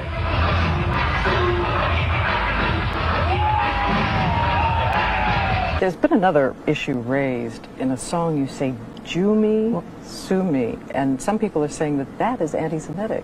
It's not anti-Semitic because I'm not a racist person. I could never be a racist. I love all races of people, from Arabs to Jewish people, like I said before, to blacks. But when I say Jew me, sue me, everybody do me, kick me, kike me, don't you black or white me, I'm talking about myself as the victim. Apparently, Michael Jackson suffered cardiac arrest this afternoon. He was rushed to UCLA Medical Center. This is the equipment that's been fitted by councils across the country. This is shared as we've had a whistleblower send us the information, and obviously we've got a box delivered by a whistleblower at one of the councils, all right? Because obviously the people are very concerned in the lighting departments about what this equipment is, and I've been asked to actually review it, because this is a weapon system. All right, it's nothing more than a weapon. Now I know it's masquerading as a light, but it's a weapon. All right, so let's just show you. Let's just break this whole thing down and show people what this is. All right. I'm going to, first of all, I'm going to take this piece, this antenna piece, to pieces. All right, people have seen it before. They've seen the breakdown. All right, let's just unloosen this piece here. All right, let's just break this down and let's show people what this is. All right, this is the Harvard piece of technology. Obviously, that's the antenna. That's a scanner. It's radar. It's a radar piece of equipment. You can see that. This has got the 450 volt capacitor on it. And you see the cabling. It's really important to see that cabling. This is the delivery system. All right. This is an extremely dangerous piece of hardware. This is a single element, and they're 31,875. A lot of people making complaints to the council now, and making complaints where they're being lied to on a regular basis about this technology. So the councils are lying about what this is. Let's just show people this is not a dipole antenna. Look, it's a high gain dielectric lens antenna. All right, it's in a little bit better shape than the other one that we've shown the video on, but that is an illegal piece of equipment. It's not a Part 15 FCC approved piece of equipment. This can target acquire. It's radar. That's a scanner. All right, it's a scanning antenna. They are illegal. Anybody thinks that councils have the right to scan into your home are mistaken. That's an offence in law. All right, let's just pop that back, because people have seen that breakdown before, and they've also seen this breakdown before. What's really important is to have a look at this bit of hardware. Now, this box is actually being made so you can't get into it. All right, it's a sealed unit which just had to be taken to pieces. Obviously, we've got to be careful with this because it's got to get sent back, because it's got to go back in the stores. What I'm going to show people, this is the hardware. This is the delivery system. This is coming from these units here. This is the delivery system to the weapon. All right, that's the delivery system to the weapon. This is the cabling, because I've had a couple of foolish people, absolute ignorance. That's the cabling to the LED streetlights. As you'll see, they're very thin. They're not that thin because they don't carry a great deal of power, and they won't burn out. However, this piece of cabling is pretty powerful stuff. And it has to be, because you've got a 450 volt capacitor in this bit, but you've also got a number of 450 volt capacitors on the board. These are not for the LEDs. This is the LED delivery system here. All right. There's transformers on here to reduce the power going to these small cables, which fit into this for the LEDs. All right. You do not need this type of capacity. Only a fool, only a very, very ignorant fool would even pretend that this is some type of ballast. All right. These are LEDs for the ignorant. This isn't a fluorescent lamp needing ballast to put a lot of energy in. We all know that LEDs operate on very, very small amounts of energy. So they do not need. So this is a step down to these small cables. However, this is a step up to this delivery system, because obviously if you're going to use a weapon, it needs to have a bit of poke, it needs to have a bit of power about it. All right. So that fits to there. This then goes to this, and obviously that's the 450 volt capacitor. All right. You've seen it in the close-up breakdowns before, and this is the weapons delivery system. All right. That's the high gain antenna, illegal high gain antenna. Number of people have contacted Northumbria police about the genocide that's been committed on the people in Gateshead as we speak. Lots of people. So we'll be progressing that, because I was called by Northumbria police about this. And obviously, I'm still waiting for a senior investigating officer to contact me about this weaponry and how outrageous this is, that a council can fit an unregulated, untested, illegal piece of equipment on a bit of street lighting. You've got to remember, Schrader have their own controller. It's not Harvard. They've got a totally different controller to that. It was called Owlet. It's not this. This is a weapon system. That's the difference. It's not for controlling the lights, and that's why the lights are on all the time. But here's the other part of a weapon. I'm going to show you in here. These are bare elements. These are focused lenses. Alright? They're focused lenses. See the small cables? Don't need a lot of power. Not like the delivery system for the weapon. Right? For the antenna. It's a weapon. These are very small cables because these do not need a lot of power. They don't need anything near 450 volts or a 3,300 watt relay. Anybody that says that is either a liar, a fool, or just indoctrinated to the point where really they're pretty useless. These are bare elements. There is no protection. There's no diffuser. These are illegal. These are a category 2 optical radiation emission system. They're lenses, so what they do, that creates a focus point. These are basically lasers. So that bank of lasers there, in the 450, 460 nanometers, these are phosphor coated, and that phosphor wears off over time. So these become more toxic. They become more toxic, and they will kill. They'll blind people. They cause retinal cell stress, retina cell death, and they will blind an awful lot of people if they don't wear protective eyewear. All right, so this is the equipment. This is a blatant weapons program. It is not a street light. These are not incandescent lights. These are part of a weapons program. Make no mistake about it, and we can prove it. Fortunately, we have the evidence now, the actual undisputed evidence of this equipment being here to do harm to the citizen, and not, as we've been told, like, that's why the lights are rubbish. That's why everybody doesn't like them. That's why they're putting them up on motorways. These are part of the smart city agenda. This is a radar scanner. So when it sees you coming, it can actually increase or reduce the pulse rate. That pulse rate modulation, called flicker modulation, can be weaponized. It can be strobed and it can be weaponized at any particular time through this equipment. Now, they're now replacing it for something that's not as blatantly a weapon. All right, they're replacing it now with some other piece of equipment at a multi-million-pound deployment equipment that's just not as obviously a weapon as this is, and that's the reason for the cover-up. So this is evidence for the courts to show that Gateshead Council and others are trying to commit genocide on the people.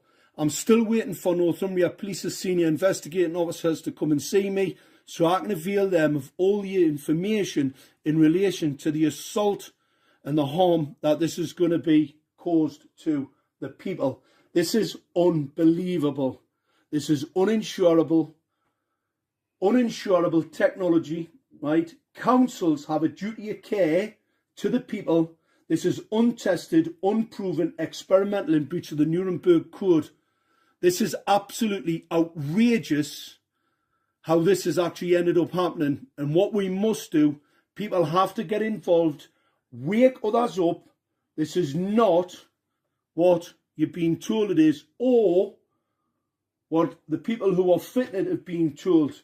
Because not only have they been misinformed, everybody else has. And the no-risk document that was sent out by Gateshead Council that basically says this is no risk. All optical radiation is a risk. That's just as a matter of fact. This just shows how ignorant and how much of a cover-up and a conspiracy to cover up their outrageous deployment of this unproven, untested, unregulated, in breach of Nuremberg technology. A true crime against humanity. An enormous quantity of cocaine had been flown in on one of these operations, and that was to deliver it into the neighboring state of Arkansas. By that time, Bill Clinton's drug operation was in full swing. He was governor of Arkansas and had delivered this cocaine to a remote airport in Ouachita Forest, which I've since identified as Mena Airport. I also delivered a little packet of information and a small quantity of cocaine, a personal stash from J. Bennett Johnston, to Bill Clinton. I delivered it to Bill Clinton, and he cut out 2 lines of the coke, and he did inhale.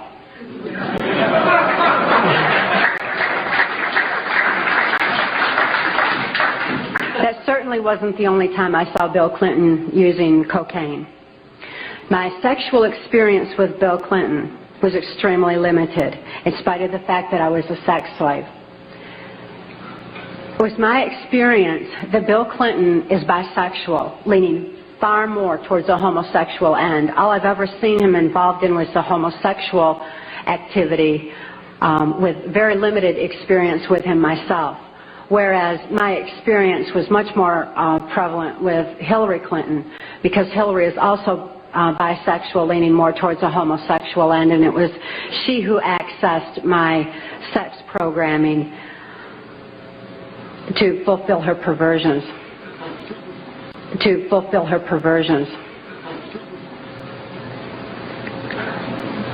People have all kinds of belief systems, and I'm sure each and every one of you has various and different belief systems as well. Regardless of what your belief system is, it is imperative that you know that these criminals are people. They are within our realm to affect. They need to be held accountable for their actions and their crimes against humanity. Anyway, this new pipeline would carry enough natural gas to roughly double the natural gas energy consumption of any one of these 3 states, all, according to them, to power data centers. Which isn't surprising because big companies have been proposing mass data center expansions into southern states like Georgia. Data centers don't bring jobs, but they do create pollution and heat and mess with our sources of agricultural and drinking water. They use a lot of energy. And the US is turning slowly into some kind of giant data farm / penal colony with a giant military. That's what we're like now. But hey, if we're lucky, our power bills will only rise by like 30% in exchange for the nothing that we get out of this deal. If you live in the path of the pipeline, or if you know someone who lives near the path of the pipeline, you should get them to sign up to intervene, like now. And the deadline is this upcoming Tuesday, August 5th, so please hurry up and help spread the word. If you miss the deadline, you lose your legal grounding to oppose the pipeline, potentially also losing your ability to stop them from taking your land by eminent domain. And if you don't live close to the pipeline, but you do care, help spread the word.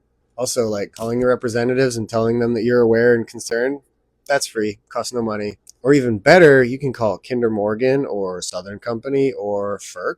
You can call them as many times as you want. We don't need more data centers. We don't need more pipelines. We don't need AI. We need clean soil to grow food, clean air to breathe, and clean water to drink. Thank you for leading me here. What you're going to start hearing about in the very near future are something called rods, and they will be something that will be videotaped. And what you will see are large streaks just shooting through the air that are etheric, but are being able to be captured on tape. And what you're seeing is literally 4th and 5th dimensional craft moving through space, not having the slightest clue that they're flying right through us. Okay? And that's because you're beginning to see the implosion. It's great stuff. And ghosts? Yes, you will see more ghosts, more apparitions, because those that are stuck between 3rd and 4th density will start being more and more visible as our frequency starts to raise and rise. A lot of them, unless they are healed, and I do not know how to do that, how to set them free from their self-imposed prisons, will be exiting, transitioning. I will share this with you. There are definitely some things underneath the Sphinx But the bulk of the real stuff that will tell us about our ancient history is still underneath the pyramid. And there was a vault built 3 levels deep, and the pyramid was built over it. Okay, that's where the real juice is. That's where the real knowledge is. The Sphinx will have some things, but it's a distraction. You know, these guys are real good at what they do, at diverting attention from reality, from truth. They're excellent at it.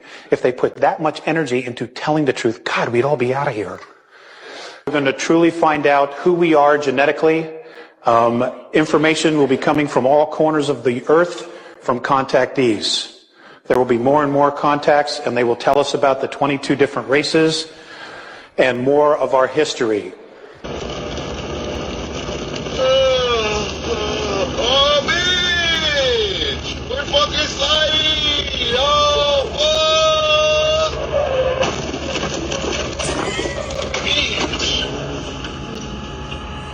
So after 20 years of service in the military, yesterday I got pulled into an officer's office and counseled for posts that I have on my social media. During the counseling, they told me I'm under investigation as a threat to national security. When I asked for proof, like what the posts were yesterday, they refused to give it to me. They made me come back today to further go over stuff. They gave me the proof, and the proof they gave me are anti-Israel posts. Now, when I joined the military, I took an allegiance to support the United States of America. I did not ever take an allegiance to support Israel. But yet, I am deemed a threat to national security because I do not support Israel and their genocide against the Palestinian people. Yes, you heard that right. I am deemed a threat to national security because I don't support Israel's genocide against the Palestinian people. Since when does not supporting a foreign nation get a U.S. soldier investigated for being a threat to national security? Well, the Lone Star tick has made its way to California and infected over hundreds of people in the last few months with AGS, a rare disease that makes humans allergic to red meat and dairy, forcing them to go vegan, which is interesting considering a World Economic Forum scientist said this just a couple years ago. About milk intolerance, and some people are intolerant to crayfish. So possibly we can use human engineering to make it the case that we're intolerant to certain kinds of meat, to certain kinds of bovine proteins. And there's actually analogs of this in life. There's this thing called the Lone Star tick, where if it bites you, you will become allergic to meat. I can sort of describe the mechanism. So that's something that we can do through human engineering. We can kind of possibly address really big world problems through human engineering. That was Dr. Matthew Lau in 2016 when there was about 34,000 cases of AGS in the United States. Skip forward to today, there's over 450,000 Americans affected. How are they getting from Texas to California? Climate change. What is it ultimately going to help? Climate change. It's just crazy that this happened in Martha's Vineyard, where the global elites and WEF members vacation in the summer. Is this just an experiment or a coincidence?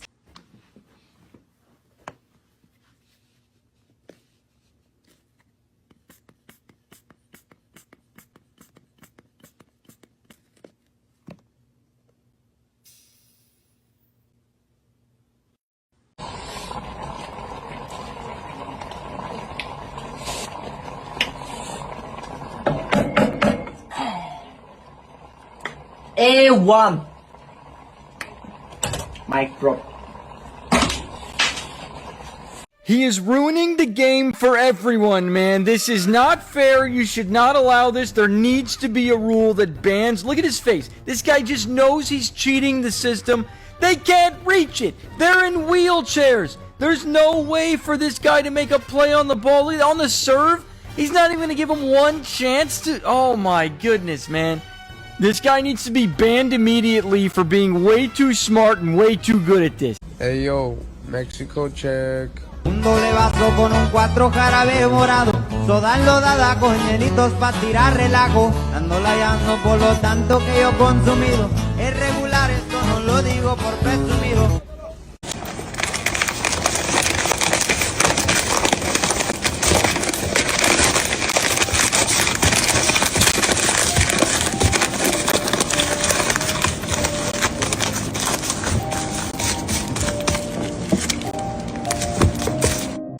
Robert, man, get down, bro. Robert.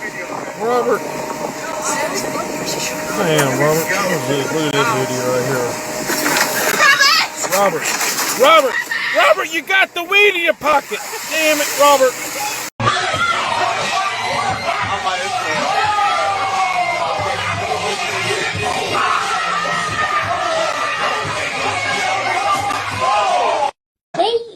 Get rid of fried chicken.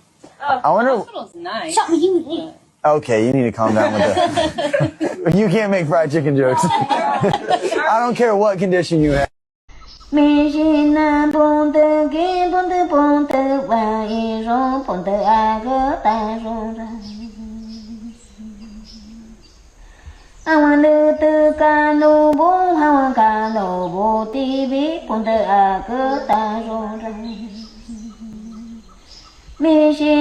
bo te be pon te a ke ta song ra dio ne ta ka no bo mi a ti chi yo wa no di chi a ke ta song ra di chi ni ke we wa Awan yang kong de te bo kawan yang kong ka no bo ai ka no ka in su Awan sang ka no bo sang ka ni we ka no bo ka no bo pon te wa in song ta kong a ke pon te ki na ya bi pon te ti ni se na de te